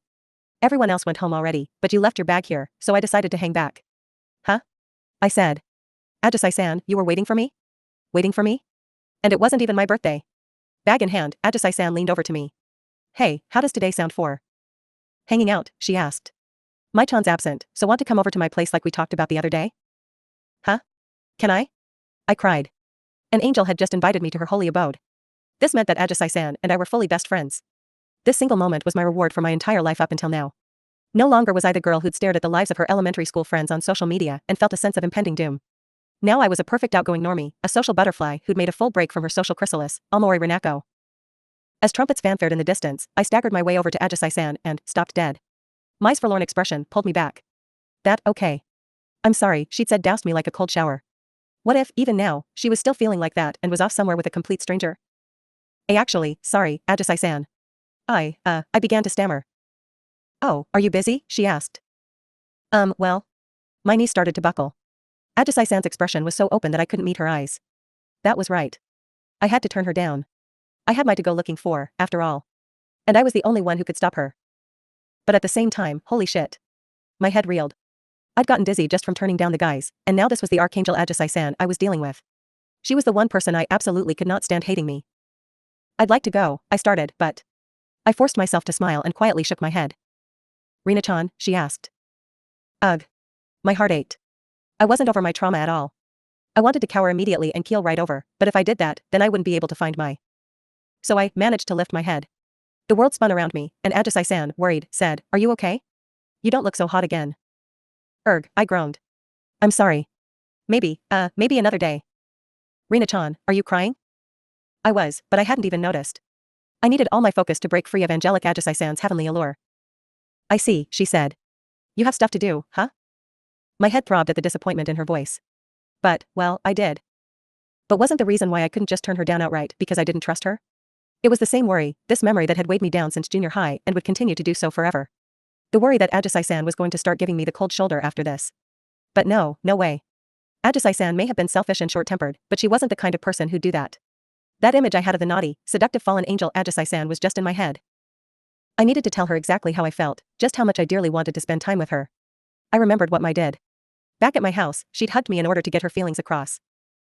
Therefore, in order to tell Ajisai-san my feelings that words couldn't convey, I wiped away my tears, and, just like she did for her little brothers, grabbed her hand.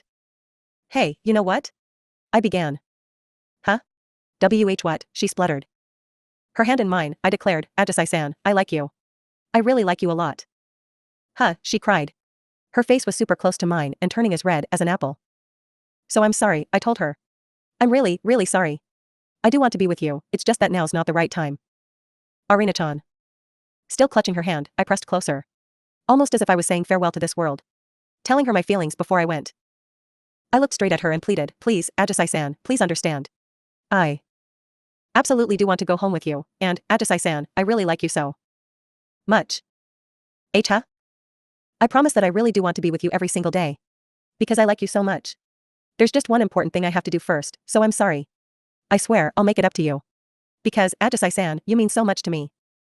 Thank goodness there was no one else left in the classroom. I didn't think I'd have been able to get all my honest feelings off my chest otherwise. Ajisai-san, I continued, ever since we became friends, I've been thinking nonstop about how cute you are. And when we hung out the other day, I had so much fun. You're my angel, so, I swear, I'll keep liking you forever. I battered Ajisai-san's tiny frame with my whole heart. Because I'd learned from Mai that even a self-centered attraction that didn't take the other person's feelings even remotely into consideration still had the power to move someone's heart. Ajisai-san's eyes clouded over with tears, and she gave me a tiny nod. Oh okay. She said. I like you too. We were so close our noses almost bumped together. There, alone in that deserted classroom, Ajisai-san quietly closed her eyes. She pushed out her lips ever so slightly, those new summer lipstick-covered lips. Wait, what was going on? At a loss of what to do, I went, and Ajisai-san's eyes snapped open. Forget how pale she normally was, Ajisai-san flushed red to her ears. Huh, she said. Arina-chan? I went. Well, anyway, yeah, so that's why I can't hang out today. Ajisai-san seemed uncharacteristically flustered. I guess she'd never expected to get an invitation turned down by the likes of me, and that was shocking enough to make her panic. No, it was fine. After all, I'd explained myself properly to her. She wouldn't start giving me the cold shoulder after this. Yup, I just had to trust her. So why don't you try asking Satsuki-san or Keiho-chan today? I offered. Why yeah, good idea, she said. Because you're busy. Right. When I let go of her hand, she yanked out her compact and started working away at fixing her hair. Oh, Ajisai-san.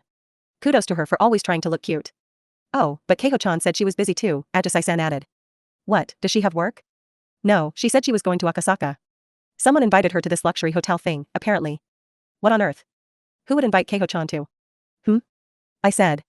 Wait a sec. Is that? And then it hit me. I scrabbled through my bag, found my wallet, and yanked out the membership card Mai had taken it upon herself to get for me. I flipped it over to the back. It's in Akasaka. I cried.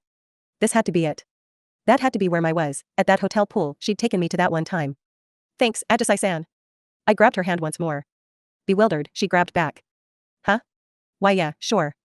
A bashful smile grew on her reddened cheeks. I don't have the faintest idea what's going on, she admitted, but good luck, Rina-chan. Thanks. I'll do my best. When it's all over, she said, well, would you like to come over after all? Oh, or maybe it'd be better if, you come over on a day when my brothers aren't home, maybe. Huh? No, never mind. I was wrong. That wouldn't be a good idea. She waved both hands frantically in a way that was so cute it made me want to hug her right then and there. But alas. Heartbroken, I instead said my farewells to Ajisai-san. See you tomorrow. I said. See you later. I turned down her invitation, and yet my heart felt light. Ajisai-san must have saved me from my trauma. She really was an angel guiding this lost lamb.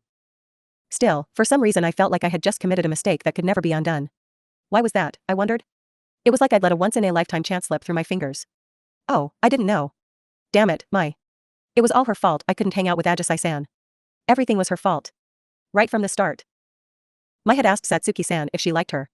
Satsuki-san ultimately ended up refusing her, so I figured Mai must have chosen a more certain target next, someone that she herself didn't have any feelings for but who did like her.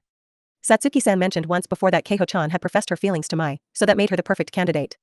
I felt ever so slightly relieved that she'd chosen a girl and someone I actually knew, but all the same, I didn't want her getting with Keiho-chan, so I absolutely had to put a stop to this.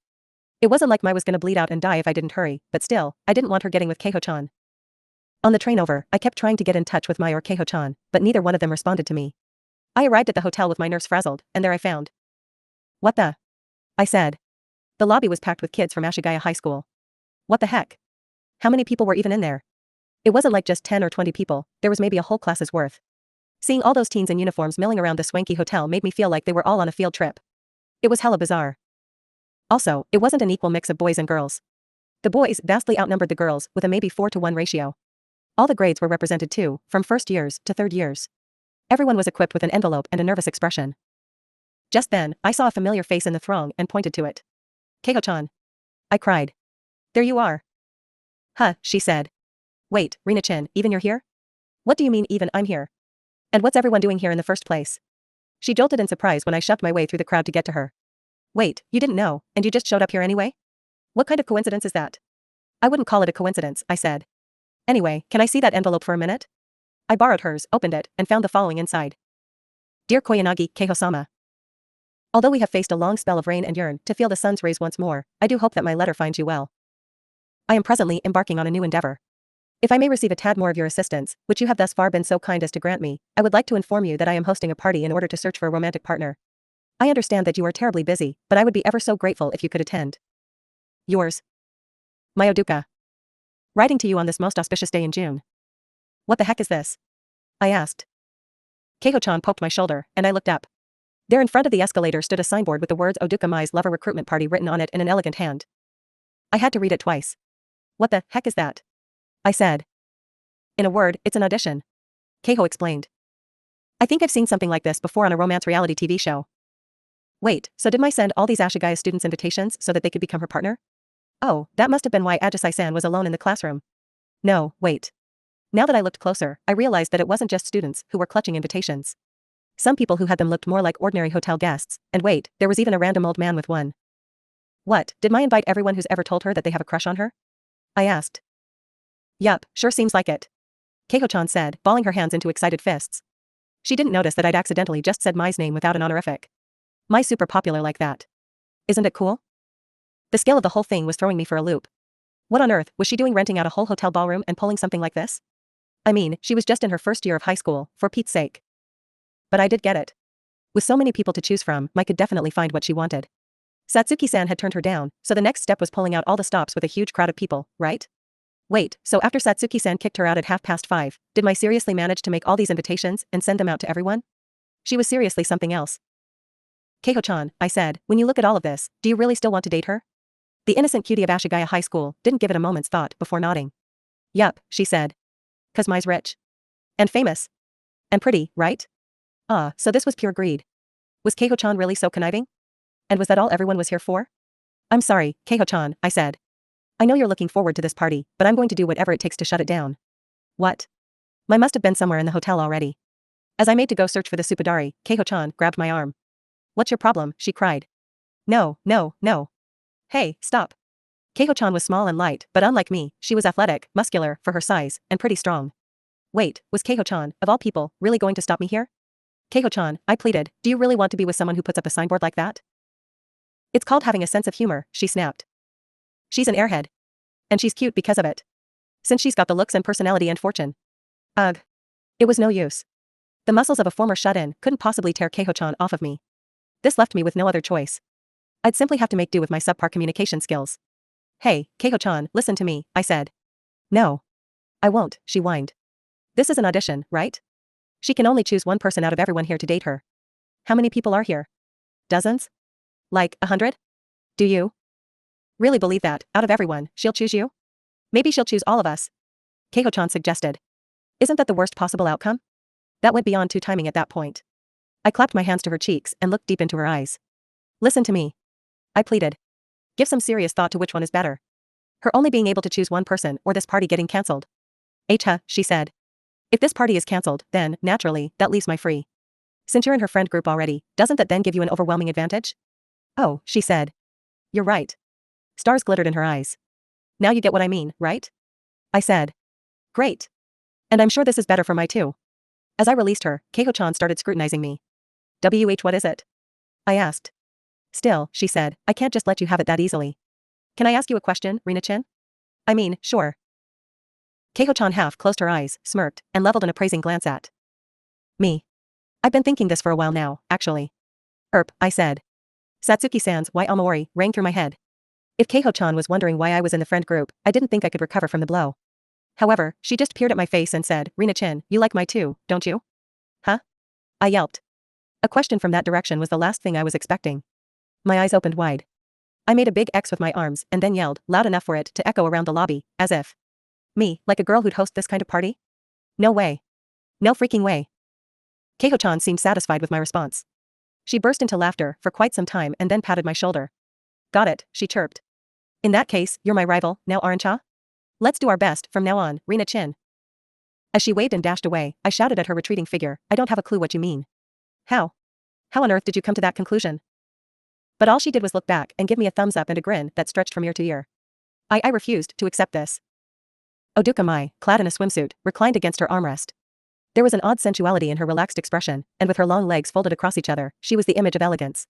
Her hair was tied back into one thick stream that ran down the back of her neck like the Milky Way. She glanced up at the clock on the wall of the cafe and said, I suppose it must be just about time to begin. A small sigh escaped her thinly parted lips. I'm so sorry, Renako, she said. This is the only way I have to make up for all the ways I've wronged you, but I hope you can find it in yourself to forgive me anyway. Her amethyst eyes stared far off into the distance, harboring a determination as clear as water. And then? I yelled, then come apologize to me, with a scream that shattered the whole high society atmosphere this place had going on. She lifted her head and finally saw me. I stood with my hands covering my chest and my face bright red. Yup, I'd been standing there for a couple minutes now, but she hadn't noticed me at all. Renako, she said. What are you doing here? Looking for you. I searched and finally found you here. And what's with those clothes? WL. I didn't have a choice. When I showed them my membership card, they said I couldn't go into the pool alone with a uniform on. I was wearing an audacious striped bikini. I was in a rush, so I asked them to give me something appropriate, only to have this gaudy thing handed over. But turning people down just wasn't my cup of tea. I see, she said. It suits you. I should take a photo to have on hand for later. Oh, where did I leave my phone? I don't know, you big dummy. Probably in a locker or something. Never mind that I've been blowing up your phone trying to get a hold of you. Mai smiled at me ever so slightly in an otherwise sorrowful expression. I knew it, she said. You're mad, aren't you? Gee, you think? Because of all the work it took to find you. Oh, crap.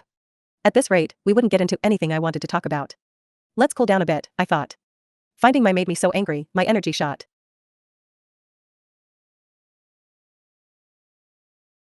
Through the roof.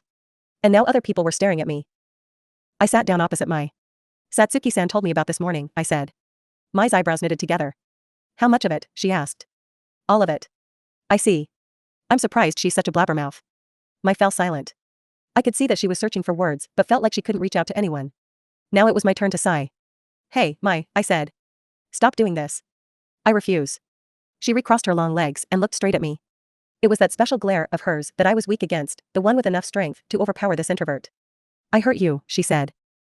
But that doesn't mean you have to be punished, I said. I'm telling you, it's fine, so knock it off already. And I'm sorry for slapping you on the cheek too. Good, good, good. I felt relieved that I'd pulled off apologizing to her face to face, but Mai just turned away in silence. This freaking girl. What, was she a little kid or something? Besides, I said, if you start dating someone as a punishment, it's not fair to them either, is it? You should go date the person you actually like. I can no longer date the person I like. Because they're me. Mai's voice was so chilly, it shocked me.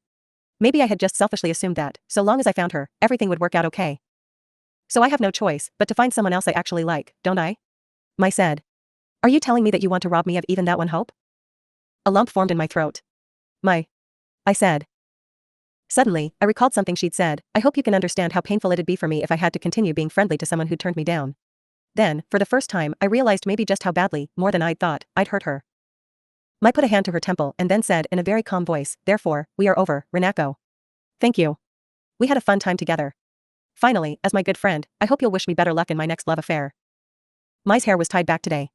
This was the personification of obstinacy known as Oduka Mai, with the strength to prevent anyone from getting near her. To Mai, this was the level of distance that being friends required. I likewise wish for your happiness with all my heart. Don't hesitate to come talk to me if you ever have any troubles. I'll always be there for the person I once sincerely loved, even if it requires me flying halfway around the globe to do so. Wait, I said. But what about our competition? We both lost, she said. Her eyes swam. From now on, you and I are nothing more than friends. I heard her unspoken words, you and I are nothing more than strangers. I extended my hand to her, and Mai instinctively looked back at me. Renako, she began. I cut her off. No. I reached out and undid Mai's hair. There was a gleam of fluttering gold. Her hair shone in the light, reflected off the water as it came free. Renako, she asked. It's not over yet, I told her. Don't just decide that on your own. She looked up, and our eyes finally met. Believe me, I was already plenty aware that Mai was a handful, but still, I was the kind of girl who could do what needed to be done when push came to shove. After all, if I weren't, then I wouldn't have been fit to be Mai's best friend. Satsuki-san told me that you're not as big of a hotshot as you think you are. And I agree, I told her. Maybe so, she said, but I still try my best to act like it. I don't appreciate. Satsuki-san looking down on me. Says the girl who couldn't curb her own horniness, I pointed out. The look in Mai's eyes changed. She gritted her teeth and groaned like I'd just shot her in a vital area. That's why I'm doing this, so that I'll never hurt you again. So I won't mess up again. That's why then, for the first time, I initiated my very own kiss with Mai. It only lasted a moment, a mere brush against her lips. There were other hotel guests around, so I had no clue what on earth had possessed me to do that. But Mai turned rigid. Why I, resolved to give you up. She finished. I watched as the reflection of myself in her wide-open eyes smiled stiffly.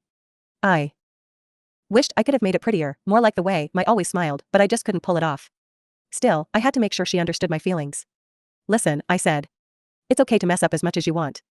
I already told you, no matter how many mistakes you make, I'll always accept you for who you are. But you're not the only one who has trouble believing that, huh? But. Mai whimpered. The tone of her voice was so helpless.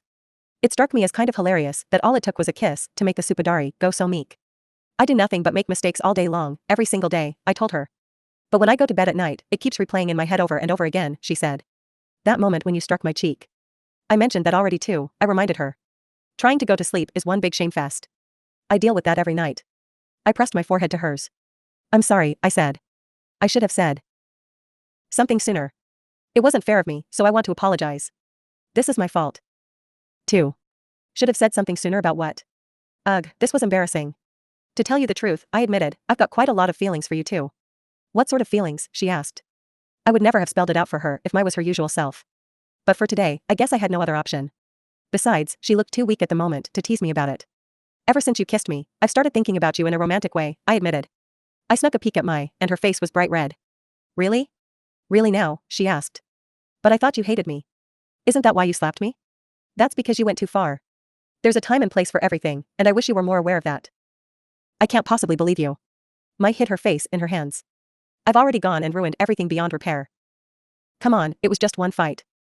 Mai's beautiful voice wobbled. I need more, she said. Huh?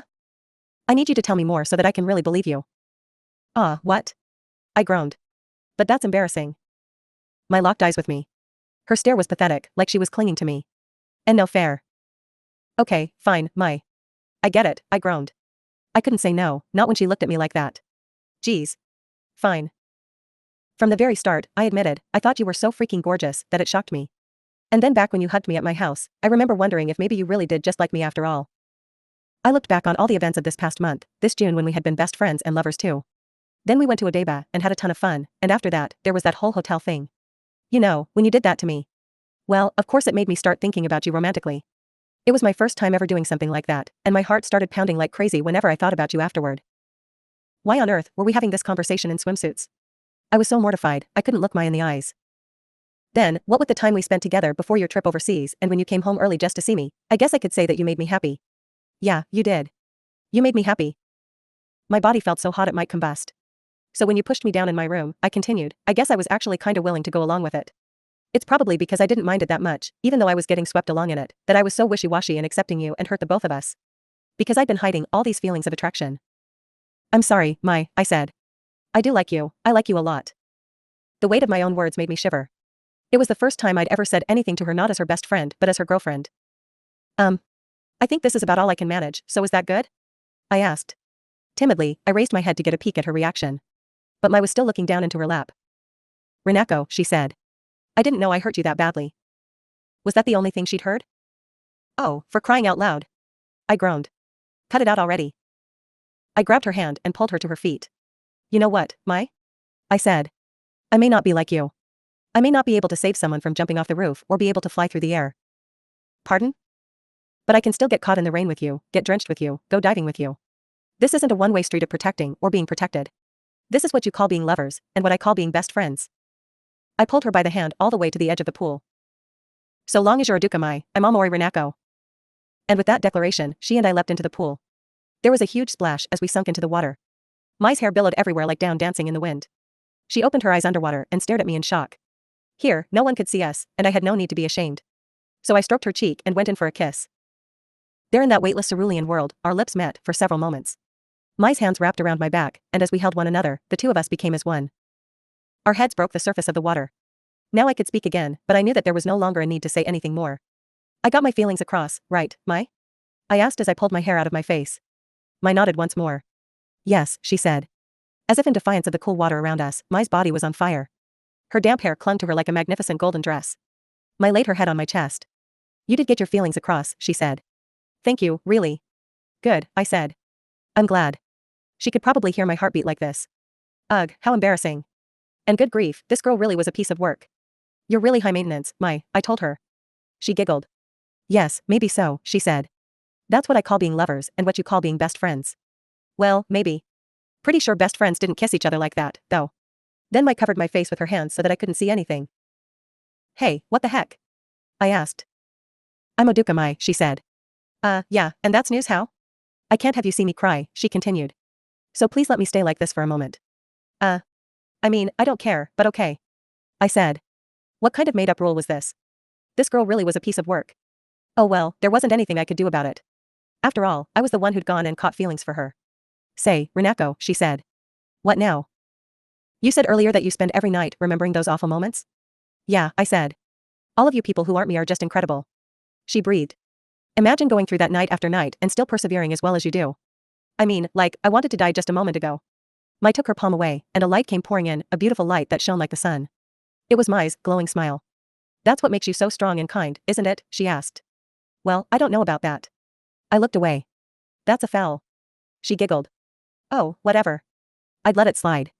So long as Mai was back to her old cheerful self, right? After all, I pointed out, this contest is still going on, even if we only have another week left.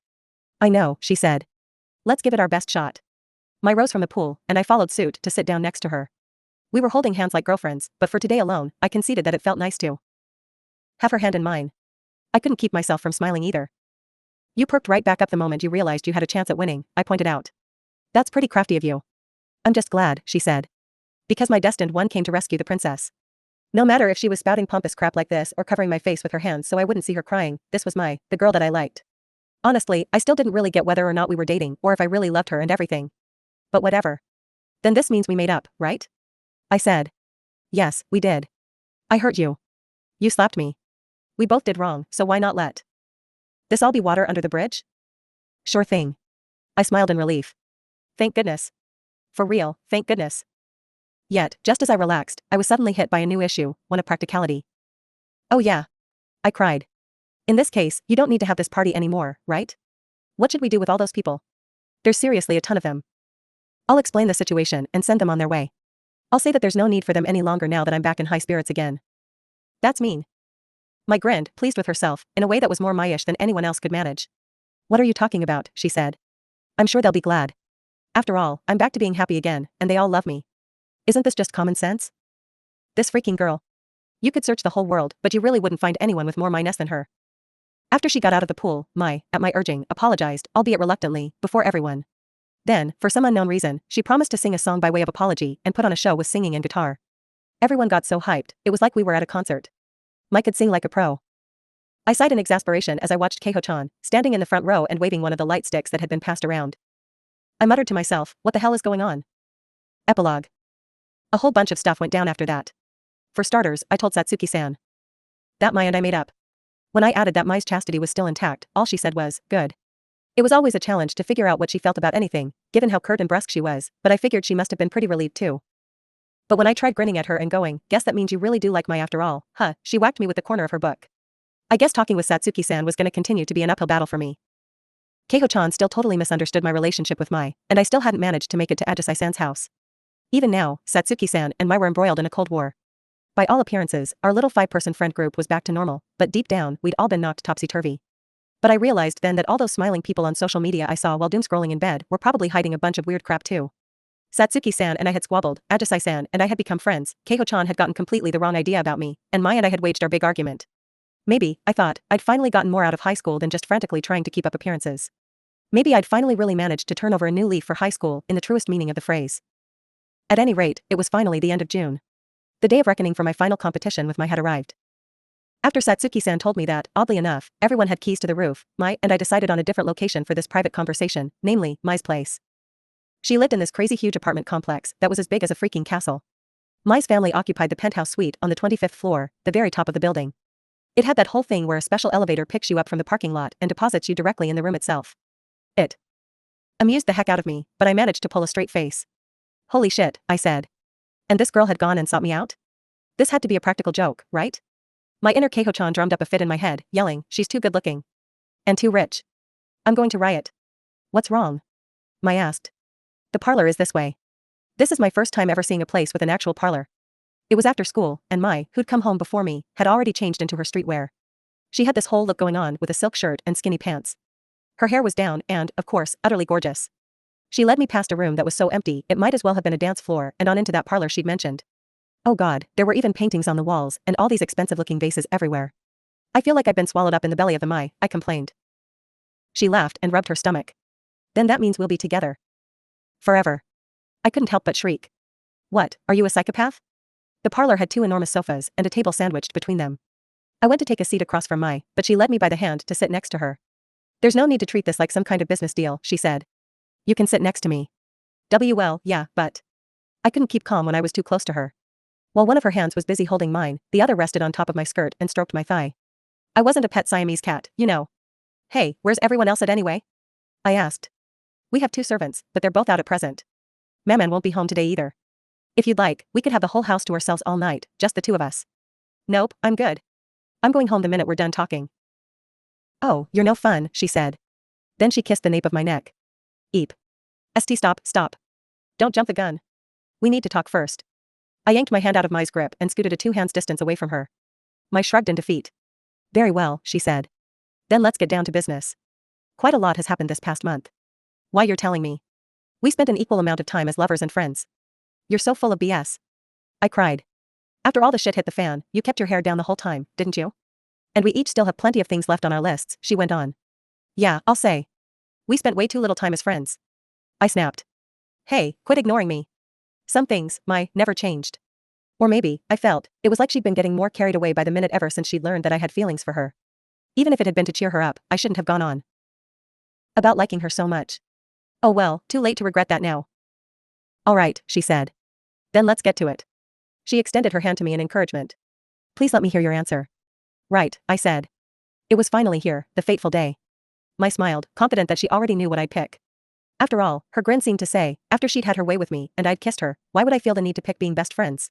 But I had no plan to lie to my own heart. I had faith in Mai, after all. You know, I said. Yes? In the end. I still really don't know about this whole girlfriend thing, I admitted. My smile cracked. She stared at me in disbelief. What on earth are you saying, she asked. And after you've already stolen my heart? What are you, some sort of femme fatale? Wait, no. I stuck out both hands in protest. Just to clarify, I haven't been messing around with you or anything. You say this, and yet you made me call off the party to search for another love interest. Well, duh. But, I insisted, if you ever had anyone you actually liked and wanted to date, then I would have supported you in that. Well, I probably would have. Mai looked away and pouted. With a sigh, she said, I can't believe you're saying that to me with such a provocative expression. You're the one who's deciding to take it that way. It's not my fault. Pretty much everything was Mai's fault, for that matter. I still have things I want to do with you as friends, you know? Because you never tied your hair up. Why not do those things as girlfriends? No freaking way. But why not, she pressed. Because, I began. And then right there I ran out of steam. Because, she prompted. My face started turning red. Because if we were girlfriends, I knew I'd be so worried about Mai losing interest in me that we probably wouldn't capture that same lighthearted vibe we had as friends, you know? Besides, if we were girlfriends, I'd get jealous whenever Mai spent any alone time with someone else, and I'd miss her so much on her long trips overseas that I'd probably cry. There'd be all kinds of big changes. I was still trying to get a hang of being a regular old high schooler, so there was no freaking way I could handle this yet. So, I'd rather be best friends with you, I admitted. Mai went silent. Her face looked like she'd accepted everything. I see, she said. Her voice was the most unemotional I'd ever heard it. She nodded, and I hung my head and mumbled shyly, but, I do like you. And as your best friend, I want to let you do what you want. So. Mai blinked up at me. So? So. How about we be more than friends but not, like, full lovers? The best friend zone? How does that sound? Even I knew that I was just spouting nonsense, so I raised my voice and barreled right on past that. It's just for now, until you find someone else you like. We're like a best friend and girlfriend combo. Yeah, we can be friends with Rena Fitz or something. How does that sound? Friends with Rena Fitz, she repeated skeptically. You know, a whole new relationship type between Rinako and Mai. That kind of thing. The resulting silence was deafening. I felt like I'd really botched that one. Well, Mai finally said, stroking her chin. As far as last-ditch efforts to not concede defeat go, not too shabby. Irk. That's fair. I still didn't have the self-confidence, or the confidence in general, really, to take the next step. Since revamping myself for high school, I'd had lots of time to improve myself, but 1 month really was too short of a time to make this leap. I wasn't talented enough to handle such a drastic change. Still, I was also aware that I'd done a pretty good job of things in the latest incident, what with chasing after Mai and patching things up with her. With that in mind, maybe someday, Mai and I could take the next step. Because maybe this thing Mai called being girlfriends sounded appealing to me too. So with that in mind, I went, well, how does it sound? I had to be the rudest person in the world to put the Supadari on hold like this. Are you really suggesting that we be neither best friends nor lovers, but a third option? Mai asked. Well, you did it before. You were all for having us be strangers if we couldn't be either. Mai buried her face in her hands. Oh, is it so bad you're at a loss for words? I asked. Okay, in that case, I guess I'd better, no, she said, interrupting me. To be frank, I did not expect this to happen, but the fact that you did not fall for me hard enough speaks to my own lack of talent. I also caused you a great deal of trouble. So I have no choice but to accept. And then, in a surprise attack, Mai launched herself at me for a hug. I yelped. Goodness, she said, this is my first time ever taking on an opponent as strong as you. You're such a fascinating girl, you know. No, wait, I insisted. We're friends with Rena Fitz, so we don't do this kind of thing. You said that as my best friend, you'd let me do what I want. That's what people call friends with benefits, right? No, because we're the ones who decide what to label our relationship. I evaded her just moments before she could kiss me. She said. I see now. As I dodged her, she lightly nibbled on my ear. I went limp. Whoa, hey. Going for the ear's a foul. You seem awfully guilty that you couldn't make up your mind about which is better, she said. So why don't we have another competition? A C competition? I repeated. Stop breathing in my ear, damn it. It was giving me goosebumps. Yes, she said. You can insist that we should be friends with Rena Fitz, and I'll once again work to make us girlfriends. I still don't intend to give up, after all. As for the time limit, let's see now. She beamed. How about we have until we graduate? Her smile pinned me in place.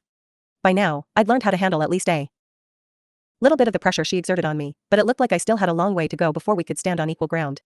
Oh okay, I said. Fine, I'll take you up on that. But I know for sure that being friends is way better than being lovers. I was partway through saying that when gravity suddenly lost its hold on me. I was being picked up, bridal style. Hello? I said. With me in her arms, Mai sailed out of the room. What are you doing? I cried. You're freaking me out. I trembled with the fear that she'd drop me if I struggled. Mai carried me through the apartment before gently letting me down onto something cushiony. It was a honking enormous bed. Wait. A bed? Huh? I yelled. What the heck is this? Why is there a huge canopy bed like out of some freaking manga? This is my bedroom, Mai explained. I know this is sudden, but why not kick off the match now? Time for us to be dear lovers. Isn't this jumping the gun? I cried. Mai stretched out her hand to undo my ribbon. We have until graduation. She reminded me, but why not end the match right here and now? Her daring grin filled my entire vision, and soon a soft sensation sealed my lips. This first kiss in a long time tasted sweet. It tasted like Mai. You I said. By the way, she asked, how far can we take things as friends with Rena Fitz? Just to kissing. Friend kissing, and that's it. Relentlessly, Mai began undoing my shirt buttons one by one. Hey now. I see, she said. In that case, no matter how one goes about it, isn't being lovers the better option? Maybe to you. She exposed my bra, and when I hurried to cover my chest with my hands, she gently pushed them aside. Wait, this was a repeat of last time. And I was getting swept up in it. Listen, Mai, I'm not a hussy. I blustered. Oh, Rinako, you're so cute. No, no. No, no, no, no. Oh my god, this was mortifying. No, no, no. We aren't lovers yet. It's halftime right now. The match resumes tomorrow, in July, okay? Alright. And then, just like that, Mai's hand stopped. I thought it was odd that she'd backed off so quickly, so I looked back at her, and she smiled at me way too calmly. This freaking girl. I'm always happy to go as far as you want, she said. What, are you trying to flip the script on me? Mai hugged me to her, enveloping me completely in her arms, and whispered in my ear. If we were lovers, we could be like this every day. I would have eyes only for you, and I'd shower you with my affection every single day.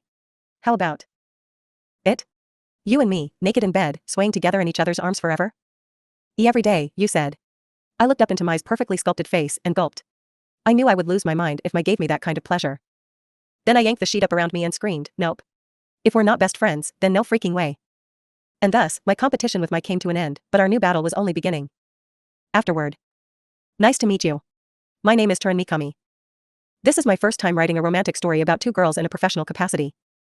This is a story of a girl who insists it's ridiculous to date another girl but falls head over heels in 100 Days. Story was published by G.A. Bunko on February 14, th. When I was thinking about it being picked up from its original doujinshi format, I came up with this story as a genuine, professionally published work. There's no freaking way I'll be your lover. Unless. In Japanese, that's watanare for short. By the way, don't you think a cute girl in love is really cute? Yes, she is. When she blushes in embarrassment and works so hard for the person she loves, isn't that cute? Yes, it is. So if a cute girl falls in love with another cute girl, isn't that double the cuteness?